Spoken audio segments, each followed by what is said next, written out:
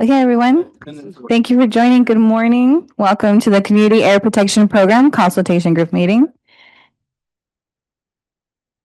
I appreciate you taking the time to be here today, whether in person or in Zoom. My name is Adriana Hernandez, and I'm part of the Office of Community Air Protection team here. Welcome, like I said, again, to the Community Air Protection Program Consultation Group meeting number 4.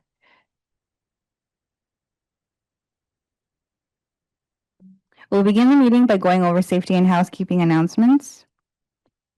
To make sure you are comfortable today, the facilities or restrooms are located on this floor, out the main doors to the left. And, sorry, I lost my place. Okay, good. Okay. Straight down to the end of the hall and then turn left again. Feel free to step out as needed. The drinking water stations are available in the same direction. And we also have pitchers here in the room for your convenience. In case of an emergency or fire, please exit via the main entrance or those located at the back of the room on the sides.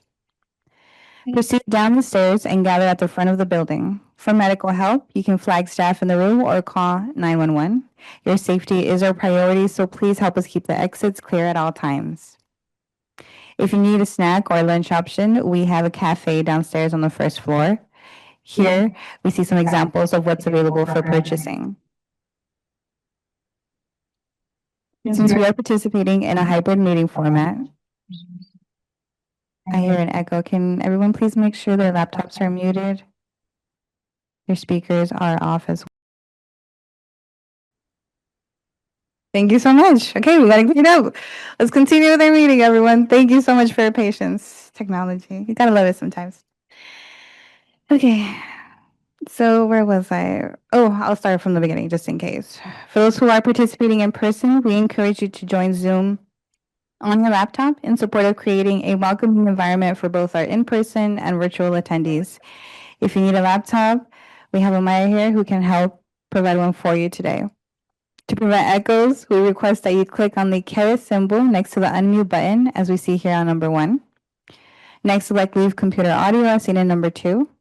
Also, please make sure to stay muted on your laptop for the full duration of the meeting to avoid background noise as seen in number 3. We ask that consultation group members please turn on their cameras and have them on for the duration of the meeting. This way, fellow consultation group members who are participating remotely and the public can see who is speaking.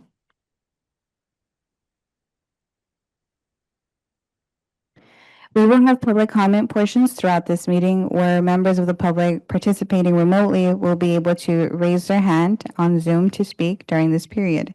Please raise your hand, your virtual hand, as soon as you can so that Zoom can place you in our queue. When it's your turn, the host will ask you to unmute, and after you select the unmute button, you may begin to speak. If you are in person, please be sure to sign up on the sign-in sheet. We will be switching between commenters in the room and on Zoom, and we intend to give each public commenter 3 minutes to speak, and we'll let you know if anything changes or if we need to make changes to the time based on the volume of comments. For those on the line, you may dial #2 to raise your hand and *6 to unmute when it is your turn. We appreciate you staying on mute until it is your turn to speak to be respectful of everyone's turn.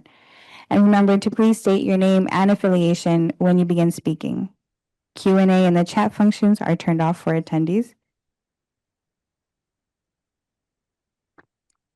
For the members of the consultation group, the instructions differ slightly on how you can comment. You have 3 options as panelists. After each agenda item, you can raise your virtual hand to ask a question, or if in person, you may also stand your name card on its side, or you can use the chat function to ask questions at any time. Just make sure you select on the drop-down menu Send to Everyone in the messages so that these messages are not only sent to panelists. If you do forget to click Everyone, we will copy your message and send it to everyone for you for transparency reasons. Lastly, if for any reason you require technical Zoom support in today's meeting, please contact Amaya Hernandez by email or phone as provided on this slide. As a reminder, today's meeting is being recorded. CARB staff CARB staff will post the recording to the Consultation Group meetings and events webpage in the coming weeks. And remember that the mics are live and are sensitive, so please keep side conversations to a minimum. One more time, Consultation Group members attending virtually, if you are not a panelist yet, please raise your hand so we can promote you. I'll give it a second. If you are a primary or an alternate here to stand in for a primary, please raise your hand so we can promote you to panelists.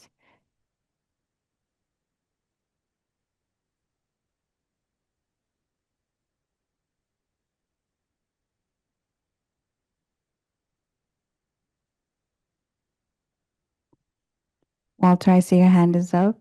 Since we have Dr. Sessa in the room, we will leave you as an attendee. Once again, this is only for alternates that are stand-in for the primary that will be promoted to panelists for today.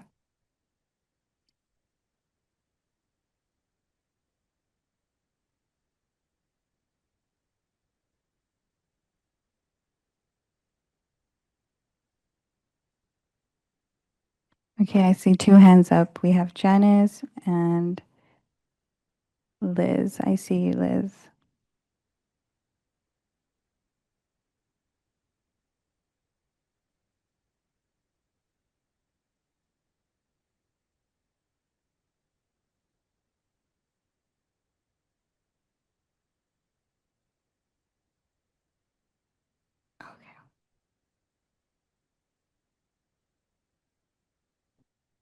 Okay. I think we have all the consultation group members in order.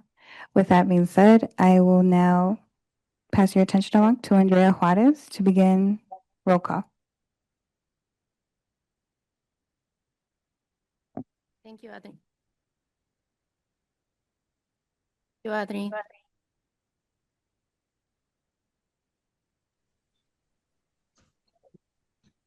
Can you hear me? Hello? Hello? Thank you, Adri. Okay, now we'll begin with roll call. Andrea, can you speak closer to the mic, please? Now we'll begin with roll call. Okay. When I say your name, please indicate if you're present and whether you're here in person or online. And as part of your reply, we'd love to hear one word that resonates with how you're feeling coming into this meeting today. Let's look at the membership on the next slide and quickly note some new members before moving into roll call. Try this one. On this slide, you'll see the names of the new members in red. So I'd like to welcome Dr. Charisma AC, Ismael Garcia, Lizette Ruiz, David Edwards, Kirsten Kopicki, and Natasha Dulick.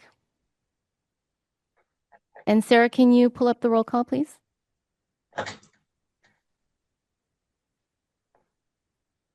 And before I begin the roll call, I just want to remind all members to confirm attendance, whether virtual or in person, at least 3 days before every consultation group meeting, please.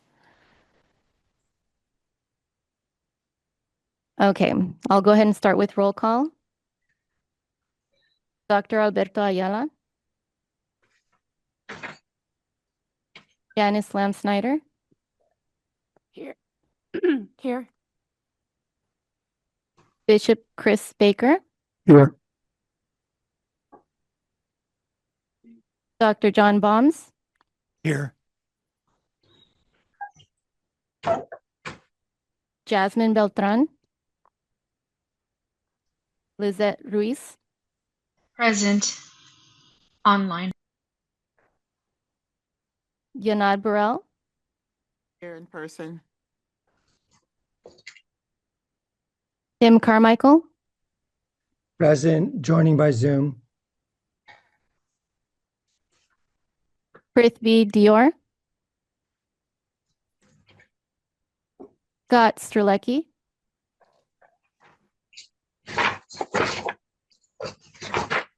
Natasha Dulick. Present on Zoom. Mary Elizabeth, Present on Zoom, grateful. thank you. Kevin Hamilton,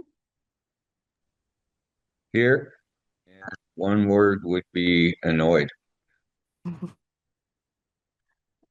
Brian Hayashi, Here. Positive. Dr. Anissa Hurd Johnson, Present in person, osteoarthropedic. That's how I'm feeling. Right? Belin Leon Lopez, Present via Zoom and anxious because I'm on Zoom. Dr. David Lowe, I'm here on Zoom. Humid. Dr. Jonathan London, Present in person, optimistic. thank you. Cassie Lopina, Present on Zoom. Arsenio Mataka, Here, caffeinated.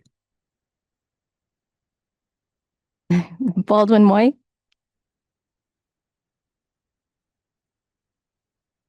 Dick Piersma, Here in person and tired. Maximilian Rosa, Dr. Rebecca E. Skinner,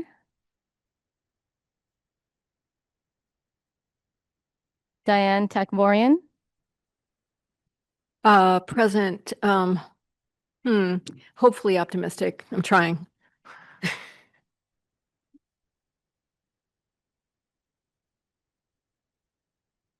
okay, thank you. Sarah, can you capture that Dr. Rebecca Skinner is online? Thank you. Thank you. Paula Torado Plazas, Hi, good morning. Virtual, but I'll be in person shortly, and I'm feeling hopeful. thank you. Mary Valdemar, Domingo Vigil,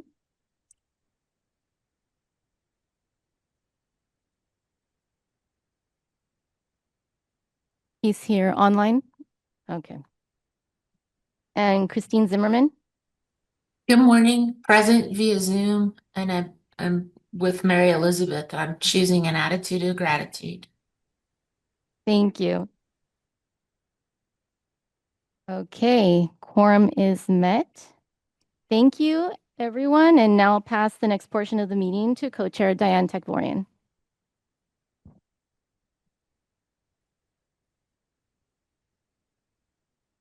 Another device that's not designed for shorter people here. Anyway, starting on an optimistic note, I want to welcome everyone to our meeting today, everyone in person. It's great to see you all, and all of you on Zoom. Thank you for being here, everyone on the consultation group as well as the public, and we're excited for our new alternates to be here today. And if we have members of the CSCs with us, either in person or online, we're excited to have you here too. I wanted to thank everyone for your continued commitment to our communities and to making the consultation group work. And I'm excited to see how far we get today. I also want to thank the CAP staff who've worked so hard to get us to this meeting today and always. They've organized a really full and exciting meeting for us today. And for the meeting, we'll be able to launch in a bit more official way because the board approved our charter, which you'll hear more about in June. So we're just a little bit more official, even though we all thought we were anyway. But here we are. So I want to go straight before we do the agenda review. We're excited to have our CARB chair, Lauren Sanchez, with us today to offer us some opening remarks. And as you all probably know, Chair Sanchez was appointed to the position of CARB chair in September of 2025. So it's almost time for her one-year anniversary. So we're thankful to you, Chair, for joining us today, and the floor is yours. Thank you so much, Board Member Takvorian. It is great to be with you all this morning. Thank you for having me. I'm going to open with my word as well, building on a few member comments, gratitude. Deep, deep, deep gratitude. I'm so grateful to this consultation group for all of the work, service, expertise, experience that you all bring to this body. As Board Member Takvorian mentioned, the board was excited to approve the charter at our board meeting last month. And in doing so, the board really reflected on the critical role that this group has served in helping us to implement AB 617 and improve AB 617. And I am just so grateful for all of your work and really looking forward to the next chapter of this program, based on the advice and vision of this group. Congratulations to the new alternates as well. I would be remiss if I didn't share deep gratitude to Dr. Balmes and Board Member Takvorian for serving as co-chairs of this body with their deep passion and unwavering commitment to community air protection and to public health. Thank you both for your service. I am honored to be here, and I'm here to share one key message that I have heard, as Board Member Takvorian mentioned, almost my 1-year anniversary. And in this past year, a big message I have heard loud and clear is the importance for continued support for the Community Air Protection Program. That includes, while having the privilege of visiting and engaging with many of our AB 617 communities up and down the state, whether in San Diego with Board Member Takvorian, in the Valley, most recently with our South Coast partners down in South LA. I've heard firsthand from our Air District partners, our CSCs, our community partners, how important this program is and how important continued support for it is. So I'm excited to share that earlier this month, the governor signed into law the budget, which did include $150 million for the continued support for AB 617. That was from the general fund and included funds for Air District implementation, CAP incentives, and community air grants. It's exciting news, and I view it as a really important signal from the governor and the legislature that they recognize how important the continued implementation of this program is. One thing I've heard from a lot of our communities is the need for ongoing support, even from some of our earlier selected communities, but I've also heard from our consistently nominated communities that they need support, additional support as well. So I'm excited to see that $150 million in the budget. And I'm excited to note that in August, the legislature and governor will continue the discussions around the GGRF and those negotiations towards the end of session as they do year over year. I want to recognize that in May, when the board adopted the Cap and Invest amendments, one of the really important things the board did was direct the executive officer and our excellent OCAP team to work with the governor's office and the Department of Finance to continue to emphasize how critical this program is and how critical the ongoing support is for its implementation. So again, excited to share that news. I've asked staff to make sure that we are communicating to this consultation group, as well as our CSCs, our Air District partners, program budget updates and regular updates to this body so that we make sure we're communicating really transparently around all issues regarding the budget. So I'm excited that Mario Cruz will join you all later today for the nuts and bolts around that process. There are few people at CARB who know the ins and outs of the GGRF negotiations and the budget like he does. So thank you, Mario. I will just close with the note of enthusiasm and gratitude and excitement to continue to work with all of you. I've heard both from our Air District partners as well as from communities how over the past decade, this program has really, I'm going to borrow an APCO's quote, changed how we do business at the Air District level, but it's changed how we do business here at CARB. It has shifted power. Really importantly, it has already improved public health in so many of our communities, but we know that additional work needs to be done to deliver on the promise of clean air to Californians. And that could not be done without all of you, without ongoing support from the governor and the legislature. And I just want to thank you all for your service, for your time, for your heart, your passion, the optimism I heard in the room. I think many of you have my cell phone number, but for those of you that don't, please reach out anytime. I love hearing about this program, I love hearing about the success, and I love hearing about how we could improve. So I'll just close on another note of gratitude. And Board Member Takvorian, pass it over to you for the great agenda the group has lined up for today. Thank you. Thank you, Chair. Thank you for making time to be with us this morning, and thanks for your words of gratitude and encouragement. We appreciate it.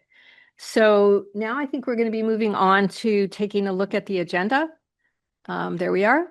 And I'm sure you've all had a chance to look at it, but you can see on the screen the meeting objectives.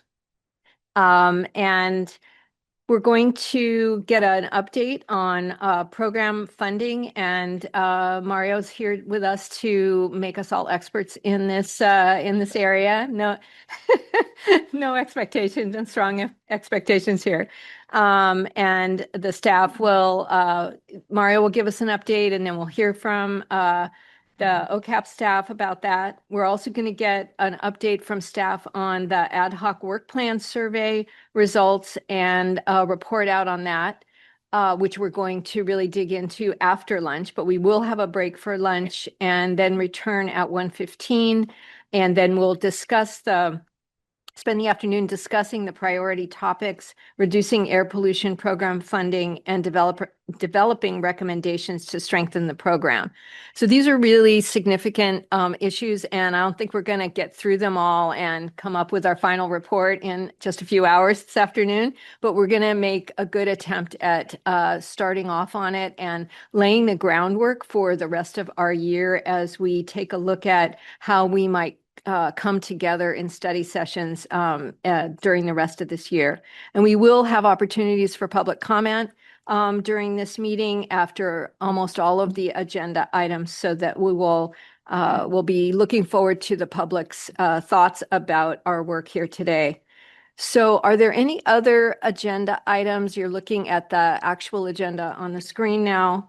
Any other agenda items or any questions about the agenda that anyone has now before we ask for approval of the agenda? I'm not looking online, so can somebody tell me if there's anybody there? No? We're good? Okay, thanks. So we wanted to utilize a consensus strategy for approval of the agenda, if that's okay with everyone, so that we don't have to go through the whole roll call. Would that be all right? Okay, so the way we'll do this is to ask if anyone is concerned about the agenda or is opposed to it.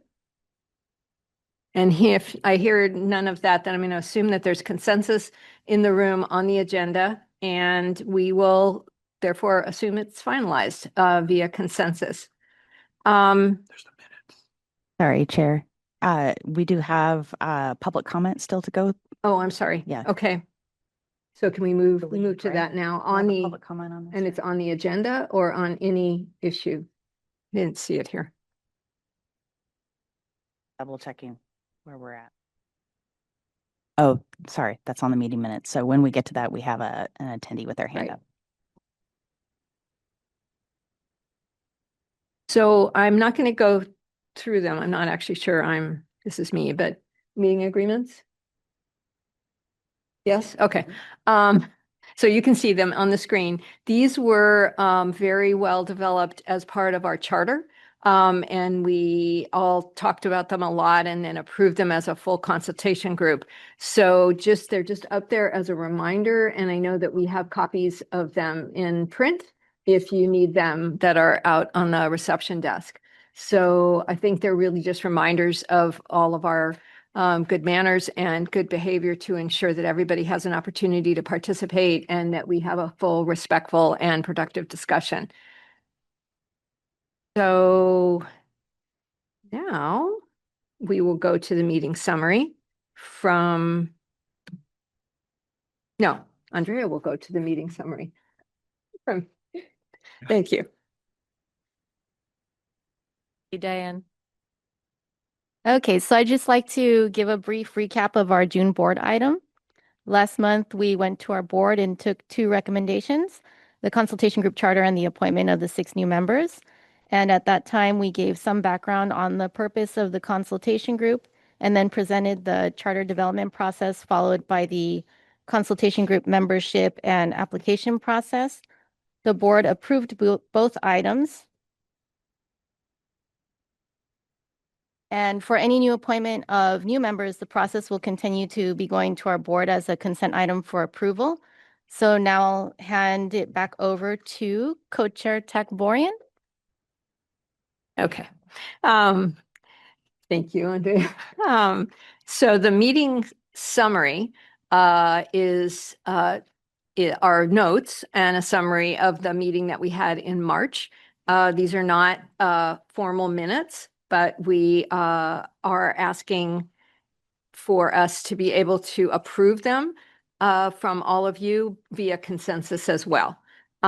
So if you don't have them in front of you and you're online, there's a link in the chat that you can utilize to take a look at them. But I'll ask if any members have comments or suggested changes to the meeting summary. We have one hand raised from Tim Carmichael. Okay, Tim? Good morning. Actually, I raised my hand on the last item. No, I don't have any concerns about the meeting summary. I just had a question about the last item. About the agenda? No, the one about what was taken to the board and our alternates. Okay. Why don't you go ahead and ask the question, and Andrea or one of us will answer it. So I just want to get clarification. If a primary representative in this working group participates, our alternate is not allowed to participate. That's my understanding. That's part A. Part B is, but they could listen in as a member of the public, and somebody could just speak to that. That'd be helpful. Yes. Yes, Tim, that's correct. Thank you. You're Okay. welcome. Okay. Any other questions or comments on the meeting summary, John? Yeah, so I'm not sure if this is the right time for this, but is this also a point to ask about the follow-up items on the March 25th? John, can you please speak into the mic? Oh, sorry. I'm trying to look at Diane and Yeah, that's speaking to fine. Mike. Question is this a point to ask about the follow-up items from the March 25th meeting? Yeah.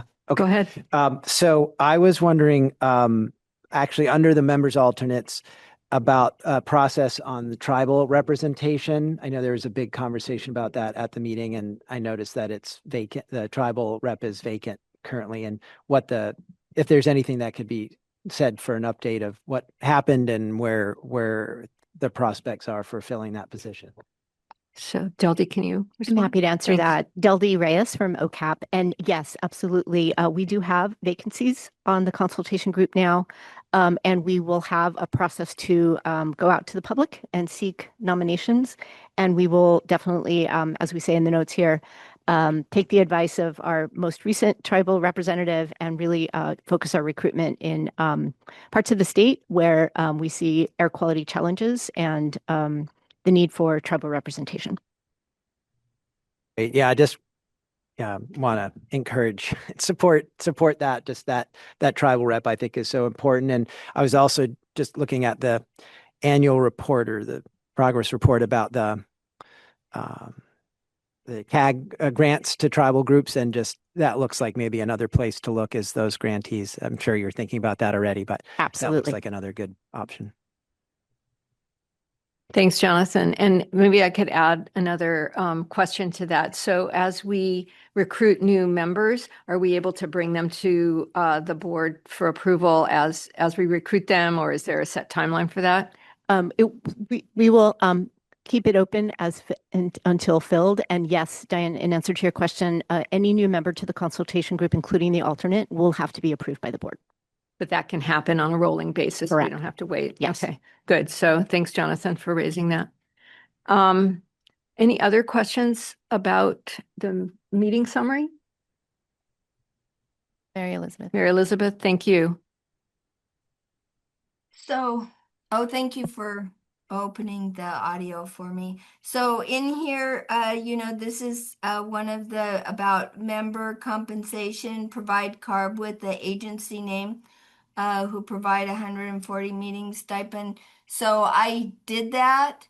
And so I'm just wondering, like when these follow-up actions are done before the next meeting, if there can be some recordation, maybe in a different color or italicized or, to have that noted.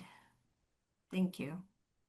Thank you, Mary Elizabeth. Del Reyes here. Thank you. You did follow up and I did respond back to you. And I take your note here that we should just document that in the meeting summary, and we will do that going forward. Maybe we could start the meeting notes for the current meeting with the follow-up from the last meeting with the updates, so that would help people to know where we are on the things that we asked for. Would that be easier than going back to the old minutes or the old summaries? Thank you. Any other comments? Hands up online or? Yes, we have Liz Reese. Hey, Liz. Hi, everybody. A quick question. Since I wasn't present, obviously, at the last meeting, I should abstain from approving, right? We're going to use a consensus model for approval. So we are not counting heads. So you don't have to do anything, basically. Thank you for asking, though. Any other questions? Okay, so what we're going to do is move to public comment now. And when we come back from public comment, we will then ask for approval of the meeting summary via consensus from the group. So that will give you an opportunity to listen to the comments and also take a look at the summary in more depth if you haven't had a chance to do that. So do we have any public comments? Yes, we see one hand raised for the attendees. Shalom Tabadi. Hi, good morning. Can I go? Yes, sir, we can hear you. Thank you. Chalam Tubati, co-chair AB617, Bayview Hunters Point, Southeast San Francisco. Good morning, everybody. Good to see all of you. I just wanted to, I know this is just about the agenda, quickly wanted to say that, since last month when we knew of this, the charter getting approved and us knowing that, this meeting is going to happen, oh, 3 minutes, that's a lot. There have been a lot of, AB617 groups, between CSC members, informal, people, a lot of us meet, and a lot of them did not know about this. I can tell you that our CSC does not know anything about AB617 consultation group. Now, I have talked to OCAP team about this and was given a satisfactory explanation of how, it will be better. But this again goes about like sort of the things I've been, where the agencies do not do a good job of like informing the CSCs of what is going on about AB617, like SB 1075 or the funding issues. And then some of us have to find out accidentally or what's happening with OIHA or Cali PA. No one knows. Cali PA had a DAC designation meeting and none of us knew. And then I had to find out accidentally. And, I don't know why agencies don't make an effort to actively communicate with AB617 groups about all things that are happening in various spaces about AB617. Now, secondly, going to that point about access and people not knowing about this meeting, right now I can't access your agenda. That is a bad look. I know it's just for the consultation group, but I can't even see it. And again, I've raised this before, and even the chat thing, I'm not sure what's going on with the chat. You were maybe it's not for all of us, which is fine. I don't care. But then you announce something about chat, but it is disabled for the participants. So if that is how this meeting is going to go on, that's fine. I'm just telling you about the optics. of this consultation group, which very few people seem to know this. And then now we are on this meeting and it feels like we are, it just doesn't look like we can participate fully. Thank you. Okay, thank you very much for your thoughts. I know we have Air District folks here who are interacting with the CSEs often, and perhaps they can take that note also to increase their reporting out of what the consultation group is doing and other activities at CARB and as you say at Cali PA. Thank you. Deldi? Yeah, thank you, Shalom. This is Deldi. I'm so glad you're here today. And I also just want to welcome every single person who's here to this meeting, not only our consultation group members and their alternates, but every member of the public. If you are a member of the public, as you are, Shalom, for purposes of this meeting, which is a Bagley-Keene meeting, you are coming into the Zoom as an attendee. And we do understand that that does impose some constraints in terms of how the Zoom meeting functions. And I just, again, want to thank you for being here. Thank you for your patience and encourage you and anyone else who is here as an attendee to use the public comment portions of our agenda. We have quite a few sprinkled throughout the day to, let us know your thoughts. On your comment about better outreach to the CSCs, I wholeheartedly agree with you. CARB, Office of Community Air Protection, does have arrangements with certain districts where we can directly communicate with the CSC members. In other districts, we communicate through the district to the CSC members. In fact, I'm readying an email to send to all CSC members after this meeting to share again the information about the budget. Up to then, we also work as community liaisons. Michelle Byers, she's right here in this meeting, and she's your community liaison. And our expectation is that at every CSC meeting, time will be afforded to CARB to provide updates to the CSC. We do understand that those agendas are often very tight and there's not always time for that kind of update, but we certainly attend all of those meetings and are eager and happy to provide any information that we can and that we are able to given the agenda constraints. Thank you. Thank you, Deldi. Are there any other public comments? I see Tim Carmichael's hand is up. Okay, so this is the public comment section. So can we complete with public commenters and then go back to the board? Unless there aren't any. Are there any more public comments? No, we don't see any more hand raises, and I don't see any hand raises in the room either. So I think we can move forward. Okay, thank you. So Tim, now you're on. I promise I won't do this on every item, but the member of the public, I think, raised a good question about our agendas for these meetings. I can't think of a reason why the agenda for these meetings shouldn't be or wouldn't be public. And I'm just wondering if that's something going forward that CARB can post on the website page related to this working group. Thank you, Tim. Deldi Reyes again. Yes, our agendas are in fact required to be posted by Bagley-Keene. They are on our webpage, and I've asked staff to again put a link to that agenda in the chat so that everyone can see it and go to that link.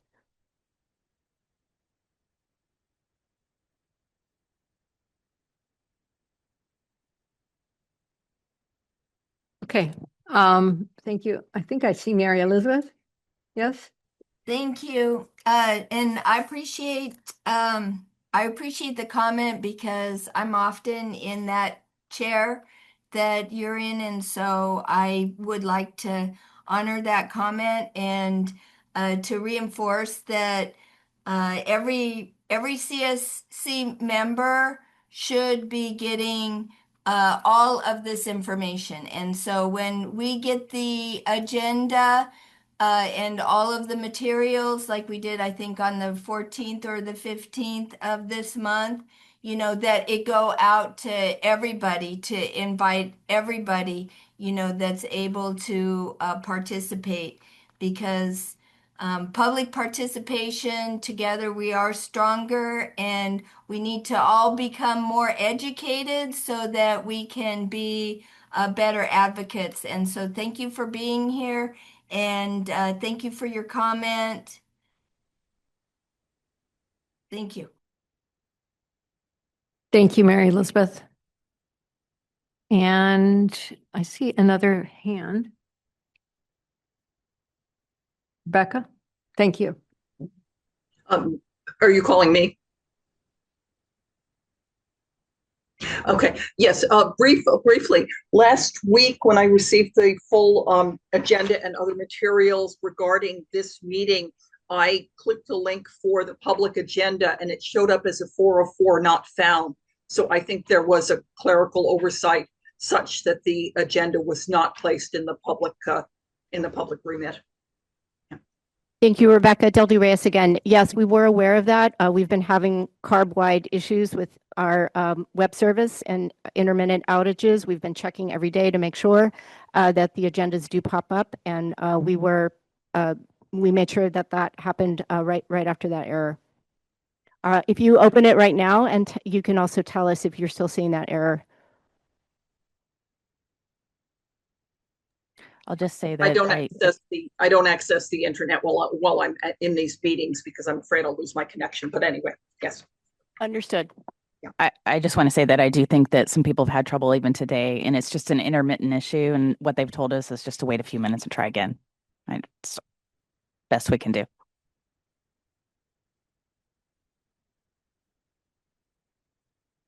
Sorry, Kevin, did you? Okay. Okay, are there any other, so I think we're at the point where are there any other questions about the meeting summary? Seeing none, then we actually are we would like to use the consensus model again to issue our approval of the meeting summary. So I'll ask if anyone has any concerns or additions, corrections to the minutes that haven't been stated, not minutes, summary. Thank you, John. And I'm not seeing any, so we will consider the summary to be of the March 25th meeting to be approved. And so I'll hand it over to Monica. Thank you, Diane. Can you all hear me? Yeah. So in this part of this discussion, we will be hearing an overview on the greenhouse gas reduction fund from our colleague, Mario Cruz. I want to note that the public meeting materials include a complimentary program update document. But with that, Mario, I'll turn it over to you. Thanks, Monica. Can folks hear me okay? Online? All right. Well, good morning, all. Thank you for having me. My name is Mario Cruz. I'm the Assistant Division Chief of CARB Sustainable Transportation and Communities Division. SCCD's mission is to reduce emissions by fostering sustainable communities.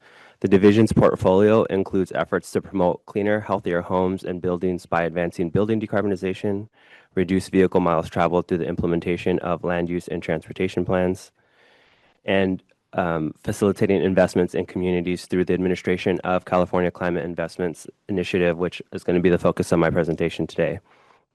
So as Monica mentioned, I'll provide an overview of the Greenhouse Gas Reduction Fund, or GGR for short, including a brief overview of California Climate Investments Initiative, the California state budget, and appropriations, GGRF appropriations to the community air protection. Next slide. We're delayed. Next slide. So this infographic shows how over $50 billion has flowed from California's Cap and Invest into communities through utility bill credits and climate investments. I'll provide a brief overview here and then dive a little bit deeper into each step through subsequent slides. The Cap and Invest program includes quarterly auctions that generate proceeds.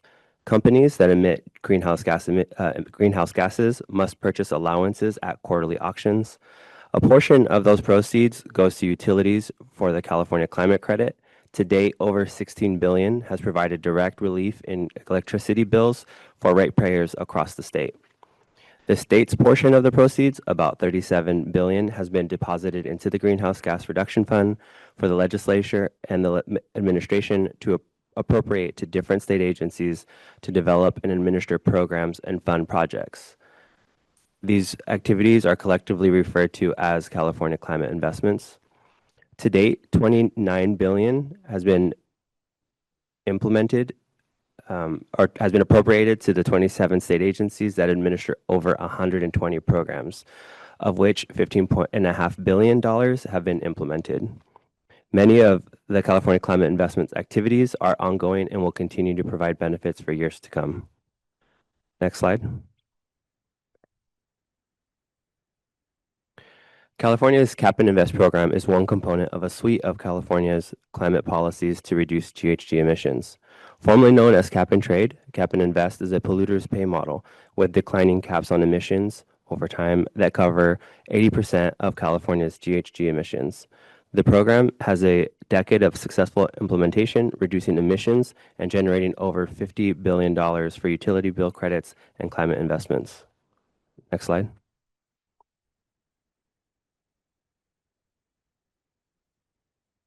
So this graph illustrates the Cap and Invest program's annual declining limits on emissions and how allowances have been budgeted over the various pots. As you can see, as the cap on emissions goes down, the number of allowances will also decline. The proceeds from the sale of state-owned allowances, represented in the dark blue, are deposited into the GGRF and available for appropriations through the annual budget process.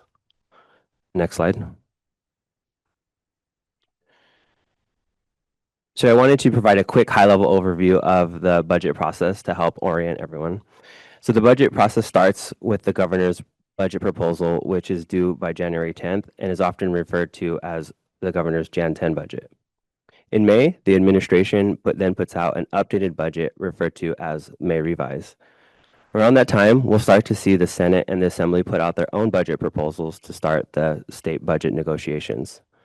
The Senate and the Assembly then work towards finalizing a legislative budget by mid-June, referred to as the two-party agreement, which then is followed by further negotiations with the administration to land on a final state budget before the end of the fiscal year, and that's referred to as the three-party agreement. This timeline, to note, this timeline applies to the general funds. Special funds like GGRF can get deferred outside of this window, and that's what's happening this year and has happened in many prior years. So we, as the chair mentioned earlier, we anticipate further GGRF negotiations by legislature and the governor when the session begins in August. Next slide.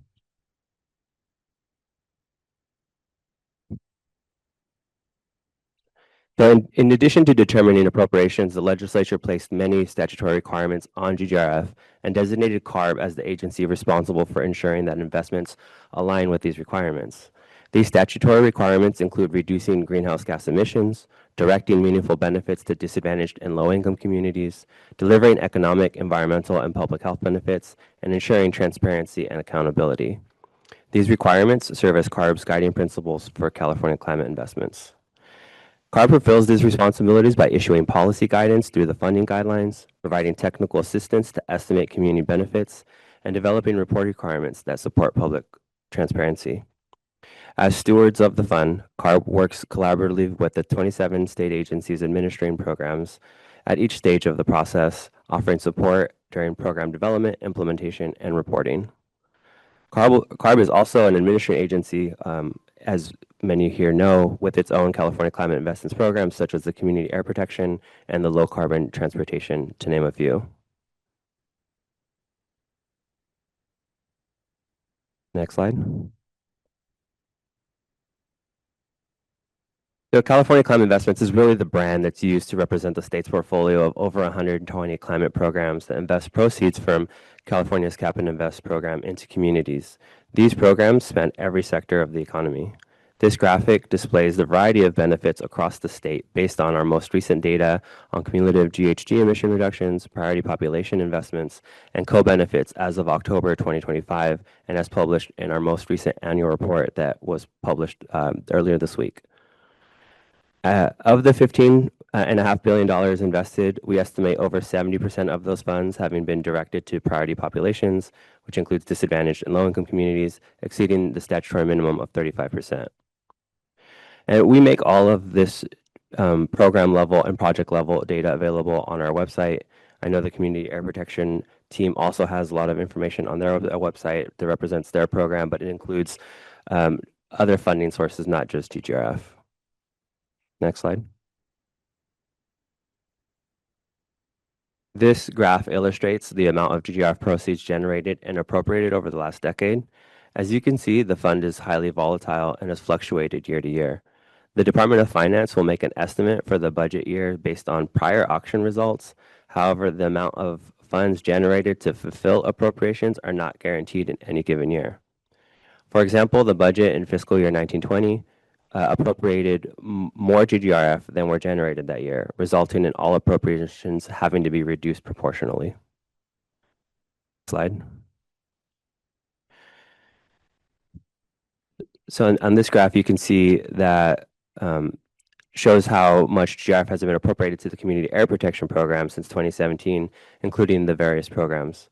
Volatility of GGRF has impacted the program over time, noticeably to the cut in fiscal year 1920 appropriations because of the lower proceeds that year, and no GGRF appropriations in fiscal year 2021 or in this current budget year. As the chair mentioned, there was a general fund appropriation this budget, and I believe we'll hear more about that later. Next slide. The Community Air Protection was not the only California Climate Investments Program that didn't receive GGRF appropriation. The GGRF budget proposal, referred to as the Cap and Invest expenditure plan, was deferred to later in the session. Session should pick up again on the 1st of August and end by the end of the month. And again, I mentioned this is typical for GGRF over the years. And so we anticipate further negotiations between the legislature and the administration to continue negotiations on GGRF appropriations through the end of session.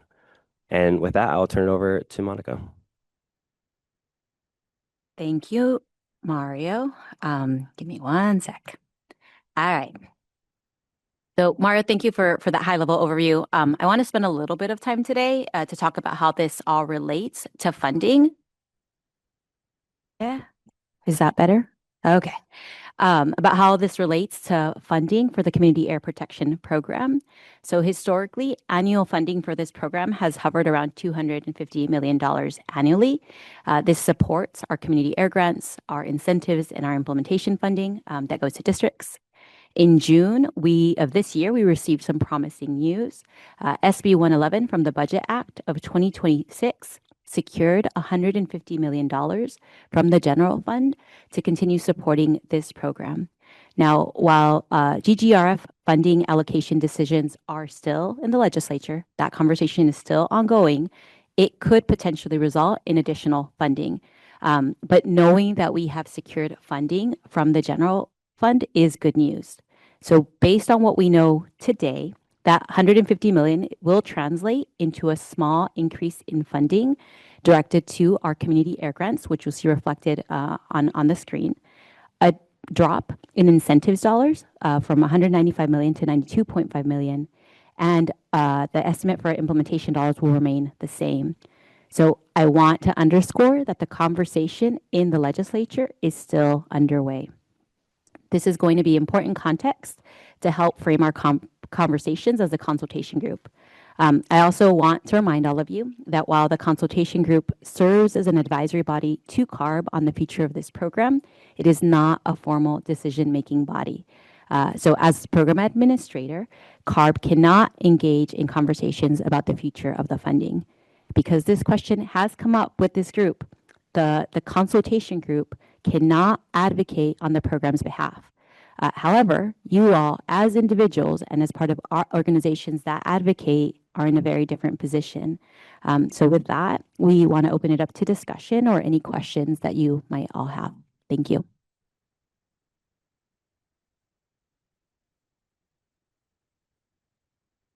Can you restate the last statement you made? Because you said something like CARB can't, but as the consultation group, we can or cannot, or as representatives of our organizations, even though we sit on the consultation group, we can. So could you kind of clarify that for me? Yeah, absolutely. And thanks for bringing it up because there's an important distinction, right?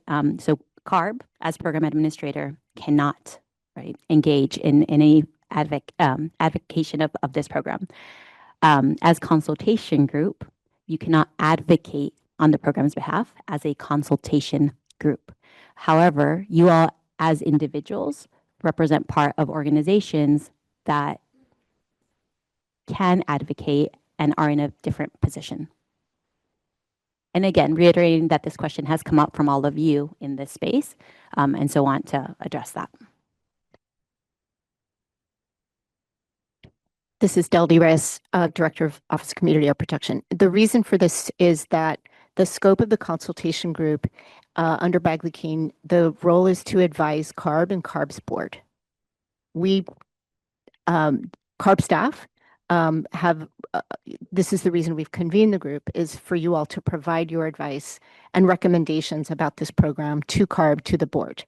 As a body, just as Monica said, that any communication around what you all want to see does need to come to CARB. But what Monica is saying is that because some of you have asked, for example, can this body send a letter to the legislature advocating on behalf of this program? You can do anything you are able to do as individuals, but as a body, your communication can only come to CARB or the CARB board.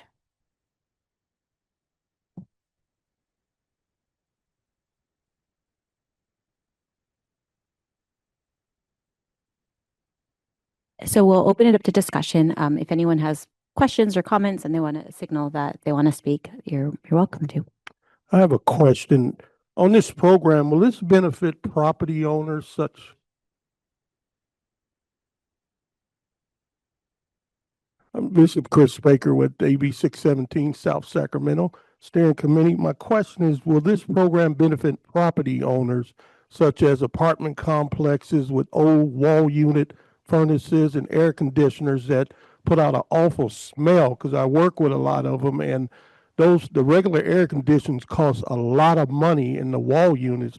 So will this benefit them to have an incentive to buy the proper wall unit heater structures and the air conditioners?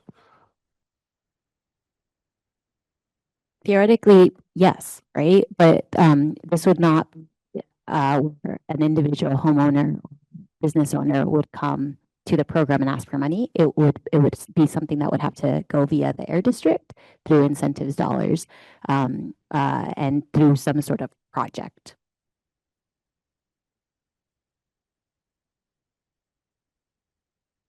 We have Tim Carmichael with his hand raised.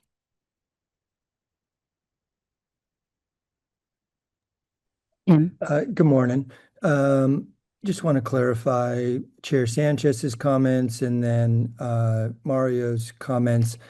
Where we are at this moment in time is the governor's budget proposal includes $150 million for this program, but the Senate and the Assembly have not signed off on that amount. So when Mario says there's going to be more negotiations in August, the harsh reality is this 150, no component of this 150 is locked in yet. And so I just want everyone that is a member of this group to realize that it's great that the governor has, or his finance department has put on the table the 150, and it's much better to have that marker than not have it, but this is not locked in funding by any means. And so, yeah, period. Hi, Tim. This is Chanel Fletcher. I'm the Deputy Executive Officer of Equity, Communities, and Environmental Justice and with the California Air Resources Board. I just wanted to follow up on that just because I think, and I think we can provide this in the chat. I just wanted to make a distinction because actually the 150 that we're talking about is the three-party agreement. So that language is in the three-party agreement. So what Mario was talking about, just make a distinction, 150 general funds, three-party agreement. And for those of you all that aren't tracking all the budget shenanigans, that means that it's in the budget, locked in. We are getting that $150 million for the program. And then Tim, what I think you were talking about is that negotiation on GGRF, and you are right, that part is still out there hanging out, and that'll probably hang out until around August or September. But I just wanted to make sure that we kind of separated those buckets so we were all clear that we do have the $150 million. We are waiting to see what happens with GGRF. Thank you. Of course, of course. Okay, so we're gonna, I'm gonna call on the folks in the room, and Sarah? Adri, sorry, who is, will call on folks online. So let's do the folks in the room. Yanad, would you like to go next? Thank you. Dr. Ianad Burrell, CSC for Richmond, North Richmond, San Pablo. Thank you. So excited. My question is around slide number 27 that talked about 1,449 projects funded, and then slide 31 that mentioned 6.8 million a year in community air grants. How can we find out exactly where those landed? And the reason I'm asking, in my area, Richmond, North Richmond, San Pablo, oftentimes there's capacity with applying for grants. Sometimes it's the same folks who continue to get the grants. So when I'm looking at this number, while it's very lofty and it looks really good, I would like to see, where did that land? X percentage landed here, X percentage landed there. Both with that on 31 and the 1,449 projects on slide 27. Where are they? Where did they land? Thank you. I can take a shot at that, and I can enter some of our information in the chat so folks have access, but we map it all. Like, you can go to our map, our virtual map, you can zoom into a community, you can see what projects have gone into what communities. And so I can drop that in the chat for folks. Here, the number of projects represent the statewide by the 27 state agencies. So not just CARB, not just the Community Air Protection Program, it's beyond that. So it's over 100 different climate programs, and it's all tracked in and made available on our public website. And I just put that link in the chat for you.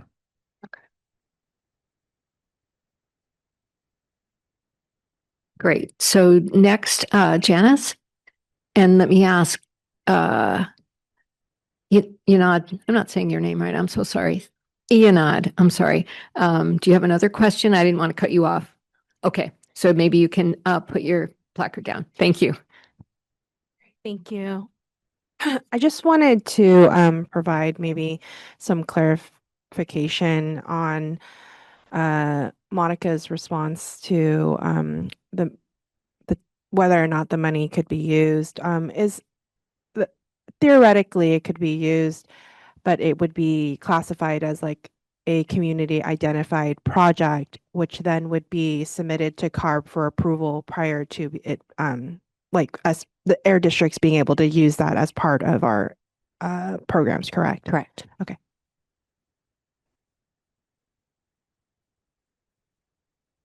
So, Jonathan.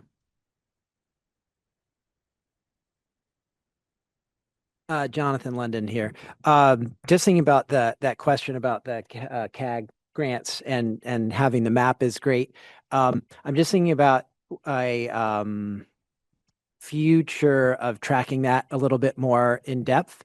When my group did our eval, we looked a little bit at the CAG grants, not a lot. And I think this is a question, Deldy, if the current UC Berkeley one is evaluating those, but if not, I think that would be a great eval project for someone else to do.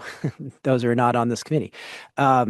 Because it's a lot of money. It'd be really good to know, more specifically how it's being spent and the impacts. And also it's so rich. I mean, there's such a diversity of projects being funded. There's so many lessons learned that could be used, to improve the program over time. So if that's not already happened or in the docket to happen, I'd really recommend that. Thank you both. This is Deldy Reyes. I think it's appropriate, right, to say Dr. Burrell at this point. Congratulations, Dr. Burrell. We will update your name tent. But I do want to be responsive to the other part of your question and also bounce off of your comment, Jonathan. So on your slides, and we're going to get to talk about this later, but on slide 46, there's a map showing the state of California and where this program has reached. And in the middle, you see the state of California and 187 community air grants, and you can see them in terms of where they're located in the state. Obviously, that map is generated from a big list that we have of where all those grants have been awarded across all the cycles that we've had to date. And Jonathan, I take your point around, this aspect of our implementation, the community air grants, the impact, where they're going, really so appropriate to our conversation today. It's an important lever for how we think about Blueprint 3.0, right? How we think about how we continue to build capacity so communities are ready to enter the program. And so definitely want to just thank you both for that comment. And let's make sure we continue to talk about that as the day progresses in the context of 3.0. Can I just add a little bit on the evaluations? So we have contracted currently with, I forget the name of the contractor, to do a evaluation on a sample of the different variety of projects and programs to do exactly that. Like all of the stuff information we have publicly is the expected benefits. Now the evaluation comes in to see like what actually is happening on the ground and to help inform future program design and lessons learned. So Mario, are you saying that there's a select group of grantees whose grants are being, the effectiveness of their grants are being evaluated? Yeah, and it's more at the CCI level, so working with other state agencies, Caltrans, CalSTA, to do a sample of their projects and so we can improve their programs over time. It does not include the community air grants, nor does the third-party UC Berkeley programmatic evaluation include the air grants. Okay. So there isn't another evaluation function besides the one that you've done? Yeah. Okay. Okay. So Audrey, shall we move to anyone who's online on Zoom that has comments? We have Dr. I'm sorry. Sessa, who has her hand up, and then we'll have Liz Ruiz and then Mary Elizabeth. Hi, Dr. Sessa Hurd Johnson, South Coast Air Quality Management District.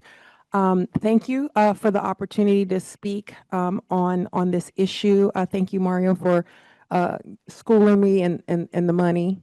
I appreciate that very much. So, I was here in Sacramento for the CARB board meeting, whenever that was. Feels like a very long time ago, and I was really proud to be with my air district colleagues who all kind of showed up. Right. And I appreciate how they showed up across the state, because that's what we have really been trying to facilitate.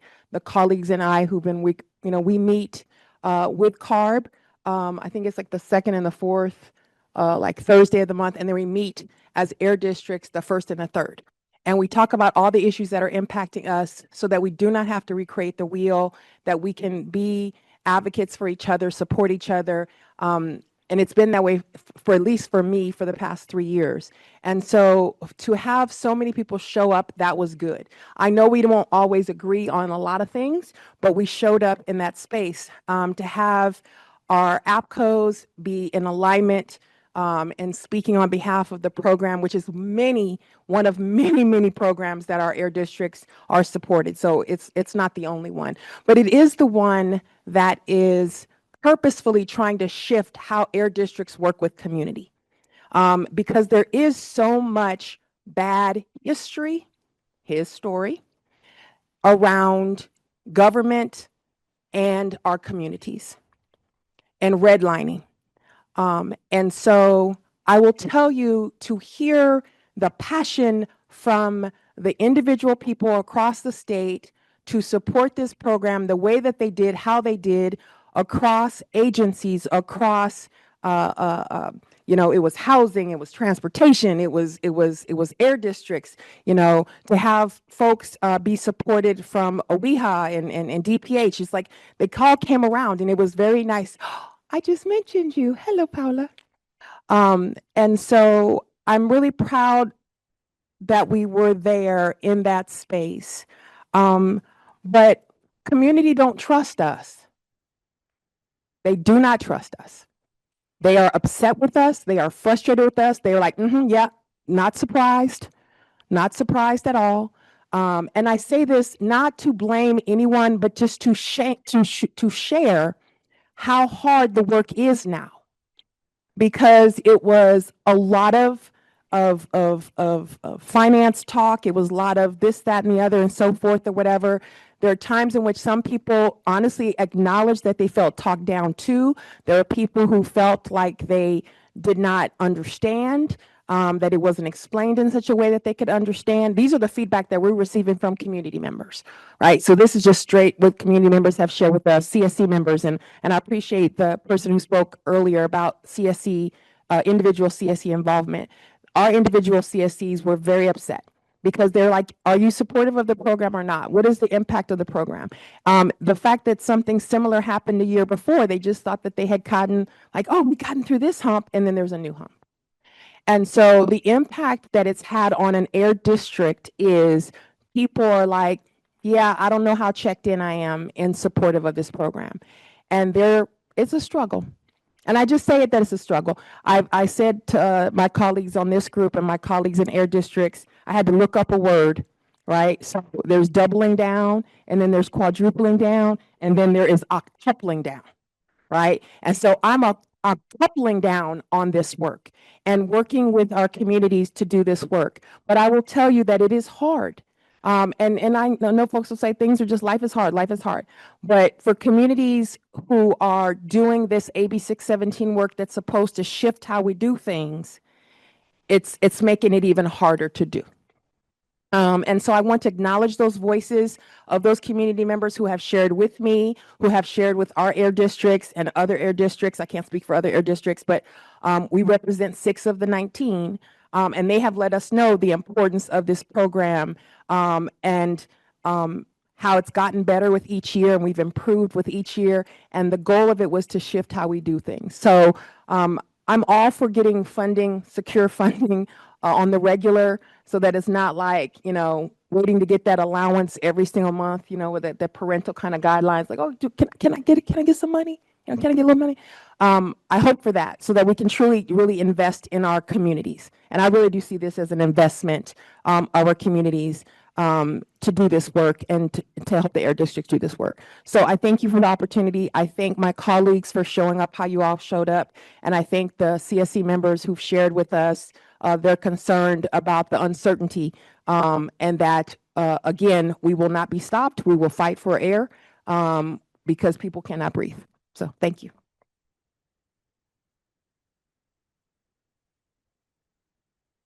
Thank you, Dr. Sosa. And I don't see any other cards up. Let's move to the Zoom participants, We'll please. go to Zoom. Yeah. And Audra will manage that. We'll have Liz.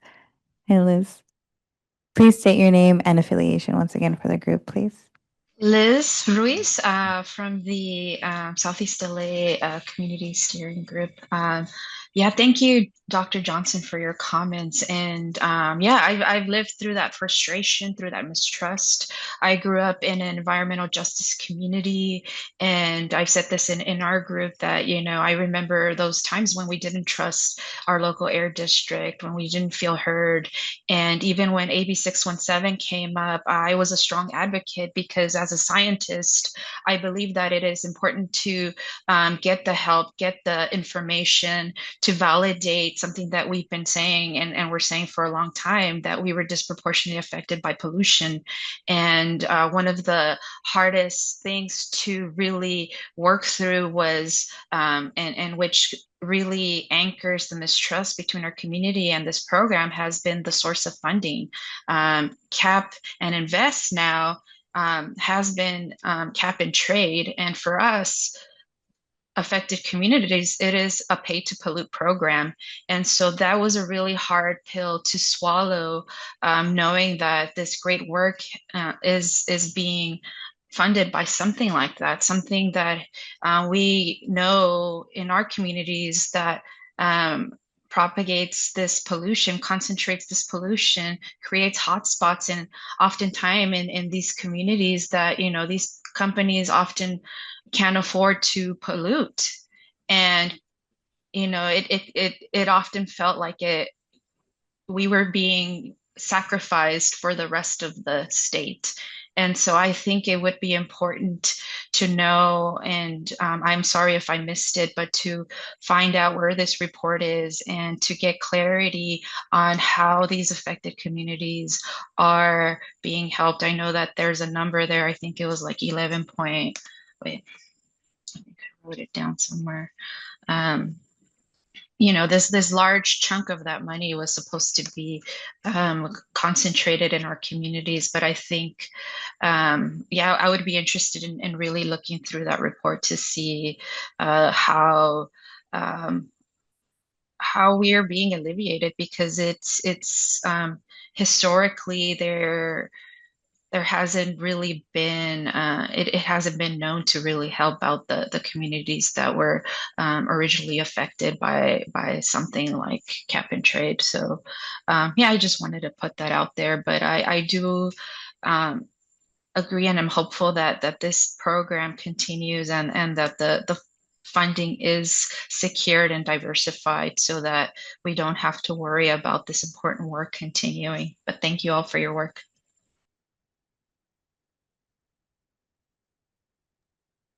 Thank you. And I believe Mary Elizabeth was next on the queue. Thank you. So going back to, for the greenhouse gas, the 4 requirements was open and transparent. And so when I see that, you know, I'm thinking of information, and I'm a scientist as well, and we need to base our decisions on, you know, some evidence, and which comes through information. And so if we want to shift how we do things, we need to make that information more available. So I put in a Public Records Act request for a project description for some supplemental environmental funds that were dispersed, you know, and it was over a month. I got a response back in your system, and it was over a month, you know, to find out, you know, how that $900,000 was supposed to be spent. And so, you know, when we looked at that map, and thank you, Tim, for, you know, like bringing up that issue, you know, and Dr. London, when we looked at that map, there wasn't really any information. It was just like an area coverage. And so I think that, you know, when those projects go out there and they have deliverables, you know, that those deliverables are readily available to people to find out how that money was spent. And so, you know, oftentimes I'm seeing that audit step in contracts, you know, is not really very open and transparent. So I'm going to just leave it at that. And I appreciate, you know, the fact that you guys are meeting, you know, like every week, you know, between one or the other. And, you know, I've never heard anything about that, you know, and when I look at those rules that have been updated in that annual report, you know, I'm wondering, you know, like how are those rules the same or different when it's the same kind of pollutant? Thank you.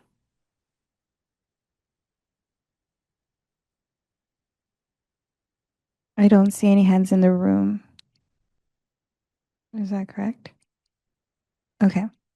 So we go to Chanel Fletcher. Yeah, thanks. So again, Chanel Fletcher, Deputy Executive Officer of Equity, Communities, and Environmental Justice at California Air Resources Board. It's really, really great to hear, I think, this feedback and to hear the comments directly. And I'm so sorry that I couldn't be in the room. My ankle is still broken, just so annoying. I know that Mario is putting in the chat, and it sounds like the links aren't working, but I think we will definitely be happy to follow up with sharing the annual report.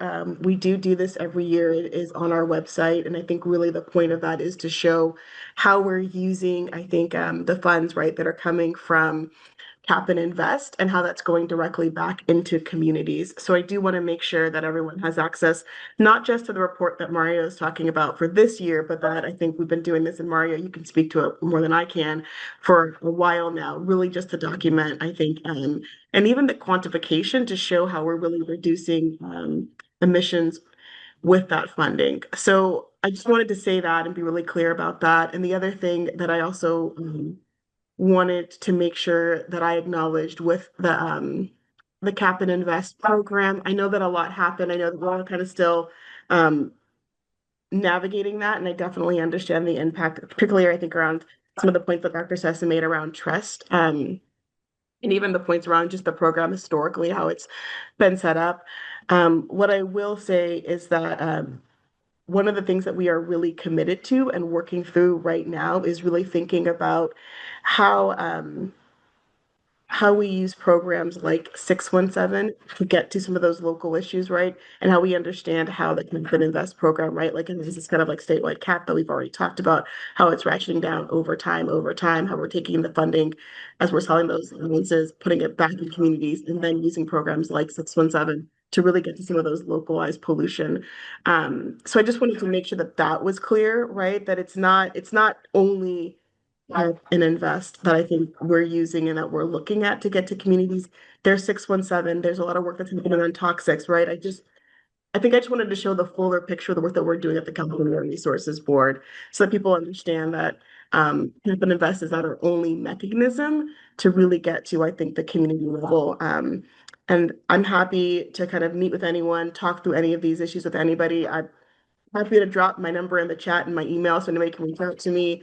But I just want to really impress upon folks that I think this is the kind of conversation that for us in the executive office is really, I think, a priority for us to hear. But then I think it's also really helpful to have that dialogue and think about what we're doing collectively as an agency to address some of the things that came up. So I wanted to make sure that I got on camera, said some of those things. And again, I'm happy to talk one-on-one, have a dialogue about some of those things, because I know that that's not necessarily the purpose of this meeting right now.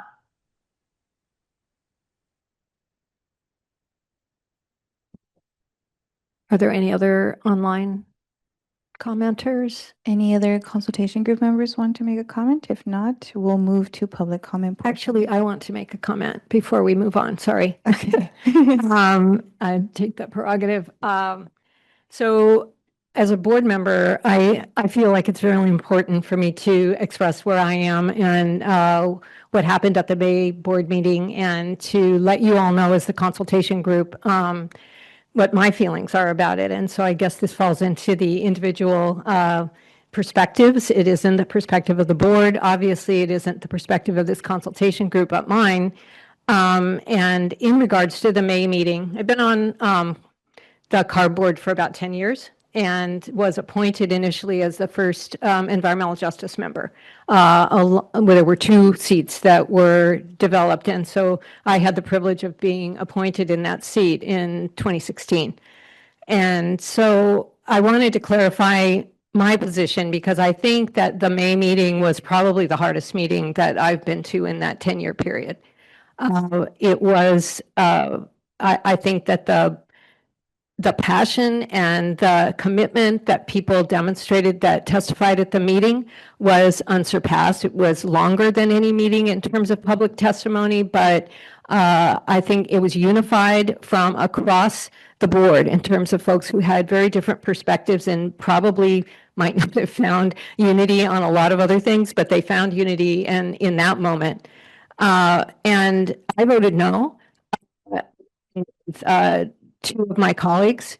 And the reason was because I felt, one, that the process to get us to that vote was not community friendly, was not public friendly, that we did not do a good job of really getting input from the public with the 15-day change that occurred just a month and some for that meeting date, so that we could really have the opportunity to hear from folks how these changes might impact both funding as well as, and as importantly, as the emission reductions that we are all fighting for in our communities. And as someone who's been in the environmental justice world for 45 years, I have to say that we've had a lot of struggles. We've been through redlining, discriminatory land use decisions, permitting of polluters in our communities, and we've probably lost more than we've won. But over the last decade or so, I felt like we were really making progress. And AB 617 really provided us with the opportunity to work together with the air districts from the community perspective as well as from the CARB perspective. So I think this was really a low moment, and we are right to be thinking strongly and critically about what we do next. And what I appreciate about all of you is that that's where we're going. We're going to lift ourselves up, and we're not going anywhere. And our communities aren't going anywhere. That's the positive part, is that for me, I get to sit with all of you. I get to sit with the folks in my community and really move forward. And that's what we'll do. But we can never sugarcoat what happened. This was not a good decision in my view. And it's going to make it harder, as Sessa has said, to work with our communities. So we have to build that trust back. We don't say, oh, well, this was a screwed up decision, so we walk away. No, we fight harder. And we understand that we got to keep moving forward, which we'll do. And that's part of what we'll do here. And I really appreciate the OCAP staff coming together to say, okay, how do we utilize whatever funding will be here to ensure that every community in California has clean air to breathe and has a healthy community to live in. So that's what we're here for. And we need to move forward from here. And I just wanted to say that I appreciate all of you being on that team to move forward. And also I want you to know that I think that I can only speak for myself in terms of what I felt was the right thing for me to do, but I know that almost every board member struggled. And that I feel like there's a lot of board members that are very committed in that same way. And I want us to all continue to work as a team so that we can really make sure that it's happening in every community, even though I know as EJ folks, we've heard that over and over again. So just thank you for allowing me that space. I kind of needed it. This has been it was tough being in the meeting for all of us, and I think it's been tough afterwards, as we're hearing, but we're going to work together and we're going to stay together to ensure that our communities are healthy. So thank you for that space. And now I think we can go to public comment. Actually, we have a consultation group member online, Christine Zimmerman. Hi, good morning, everyone. Good morning. With regard to what Board Member Takvorian just said, I think one of the things I learned was my first time going through a cap and trade, now cap and invest process. So I was new to what it was like to walk and to even try to do the education and outreach that were necessary to try to move that process forward. And it was very hard. And I think there were a lot of lessons learned, at least from my perspective. But one of the main takeaways I have from what we all went through in this process is the seat of privilege we all operate from. How fortunate we are to have the information available to us, to have the conversations that are available to us to have during that process. And I think I came out of it more aware of and convinced of than I already was, which was significant, that how we communicate with communities is really what we're here for. In it, that we need to keep that top of mind in everything we do. And that's what I wanted to share. So I appreciate everyone in this space. Thank you. Thank you so much, Christine. I don't see another consultation group hand. No, not even in the room. Okay. So this is a time for public comment now. Chalon. Hi, can you hear me? Okay. I'm Miss Wilson. I'm from Best Health and Wellness Firm. And the questions and concerns that we have at our firm is with EV charging, with the commercial space. I know that that bill was put on pause, but now that we have this huge amount of money of $150 million, will we be going to commercial EV charging, or is it just going to just be for regular basic charging for regular vehicles for EV charging? Because in my community, we have a lot of traffic with heavy vehicles, heavy commercial vehicles. We are a walking community, and so that's a lot of air quality concerns that we have. And I don't know if this is a question or a comment, but maybe someone can answer that.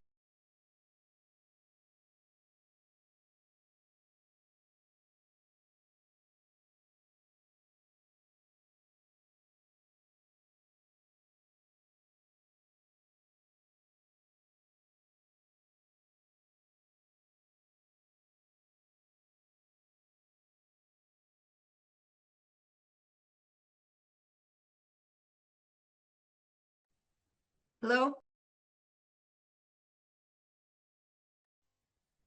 Lost audio. I heard you, but we lost audio with the room.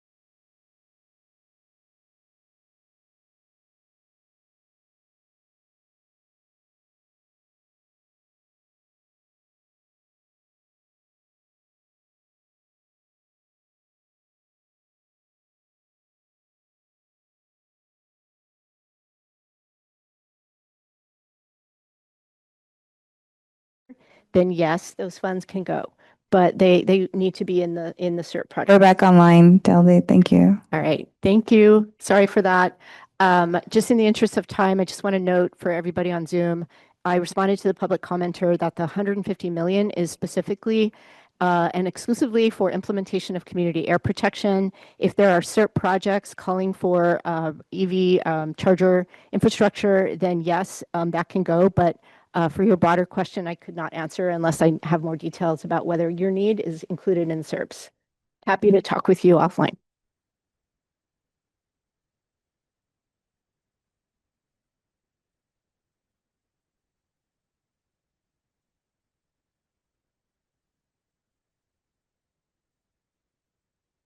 Okay, our next public speaker was Chalan. Chalan? Thank you. Can you hear me? Yes, sir. Thank you.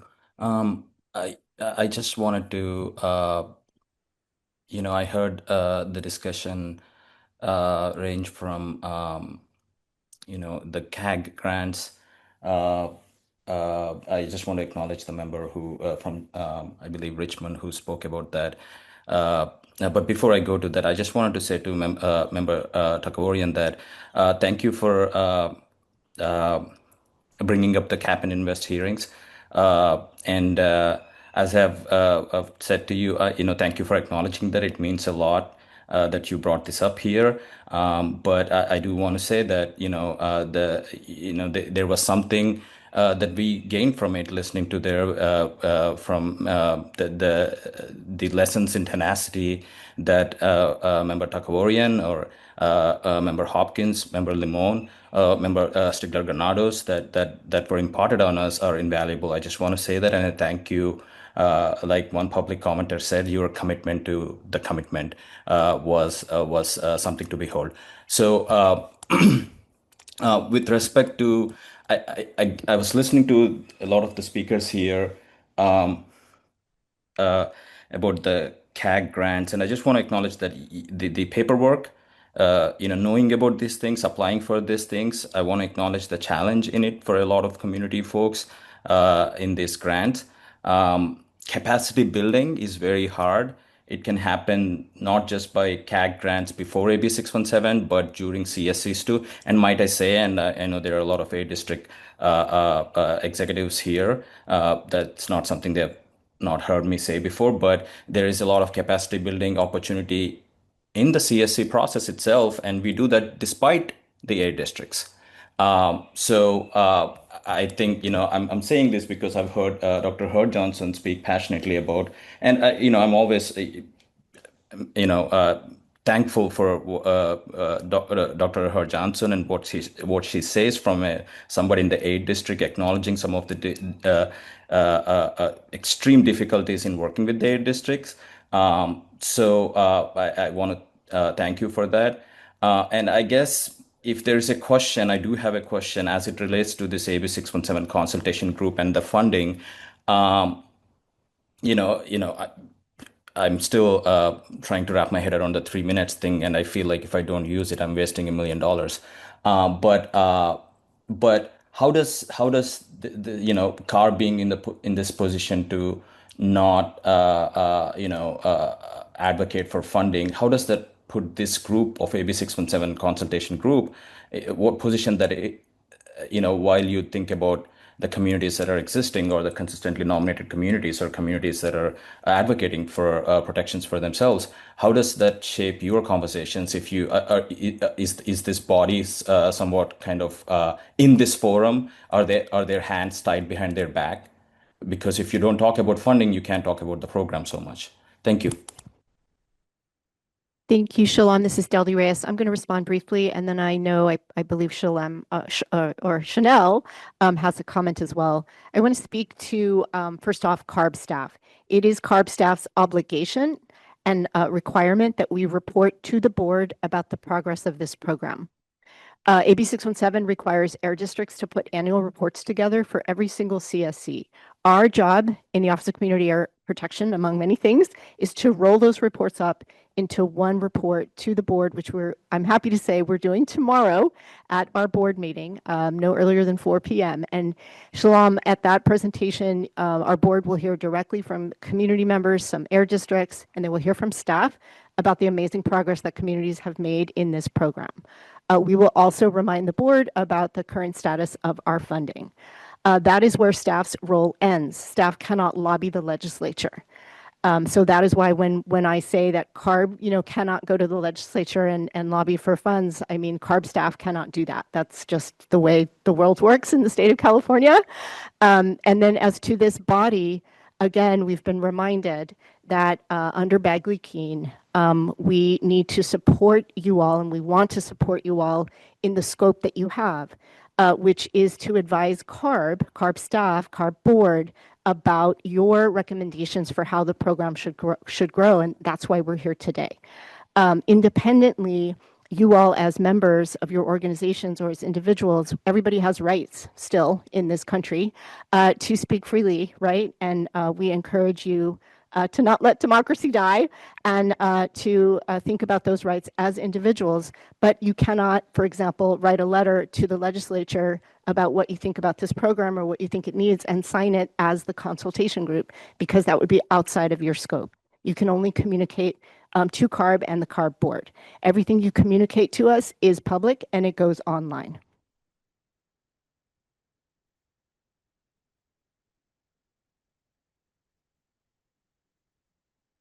Okay, we're not seeing any virtual hands on Zoom. Is there anyone in the room that would like to make a public comment? Yeah, Jonathan London here. No, wait. Sorry. Okay, Chanel, did you want to make a comment? If not, we'll go to Jonathan London. No, sorry. I think Deldy hit on all the points that I was gonna flag as it related to the funding. So I'm open. Okay, thank you. Dr. London? Yeah, thanks, Jonathan London. I'm just thinking, I know we're probably getting close to beating an ailing horse, but on this topic of our role, but one more shot on it. So as an academic, we're schooled and told very clearly you can't advocate, but you can educate, right? So you could say, as long as you say, based on my research, I blah, blah, blah. John knows this one. So I'm wondering, can this group say something like, based on our experiences in the communities and in the districts and so on, we see the implications of X policy being this way, and if so these would be the sorts of impacts that would happen if it went this way or that way. And so it's informational. We're still informing CARB to staff to inform the board, but we're putting on record information that could be consequential for policy, even though we're not making a policy recommendation. Is there a threading of the needle there where we could, for example, we could say, there's historically been concerns about, market mechanisms for environmental policy outcomes. I put one of my articles on the chat that describes that history. And for these and these reasons, these have been concerns that come up when these sorts of mechanisms happen. So we're going on record, we're sharing our expertise, but we're stepping back from the role of actually making a lobbying kind of comment.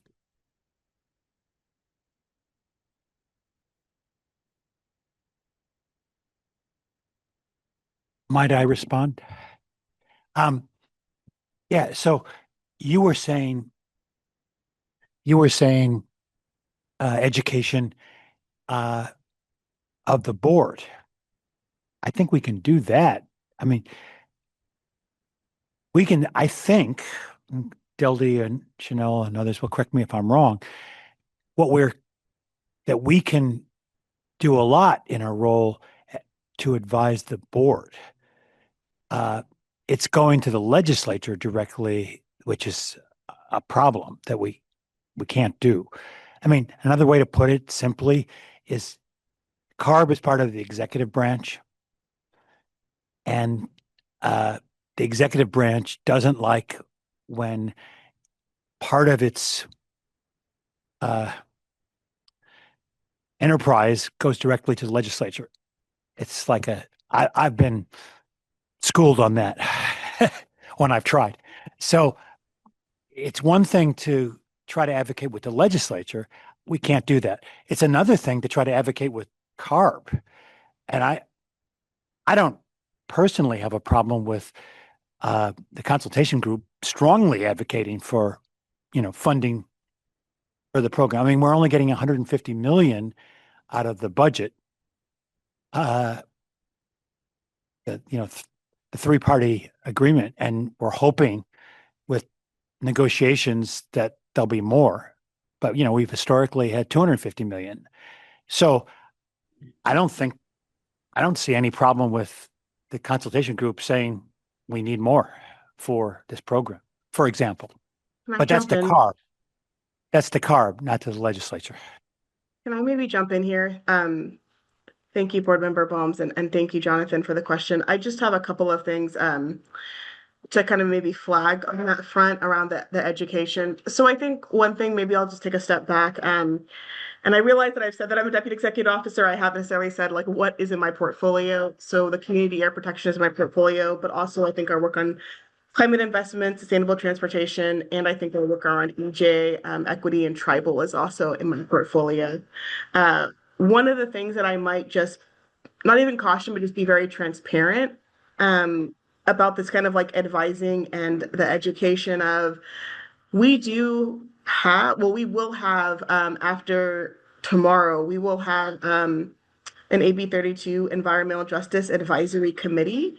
And by statute, that is the committee that is advising CARB on AB 32 implementation, which includes the market mechanisms. And I am not trying to be pedantic or try to box things in, but that's just the way that the statute works. And so for us to have those conversations around, I think some of those and I think if you tracked the Environmental Justice Advisory Committee, if you've seen their recommendations, they do weigh in on cap and invest, they do weigh in on low carbon fuel standard, right? So a lot of those market mechanisms that we're talking about, that really is, I think, by statute, what is they're going to be focusing on. And so I just would want us to be really careful, Jonathan, about what we're talking about, what we're advising on. And obviously, I'm not trying to limit scope, but I am trying to be very transparent. So I'm trying to do this delicate balance here. And what I would say maybe with the consultation group, the focus really is on 617, right? And Delta, you can talk more about the statute. I think you know it in and out. But it's not really a place where we're going to be talking about recommendations on like market mechanisms, for example. So I did want to be clear about that. The other thing that I wanted to be clear about was really when we're talking about funding. And to be clear, with any of our advising committees, so this would go for the Environmental Justice Advisory Committee, it would go for the Consultation Group. We're not advocating for funding. So even if you looked at, for example, the letters from the Environmental Justice Advisory Committee, the letters that they're sending, it's like the co-chairs are sending letters, right? Like you're sending letters as an individual to the legislature, and then when they're going to the board, the recommendations on programs.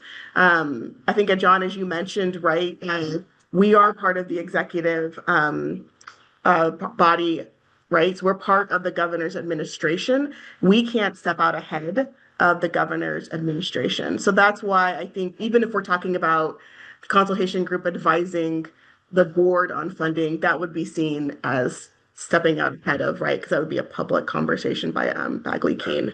So again, I'm not trying to like limit the conversations here, but I just did want to be very clear about what we can and can't do by statute, and also just being very transparent about the fact that, yeah, CARB is in the governor's administration, and so we can't step out in front of the governor's office in terms of funding decisions. Hopefully that's really clear. If there's any questions, I'm obviously down and happy to talk about any of that, by the way, too. Okay, we have 3 people in the queue to speak. Just want to do a quick time check. We're almost at lunch. It's 11:56. We'll take Arsenio Mataka, Dr. Sessa, and Tim Carmichael, and then break, if that's okay with everyone. Okay. Hello, everyone. Arsenio Mataka with the Bay Area Air District. You know, this is interesting because, you know, I've had to deal with this issue at the Air District as well. We have a community advisory council, and we're revising our charter right now. And we're trying to get that council to make recommendations because, similar to this consultation group, it was formed to advise the parent or the board, or in this case, CARB, because I'm looking at the charter right now, and we are supposed to be advising CARB. So with that, to that extent, I agree with CARB. I do think there's some areas. So later on, we're going to talk about priority topics. And one of them is developing recommendations to strengthen the program, which is clearly in line with the charter, because that's what we're designed to do. And we can communicate those recommendations. I expect if we prioritize this, if the group agrees, we would then be recommending those. We would be sending those recommendations to the CARB board. Now, even within that lane, what CARB chooses to do with that is up to the CARB board. But going back to what Jonathan said, I don't think, especially if there's no decision or something that we are trying to influence a decision, let's just say it's right now and there's no bills in, well, there is a bill in print about 617, but let's imagine a world where there's no actual decision being made. This is just an informational transmittal of these recommendations that were provided to the CARB board, to the legislature, or you know, leadership who have representatives on the CARB board. I think there we'd want to make sure that we at least had there was visibility there. If CARB wanted to share those, that's great.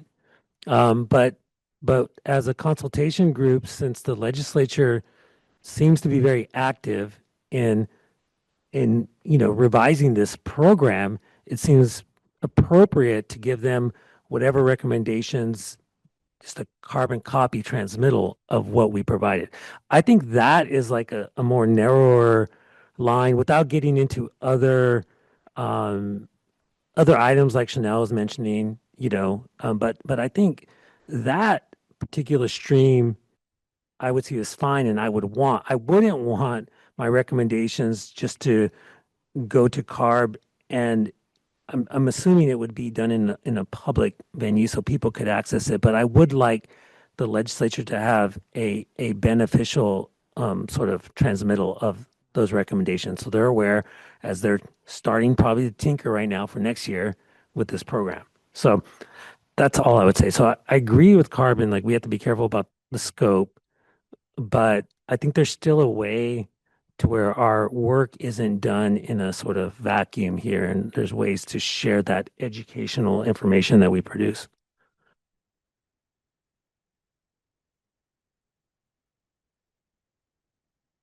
Dr. Cesar. Hi. Thank you, Arsenio, because see, you say all the things that I were going to say in such a much more eloquent way than I would have said it. Yeah, it's true. It's true. Because what I'm thinking is, how do you advocate without money?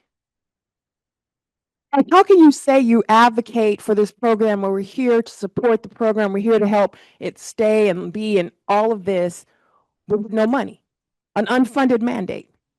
Like, oh yeah, I'm going to raise my children, but I ain't going to give you no money.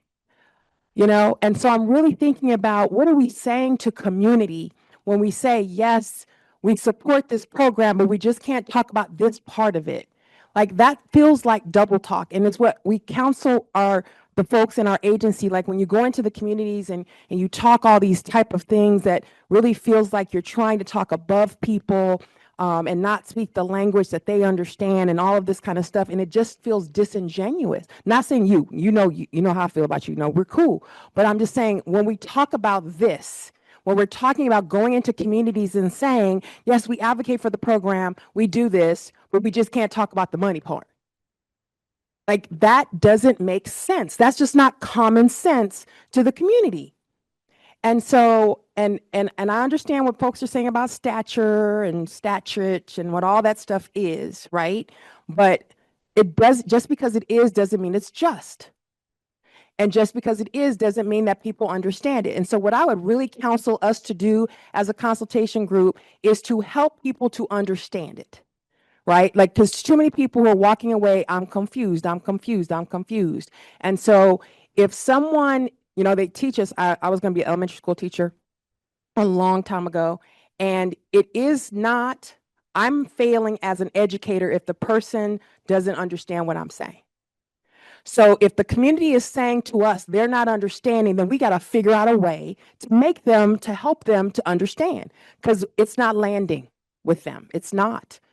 And if it didn't land in May at that meeting and it's not landing now, then we're not going to be effective with this work. So I would just counsel us to think of all the different ways in which community has shared with us, this isn't working, how you're talking to me isn't landing, what words you're using aren't making sense. This feels like a distraction. This feels like double talk. Like we need to hear all of those words and figure out a better way to educate the community so that we can work with them and not against them. Okay, I just need to respond real quick because you're making the next item really easy for me because I have to get an update. And in the priority topics, what the ad hoc is put together, a standing item is for budget and program funding. So through this body, as in a public meeting, we're going to have, if this group agrees, we would have a standing item for budget and program funding. So that's one way, getting to your point about education, like that's one way that we can lift that up and sunlight that. So I just wanted to make sure I'm jumping ahead. I'm jumping ahead. But you're jumping ahead and I was jumping ahead too because you were like, thank you, Arsenio, because that's what I was trying to say. So let me be really clear so there isn't any double talk. We can talk about funding. That's why that's on there, right? To have that standing kind of like agenda item. What I was trying to be very clear about is that we cannot advocate for funding. So I think that would be the distinction, right? We can talk about funding. We can have these conversations. I think if anything, and Deldy, Kevin, Monica chime in, I think that this group and this team has been really forthcoming in terms of sharing out what's happening, what's going on. So I think we want people to be educated. We want people to understand what's happening on the funding. Where I'm being really clear is that we cannot write a letter to the legislature and say, we want X amount of money. We can't do that because that is the part where we are in the administration and that would be seen as jumping ahead of the governor. So is that part clear where we can talk about money, we can't advocate? Does that make sense to people? I Yeah, can't see in the room really. not completely. So let me just ask a question that I think relates to what you're saying, Sessa and Arsenio. If the 617 program were fully funded at 250 million, which I don't think any of us are actually saying. We know that there were issues and lots of strategies that have been developed in order for that to be successful. But if 250 was the number where we felt that that was a viable, effective program, and the legislature's suggesting 150 million, I believe it's within our purview to say, if there's $100 million less, this is what we will not be able to do with the program. That's just factual, given that we've laid out a $250 million program that does 100 things, let's say. Do we have agreement on that we could be able to share that with the governor's office, with the CARB board, who could then share it with the governor's office? Is that too fine a line? Or Just, again, I think I'm jumping ahead of my item. I'm eating now too, but yeah, one of the priority topics is developing recommendations to strengthen the program. And the first line is assessing program effectiveness. So going along the lines of your thing, if you have, as Dr. Sessa said, if you have zero funding, it would probably not be an effective program, or if you slash it. And so I think if you explain, what, as you said, like what would be limited or have to give up in order to do that, like we wouldn't be adding any more 617 committees.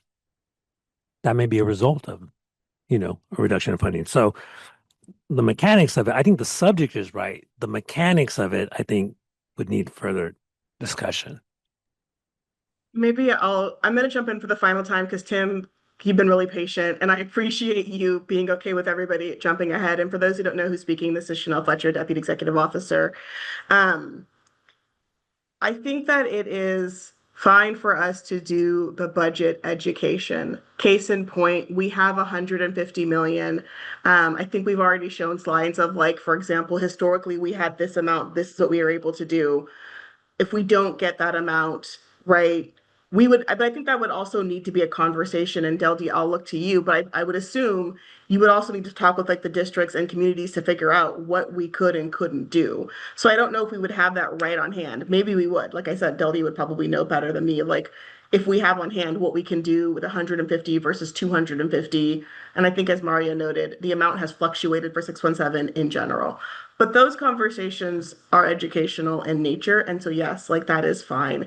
Really, the only bright line here that I think I'm trying to be really clear about is we can't then take that information as a consultation group and say, look, we only have 150. We don't have that other 100. Here's what we can't do with it. Then give us this money. That is what we cannot do as a consultation group. What I will say is that folks can take that education, right, in this group that we come up with. You can then take that to the legislature. You can go talk to your legislator and say, hey, this is the information. Like, you can do that in your personal capacity. You just can't do that as a part of the consultation group.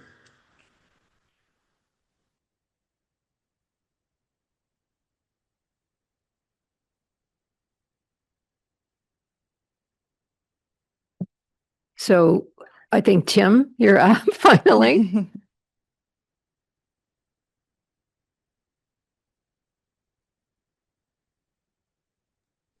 Thank you. Okay, 2 points. One is for the public members, the public listening into this.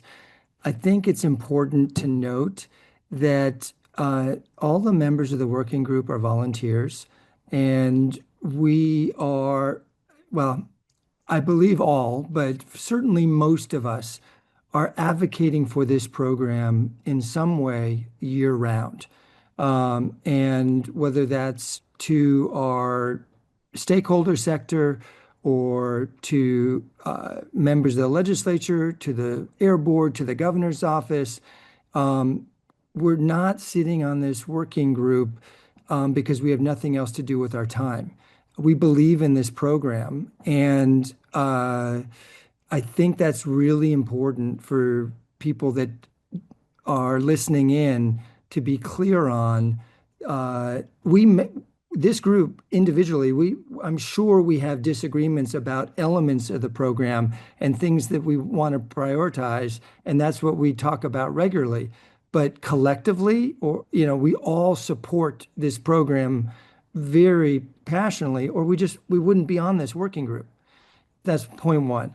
Point two, I think Chanel was starting to get there or is getting there, but I want to remind everybody that we can advocate and advise the Air Board members. And that Air Board includes not only Diane Takvorian and John Balmes, who participated in this group, but it includes representatives from the legislature, both houses of the legislature, and it includes several appointees of the governor, so including the chair. So it may not be the same as this group doing a lobby day in the legislature and advocating as a group in one concise way or on a concise day, but we are advocating for this program, I believe, all the time, and our best way to do that as a group is to the Air Board.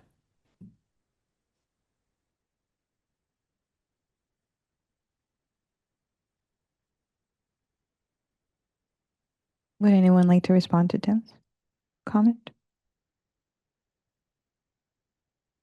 I hear the docket's open tomorrow at 9 o'clock for comments that can be submitted to the CARB board to follow up there.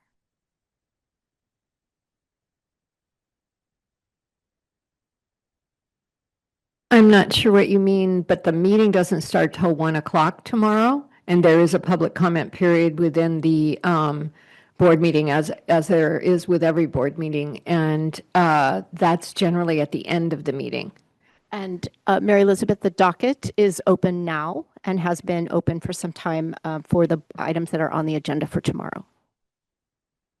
I'm sorry, I misspoke. No, I just received a notice from the clerk earlier today. It is 1 o'clock. The docket is open at 1 o'clock. It's not open right now. I think the opportunity for public comment, written public comment, is open now. Is that what you're saying, Deldy? Yes. It's when the docket closes is the docket, the online docket for getting your comments in.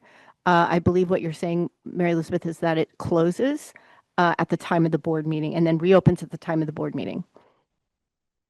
Yeah. So, Mary Elizabeth, at 1 o'clock, you can, list yourself. We'll get somebody can help me with that later. Yeah, Yeah, but but somebody else might be interested to know too. Yeah. Okay. Okay, we're not seeing any more hands raised, and I don't see any public comment as well. So I think we're good to break for lunch. Is everyone okay with breaking for lunch now? If so, we'll break starting at 12:15, and we'll return at 1:30 in that case for a 75-minute lunch. 1:25, sorry. 1:25. I tried to give you more time, but I got corrected. All right, everyone. Enjoy your lunch. We'll see you back shortly. Thank you so much. Okay, we're at 1:25 now. Consultation group members online, if you have returned from lunch, please turn on your camera for the staff. We really appreciate it.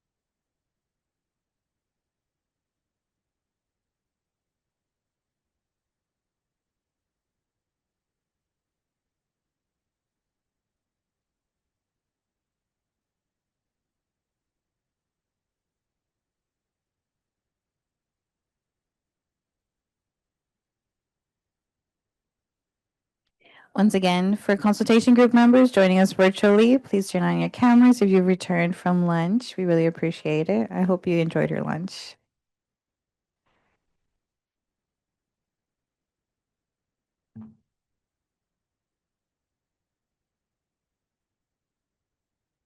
Okay, for the second part of today's presentation, we're going to kick it off to Monica Guerra. Thank you, Adri. So during our last consultation group meeting, and if we can go one more slide. During our last consultation group meeting, we agreed to have a volunteer subset of the consultation group meet to discuss the survey results and member comments from the survey results in order to help identify priority topics to take on during the remainder of 2026 and into 2027, 2028. We met as an ad hoc group 3 times since then, twice in the month of May and once more in June. The meeting summaries from those meetings are available online. I want to provide a quick overview of those survey results and then hand it over to 2 members of that ad hoc group to provide their feedback and open it up for the group's discussion.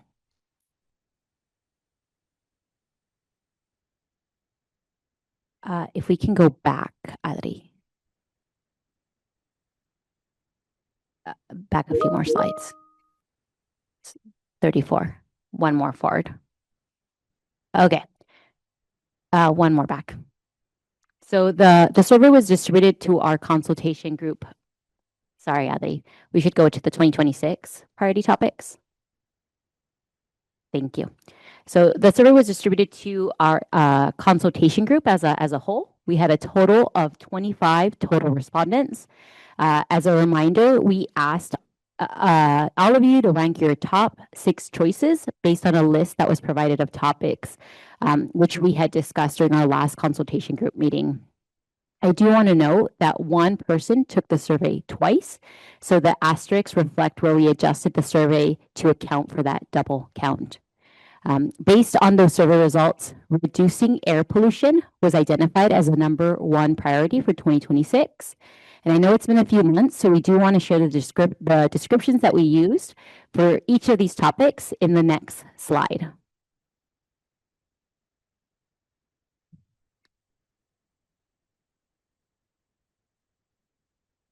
Okay, and if we go to the next slide. As part of that survey, we also asked all of you to identify what topics you wanted to prioritize for the meetings in 27, 2028. Based on the survey results, developing recommendations to strengthen the program was identified as a #1 priority. Again, I want to share descriptions we used for each of those topics in the next slide.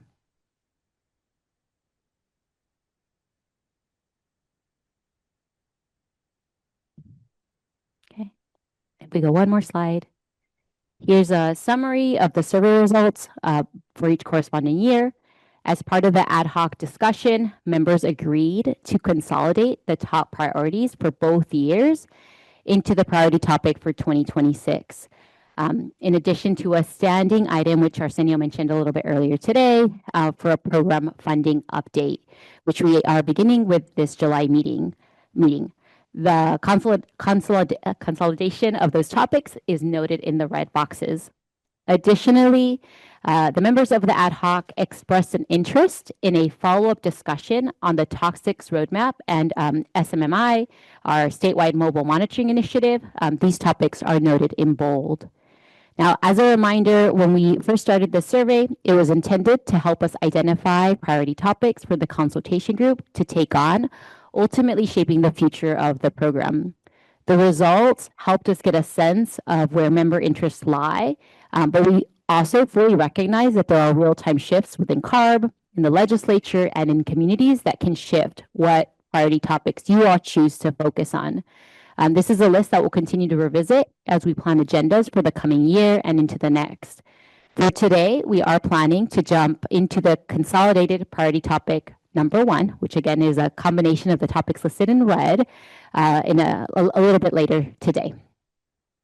But first, I do want to hand it over to Arsenio Mataca and Mary Elizabeth, who participated as part of the ad hoc group, to share their reflections from this process and then open it up for group discussion.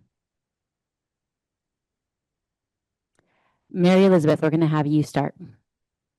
Okay, thank you. So just in terms of the survey, combining those, it was in part a reaction to what was going on in terms of the budget, that we wanted to elevate, whatever can be done, whatever recommendations we can make, that we need to start working on those so that we can demonstrate that the program is effective. And even though, there were, if you look at the survey, lots of people didn't pick reducing air pollution, but, because we just thought it was it was a given, right? That's what the purpose is. And so being able to tie those two together, are the most important, that we want to keep focusing on and demonstrating. Another thing that came out of the ad hoc that I wanted to add was, the need for more background information. And so out of that, came this notation, this idea, that there may be some more educational meetings where we can get some deeper dives into some of these programs outside of these regular consultation groups that would be available for everybody, not just those in an ad hoc. So keep it short. Thank you. Yeah, that was great. This is Arsenio. The other, based on our conversation earlier today, we spent a lot of the first meeting directing staff to bump up the recommendations on the program improvements. As the slides show, it was initially thought of to be in a 2007, I think, timeframe, and the ad hoc felt that needed to be front loaded. So this is developing. Yes, I'm sorry. You just said 2000. Oh, I'm sorry. Well, you all knew, what I was talking about, but yeah, 2027, I was quite a baby, but that's as the slide showed, illustrated, the developing recommendations to strengthen the program, we felt couldn't wait until then, that we needed to put some pen to paper on the recommendations, instead of waiting for others to sort of opine on what needs to maybe how the program could be improved. And this is the body that is supposed to be looking at that. So we thought that was really important. I would say also that, as Mary Elizabeth said, the reducing air pollution, it can, if you read it does come off as really vague. And for that reason, we were looking at, not to diminish, because the survey results put the toxic roadmap and the statewide mobile monitoring initiative, I thought, pretty high. I don't know, Monica, you could correct me. And so there was discussion from the ad hoc about maybe, as is in your notes, about thinking about informational sessions on those in December. And that we felt would fall, while it's more specific than the reducing air pollution broader goal or priority, we thought that would be in the spirit of reducing air pollution and also could be fit within the developing recommendations to strengthen the program. So two things. The consensus was to, as Monica mentioned, consolidate these three, with the budget and program funding being a standing item on the ad hoc and the consultation group meetings, and then look at these two other ones. But we're definitely want to hear from folks, especially those folks that had other things prioritized higher than those two. Thank you, Mary Elizabeth. My fault. Thank you, Mary Elizabeth, and Arsenio. We did want to take the opportunity for the full consultation group to ask any questions or provide any additional comments that you all would like to have before we open up for public comment.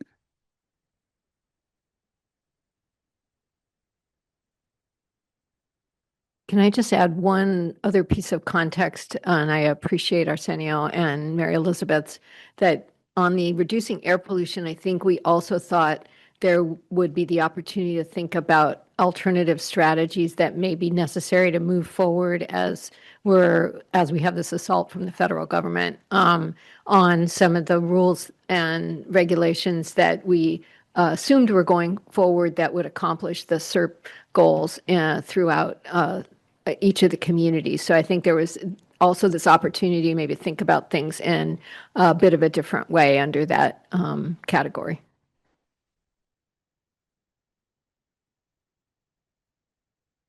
And while people are thinking about raising their hands, I would just say that I've been on a lot of committees and ad hoc committees. I would say that was a really functioning, high functioning ad hoc committee. And I don't know if it was the mixture and the right amount of people or the interest, but the participants who signed up were very engaged. Everybody was very engaged. We had a lot of good discussion. And it's just good to see us, I guess, being flexible and nimble enough to like come back with a recommendation. I know it's been a few months, but we did have 3 meetings. And they were all really well attended and people gave a lot of good input.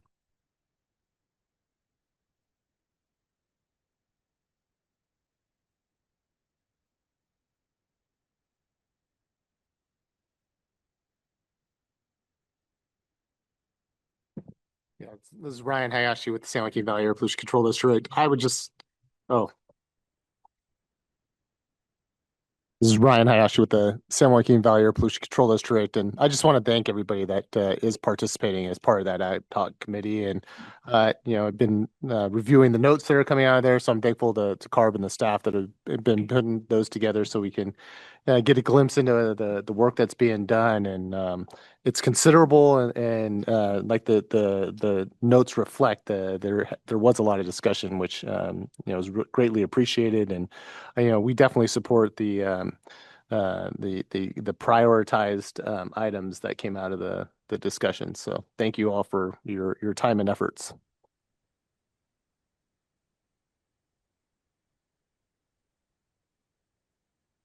Jonathan. Hey, Jonathan Lennon here. Yeah, wonderful work of the committee. Really important, important process to do that survey and then to sort through all the data and come up with the results. So question about the 27, 28 priority topics and kind of align with what we were talking about earlier today about this group making recommendations. So it looks like one of the things that we're asked to commit to is developing recommendations. So I think that's great. And I think it therefore does kind of answer a little bit of the question that we were talking around of like, can this group make recommendations? And it sounds like we can. So I kind of want to note that we were kind of wondering and wandering a little bit on that topic. But if this is saying like we're going to assess what experiences are happening at the community scale and at the air district scale, and we are going to come up with recommendations. I'm assuming that means they're, as we said, recommendations for the board. And we could even say things like, we think there should be another $100 million in the budget to get us up to 250.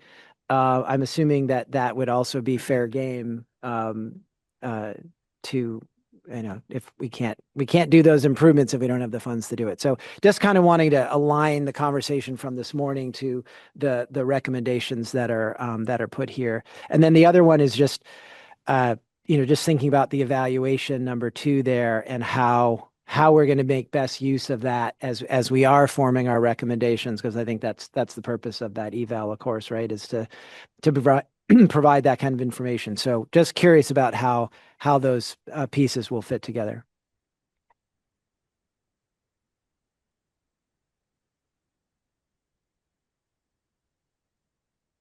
Thank you, Jonathan. And I see that Mary Elizabeth's got her hand up too.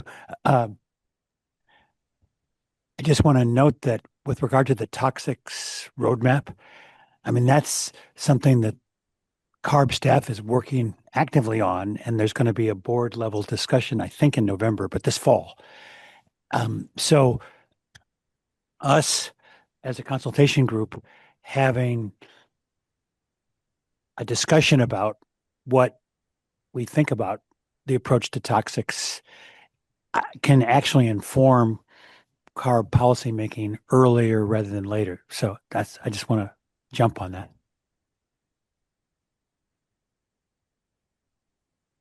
Okay, thank you. I wanted to call your attention to in the summary on page 3 for May 21. There's a number 9 SB 352 legislative report, and the idea is that we're going to be able to get a draft of that report and to be able to help shape that goes to the legislator in March of 2027. So I think that would be an important way to provide some input to the legislators. And then one other thing that I neglected to say that I think is something that we can work on better is in our last meeting, materials and transparency.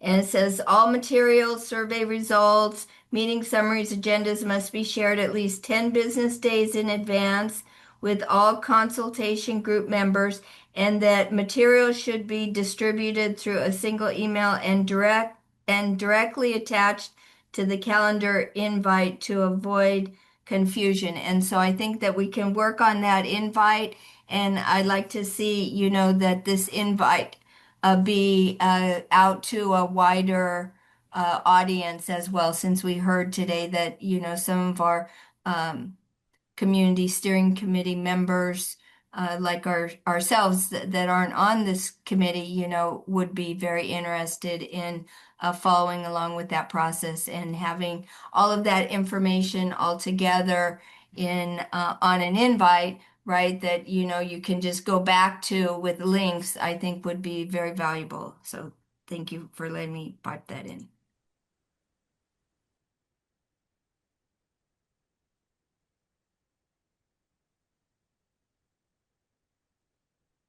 Are there any other commenters in person or online? I see Rebecca's hand up. Yeah, regarding CARB toxics roadmap to address non-diesel toxics. The new Cal EnviroScreen 5.0 has added, I believe, air toxic sites as one of the contributing factors to a higher Cal EnviroScreen score of environmental and air pollution challenge, and that provides more visibility to the general public regarding this topic, and that would be something to mention to any forum which addresses the general California public.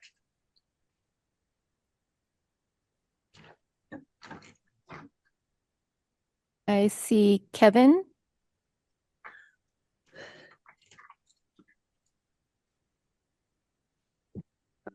Hi, good afternoon. This is Paula Torrado Plazas, and I'm with the Office of Environmental Health Hazard Assessment.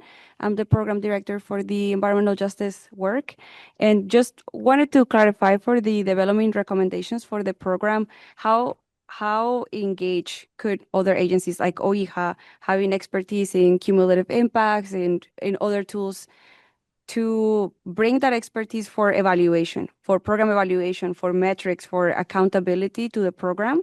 We've done similar work for the CCI funding, for the climate investments fundings. Have they gone to most impacted communities, looking at, cross collaboration? And so being an agency that is not necessarily with AB 617, but part of the consultation group, how engaged could we as OIHA or other agencies like QMD as part of interagency approach develop strong recommendations for implementation, not just as a program, but for implementation? Hello, everyone, and welcome. Paula, thank you for being here.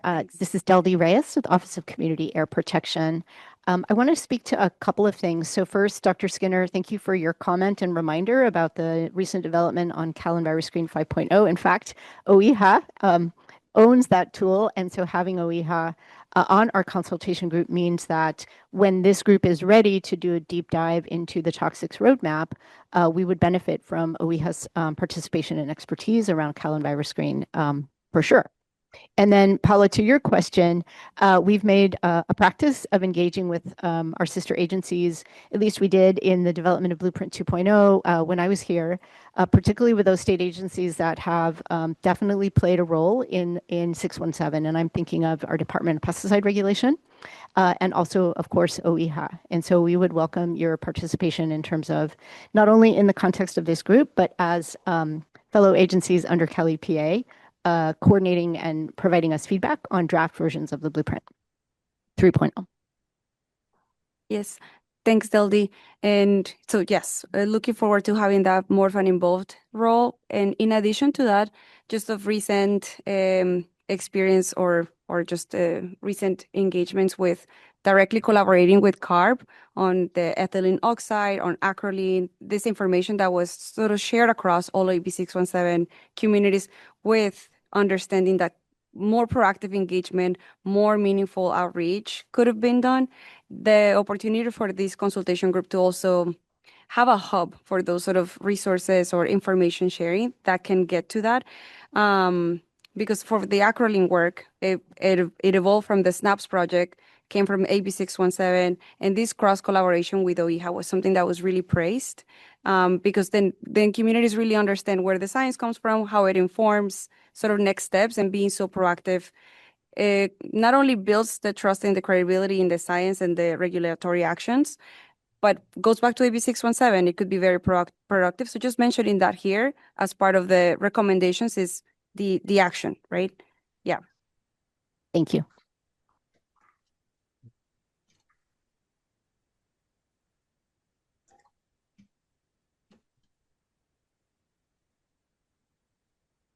No.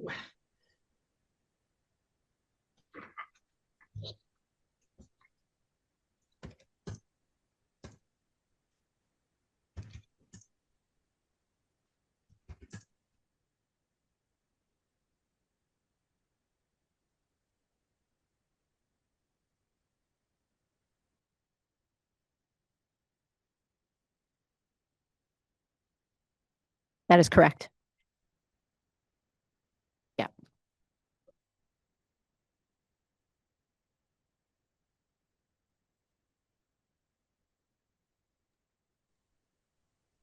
Dr. Balmes, you're muted. I don't know if you knew that. I can't Okay. hear him online.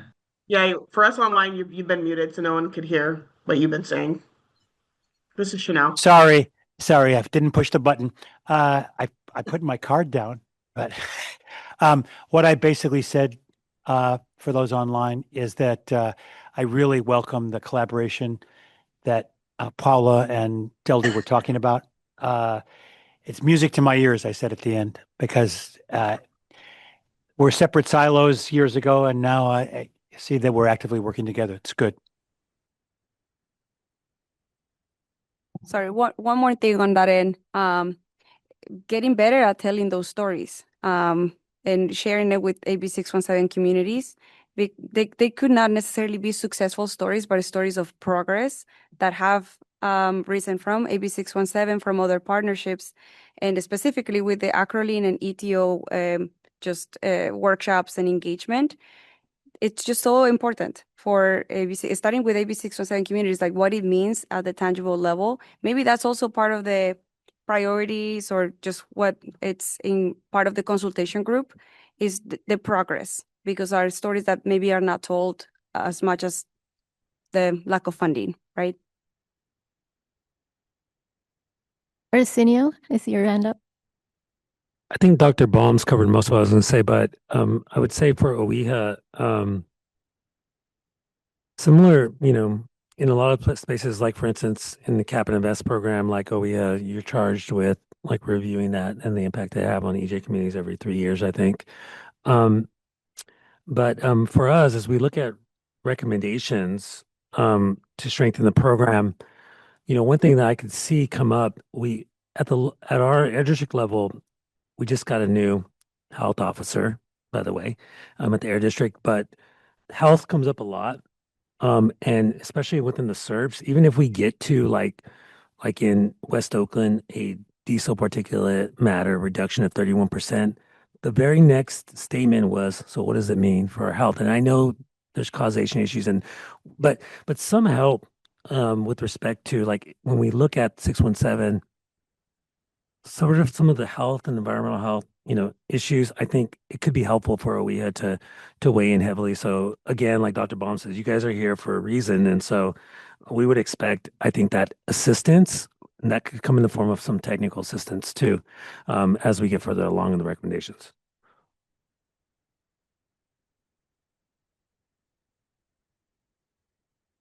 Do we have any other consultation group members who would like to comment? If not, we'll move to online attendees. Okay, so I think we can move to Shalom online for public comment. Shalon, can you unmute?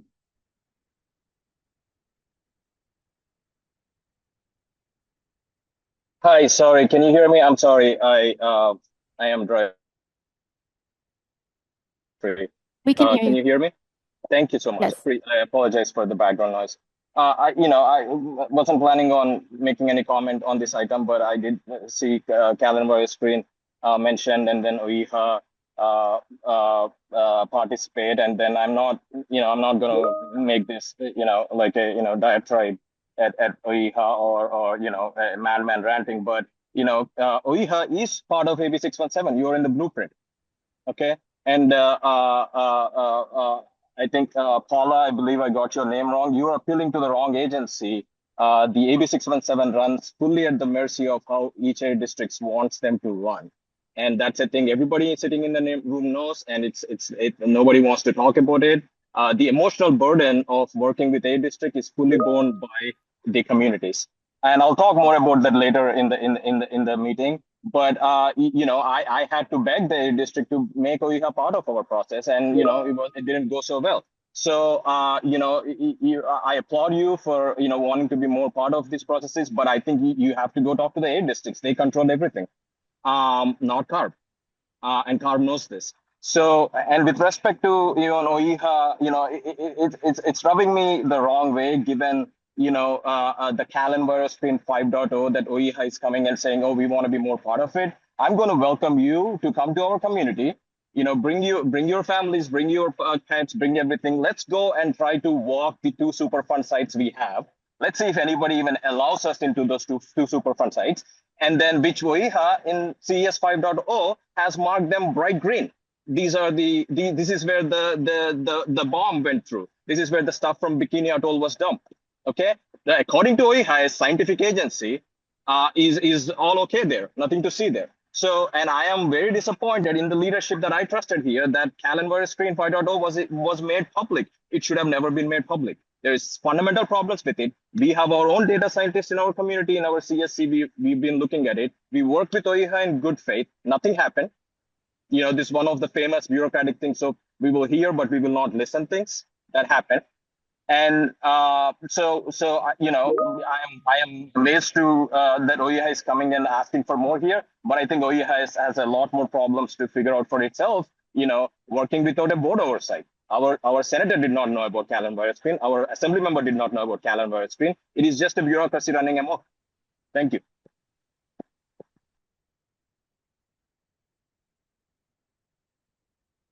Thank you for your comment, Shalon. Okay, so we have another attendee online for public comment. Rita Aloof.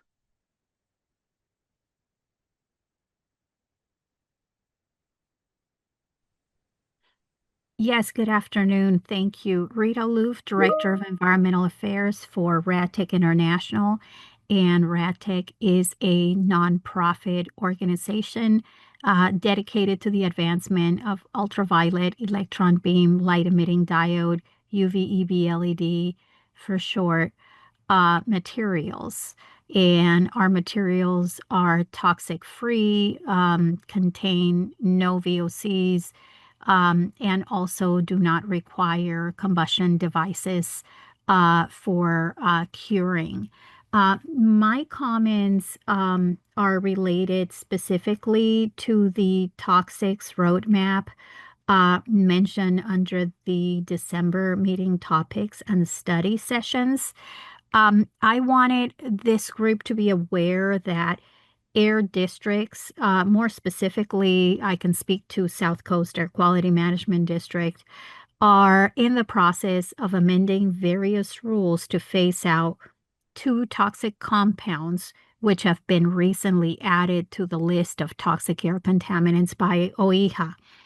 And they are tertiary butyl acetate, TBAC, and parachlorobenzyl trifluoride, PCBTF. But some of the AQMD staff proposals have exemptions for these materials for up to 7 years. We recently finished a rulemaking with AQMD related to wood coatings, and we objected to the proposal because it didn't really allow for smooth transitioning to toxic-free materials like our products. So I would encourage CARB, OIHA, and this group to keep a closer eye on the staff proposals that are coming out of South Coast AQMD, which, in our opinion, do not make it easy for facilities to phase out the toxic chemicals that the agency purports to want to get rid of. Thank you so much. Do we have additional consultation group discussion? I'm not sure who was first, Arsenio or Ianad. Oh, Arsenio, no. Ianad, thank you. Hello, Dr. Ianad Burrell. I want to follow up on the first commenter around I've been a part of the CSC, Richmond, North Richmond, San Pablo since its inception in 2020. I definitely hear you in terms of working with our air district in meetings and just getting things moving. What we have experienced is, depending on the capacity and staff of the district, moves how our group is able to move when it comes to timing, space, meeting cadence, a number of things. And with that, we're navigating that. So I definitely hear you on that. We're trying to get it together. The other thing I'm hearing you on, not sure if you mentioned it, but I'll mention it. When we try to get the word out, there are limitations to no, we cannot brand as CSC. No, we cannot brand as AB 617 groups. The recommendation of the air district is to brand individually. And from the many years of working in community and loving all things around communication, there is power in numbers and in groups. So when we talk about getting the word out about our meetings, about there's an opportunity to have a public comment, we would have to post as an individual. We're not able to post and say anything around the CSC. So that becomes a challenge as well. So I just wanted to let you know, I definitely hear you. What you're experiencing is similar. While things are moving for the most part, it does have its pace.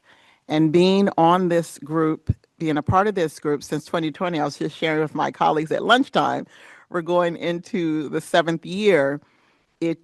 Let's see. But what I do know is we do have limitations depending on the air district staff, what they're able to do, how they're able to support, the fact that we've gone to quarterly meetings. I didn't vote for that one, but the majority, and that had a lot to do. Actually, I think that did come from the district. I think that was a recommendation from the district. I know at lunch, I know we're being recorded. I'm not trying to, it did. Arsenio said I'm probably right. And so if the district is supporting, I think we're on the same page. With either case, while we are meeting quarterly, we still have monthly engagements. So it's not like we don't see each other or talk every quarter. We have topical meetings, committee meetings. So thank you.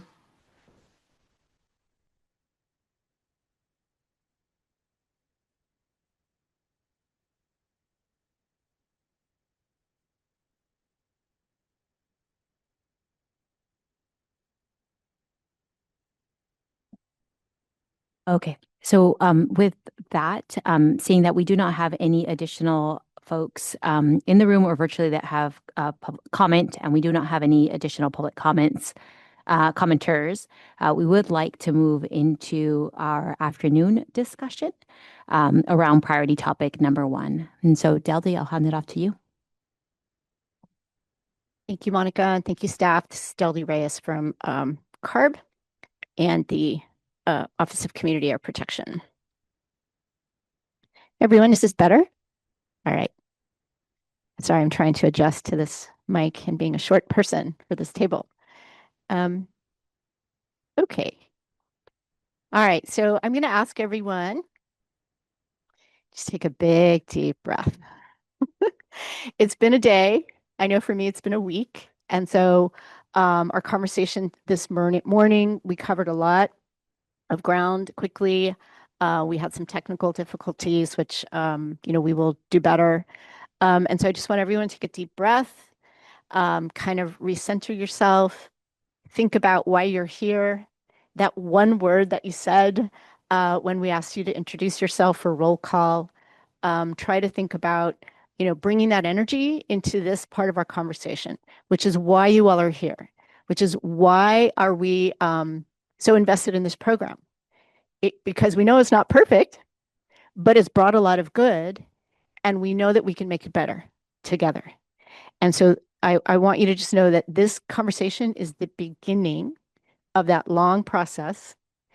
And so we're not all going to be able to get out every single thing that we want, and that's okay. We have other opportunities.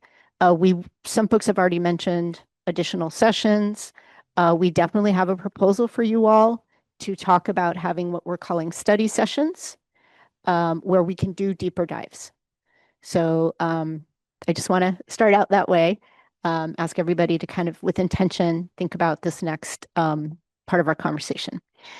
And if you go to the next slide, please, what we'll take a look at there is, again, a reminder, the things that we all wanted to talk about today to get us ready for the conversation. Not just what are the emissions reductions that we're getting, but like do a deep dive into them, really kind of talk them through. And Diane, as you said, the second statement describing this is, what do all these federal attacks on CARB's authority mean for the progress we're trying to make at the community scale? We've talked about program funding in all aspects, not just what it is we're getting from the legislature, but how those funds are actually being distributed. Right? We had questions about, well, how are the air grant dollars getting distributed across the state? Also, we see here in this description, how are the funds being allocated to districts for implementation and incentives grants? And all of that is leading us to, how do we strengthen this program? So the next slide just goes through a few sort of thought questions in terms of how we set the table for this conversation. One tool that we're bringing into the conversation today is this conceptual model of how we understand community air protection to work. Some folks call it a theory of change, other people call it a model of change. And you'll see on this next slide what our best attempt to put together a simple version of that model of change as a conversation starter. We also want to give you just a quick framework of the architecture of how we plan AB 617's work. And we do that starting with the blueprint itself. That's what the law required CARB to do. It gave us a big, lofty, ambitious vision and mission, reduce emissions in the most impacted communities in the state, and then come up with a strategy and come up with that strategy for implementation in consultation. That's where you all come in. And yes, indeed, the law named specific entities, not only OEHA, but also Scientific Review Panel. We have Dr. Lowe in the meeting for that. And it also specifically named environmental justice stakeholders and air districts and affected industries. So all of those people, all of your voices are here because of that legislative direction. So we want to give you just a quick refresher on that. And again, just a reminder, it's just a starting point. We're in it for the long haul with you. And I want to thank all of you also for being part of that long haul. And you can see the takeaway, right? Blueprint 3.0. Somebody on the CARB team, I know the answer to this, but I want somebody on the CARB team to tell me, when is the next blueprint due to the board? Don't be shy now. October 2028. October 2028. That's maybe to some folks seems like it's far away. It is not far away at all. So everything we are doing in these meetings is preparing us to be ready for October 2028. On the next slide, let's take a look at, again, a pretty simple, some might say simplistic, a simple version of how we think the program works. Up at the top, we have equity. I say this a lot because I really appreciate this about the way AB 617 was written. I wish that it had actually said equity. It didn't. But what it asks districts, directs districts and CARB to do is an equity-driven approach. We layer a community scale vision of air quality improvement on top of federal, state, regional programs, right? So that we can get at those hardest hit communities, because we know that we have to pile extra resources and investment and attention in those places to not only make air quality better, but make it better so that the disparity in that community is reduced. And we know we need a lot of things to try to make that program work. And in the early days of the program, we probably didn't really understand everything we needed. So that has been an evolution of understanding. We realized we needed, for example, more time than we thought for air districts to work with CSCs to develop their SERPs. We know that we need staffing. This program runs on relationships and building trust and collaboration. That means people power. We know that we need data and information about air quality. That's where a lot of the expertise comes in. But we also know, and this is central, we need the experience of the community members and the lived experience of the community members to help shape and drive the priorities in that plan. And clearly, obviously, we need funding. I would say, too, that there's probably a lot of stuff that this model leaves out that, depending on your own perspective, you might say, oh, well, what about this? This should be an input, too. So I would encourage you to use your hard copy of your slide to make some doodles, make some comments to yourself as we go about how you would change this model. What would you add? What would you maybe take away? And that's, as I said, a conversation starter for thinking about how we revise the program, how we help the program evolve. And then we have all of these outputs, the air monitoring plans, the emission reduction plans, the community air grants. All of those things are discrete outputs of the work that we do that we can point to and we can track and we can measure progress. But it's not just SERPs in and of themselves, right? It's the implementation of the SERPs that lead to actions that actually improve air quality. Improved air quality is one of the outcomes we want to see. We've also seen outcomes that we didn't really expect. As somebody mentioned earlier today, quoting an air district, AB 617 has changed the way we operate. I know it's changed the way CARB is operated, right? I mean, our own Chair Sanchez pointed that out this morning. She's hearing that too. And so that's an outcome maybe we didn't expect from the way the law was written, but we certainly see it, we appreciate it, and we want to reinforce it. Again, just a first grab here at a logic model, much is missing, but that's where we would have the conversations with you all. I'm going to pause here to see if there's any comment about this. Yes, Dr. Burrell.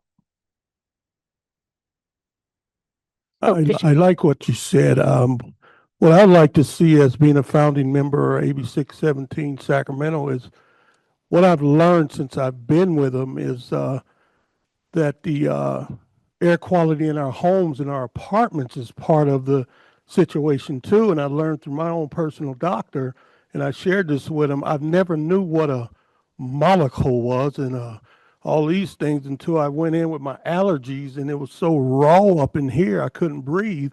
And they said, "What are you using?" And I was using this particular carpet stuff you vacuum with, and they said when that hits the ground, those little rock stones, it releases a toxic particle from the carpet you have, and it gets all in your eyes and your sinus. And ever since I stopped using those products, it's been 9 years and I haven't had no severe allergies. So I was sitting there thinking I would like to see maybe if we can include what are families using in their homes that is getting their kids sick with allergies. What are you using in your bathroom, your kitchen, everywhere? That's part of it too. I've experienced. So I've learned a lot since I've been here, and I'm still learning what these acronyms, pollicles, and whatever you call that stuff.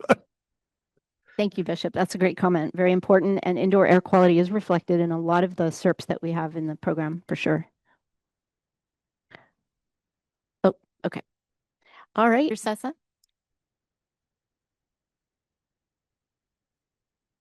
Hi, how about that? Yes.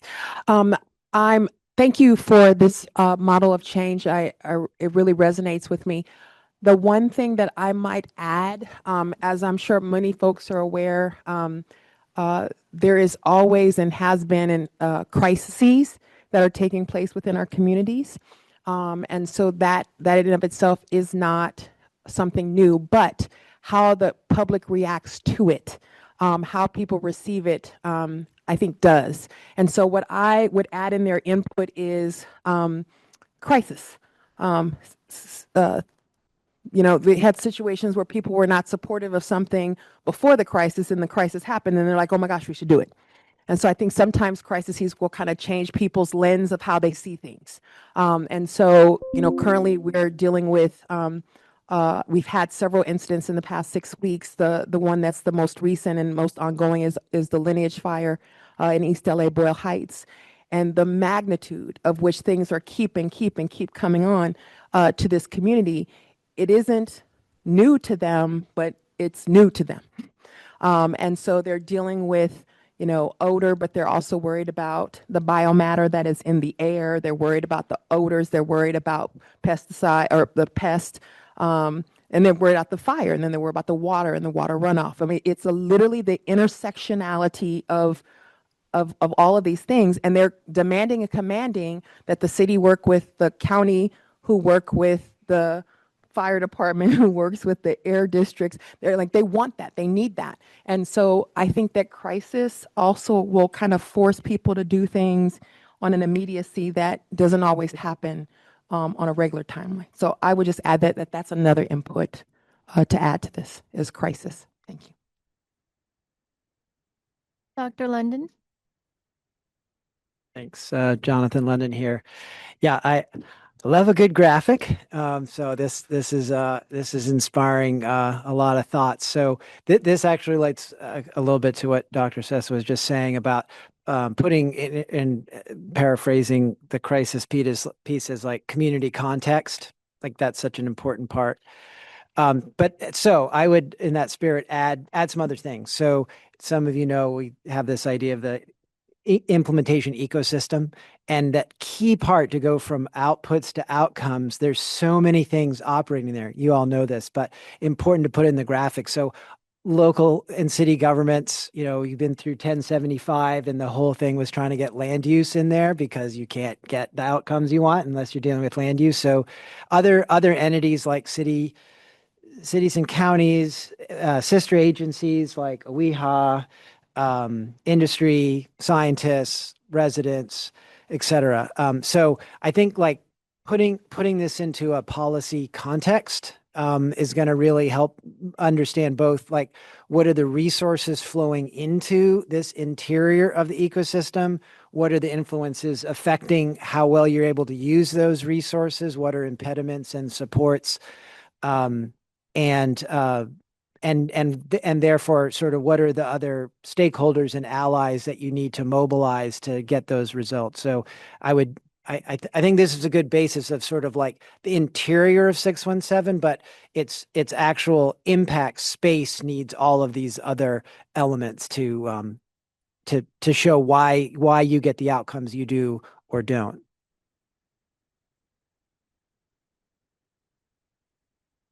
Dr. Sessa, did you no? Okay. If no one else in the room, then I believe Mary Elizabeth is next. Hey, thank you. And thank you, Bishop, for bringing that up. I was looking at some material and there was that indoor air quality study. And that's what really struck me is that, I don't believe that public health exposure should be an input there so that we can make sure that those issues related to indoor air pollution are addressed. And I know we've got market forces that want to be using and creating new products, but when we look at the impacts indoors related to products that are used. I think that report, highlighted some of those impacts, and I would really like to see a public health education about household products be one of the forks in this utensil.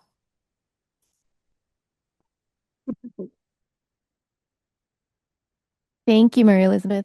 Paula, I see your hand up. Thank you. Just wanted to comment on this model of change. It seems directional and linear. If we can think about this because it's a community-driven program, if there's a cumulative impacts or social determinants of health framework where the inputs are informed by community engagement as much as the outputs and the outcomes, and at the end, evaluation.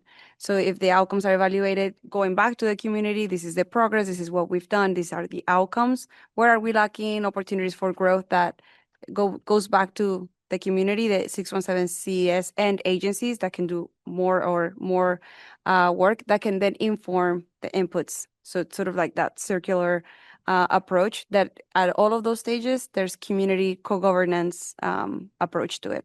Yeah, thank you, Paula. I think it's a very powerful example in the way that the visual is constructed. Makes sense.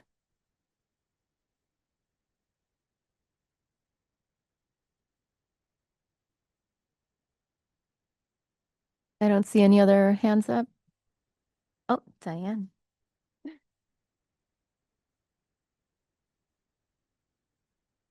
Yeah, I really appreciate this model, and I think it really helps us to think about, what are all the categories or elements that we're working with when we are working for equity and environmental justice in our communities. The part that confuses me a little bit, I've been looking at this model for a while, is the inputs part of it because of some of what I think has already been said. But I think about community experience as being really historical in terms of the legacy of discrimination that has occurred in our communities. And I think that's really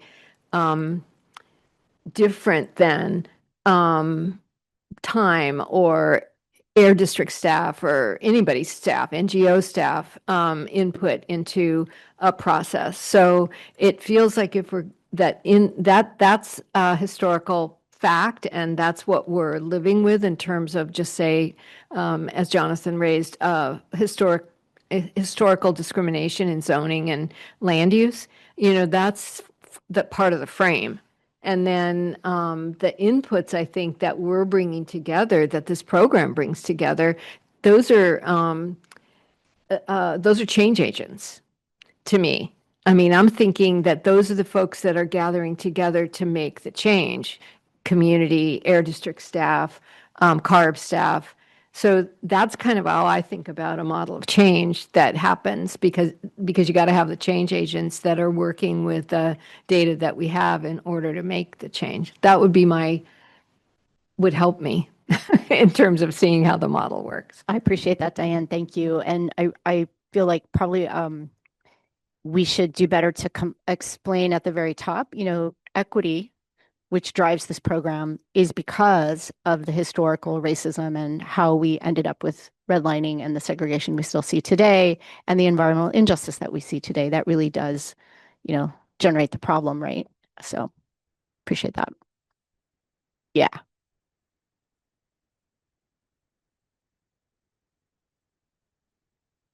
Do we have other commenters anywhere, Steph?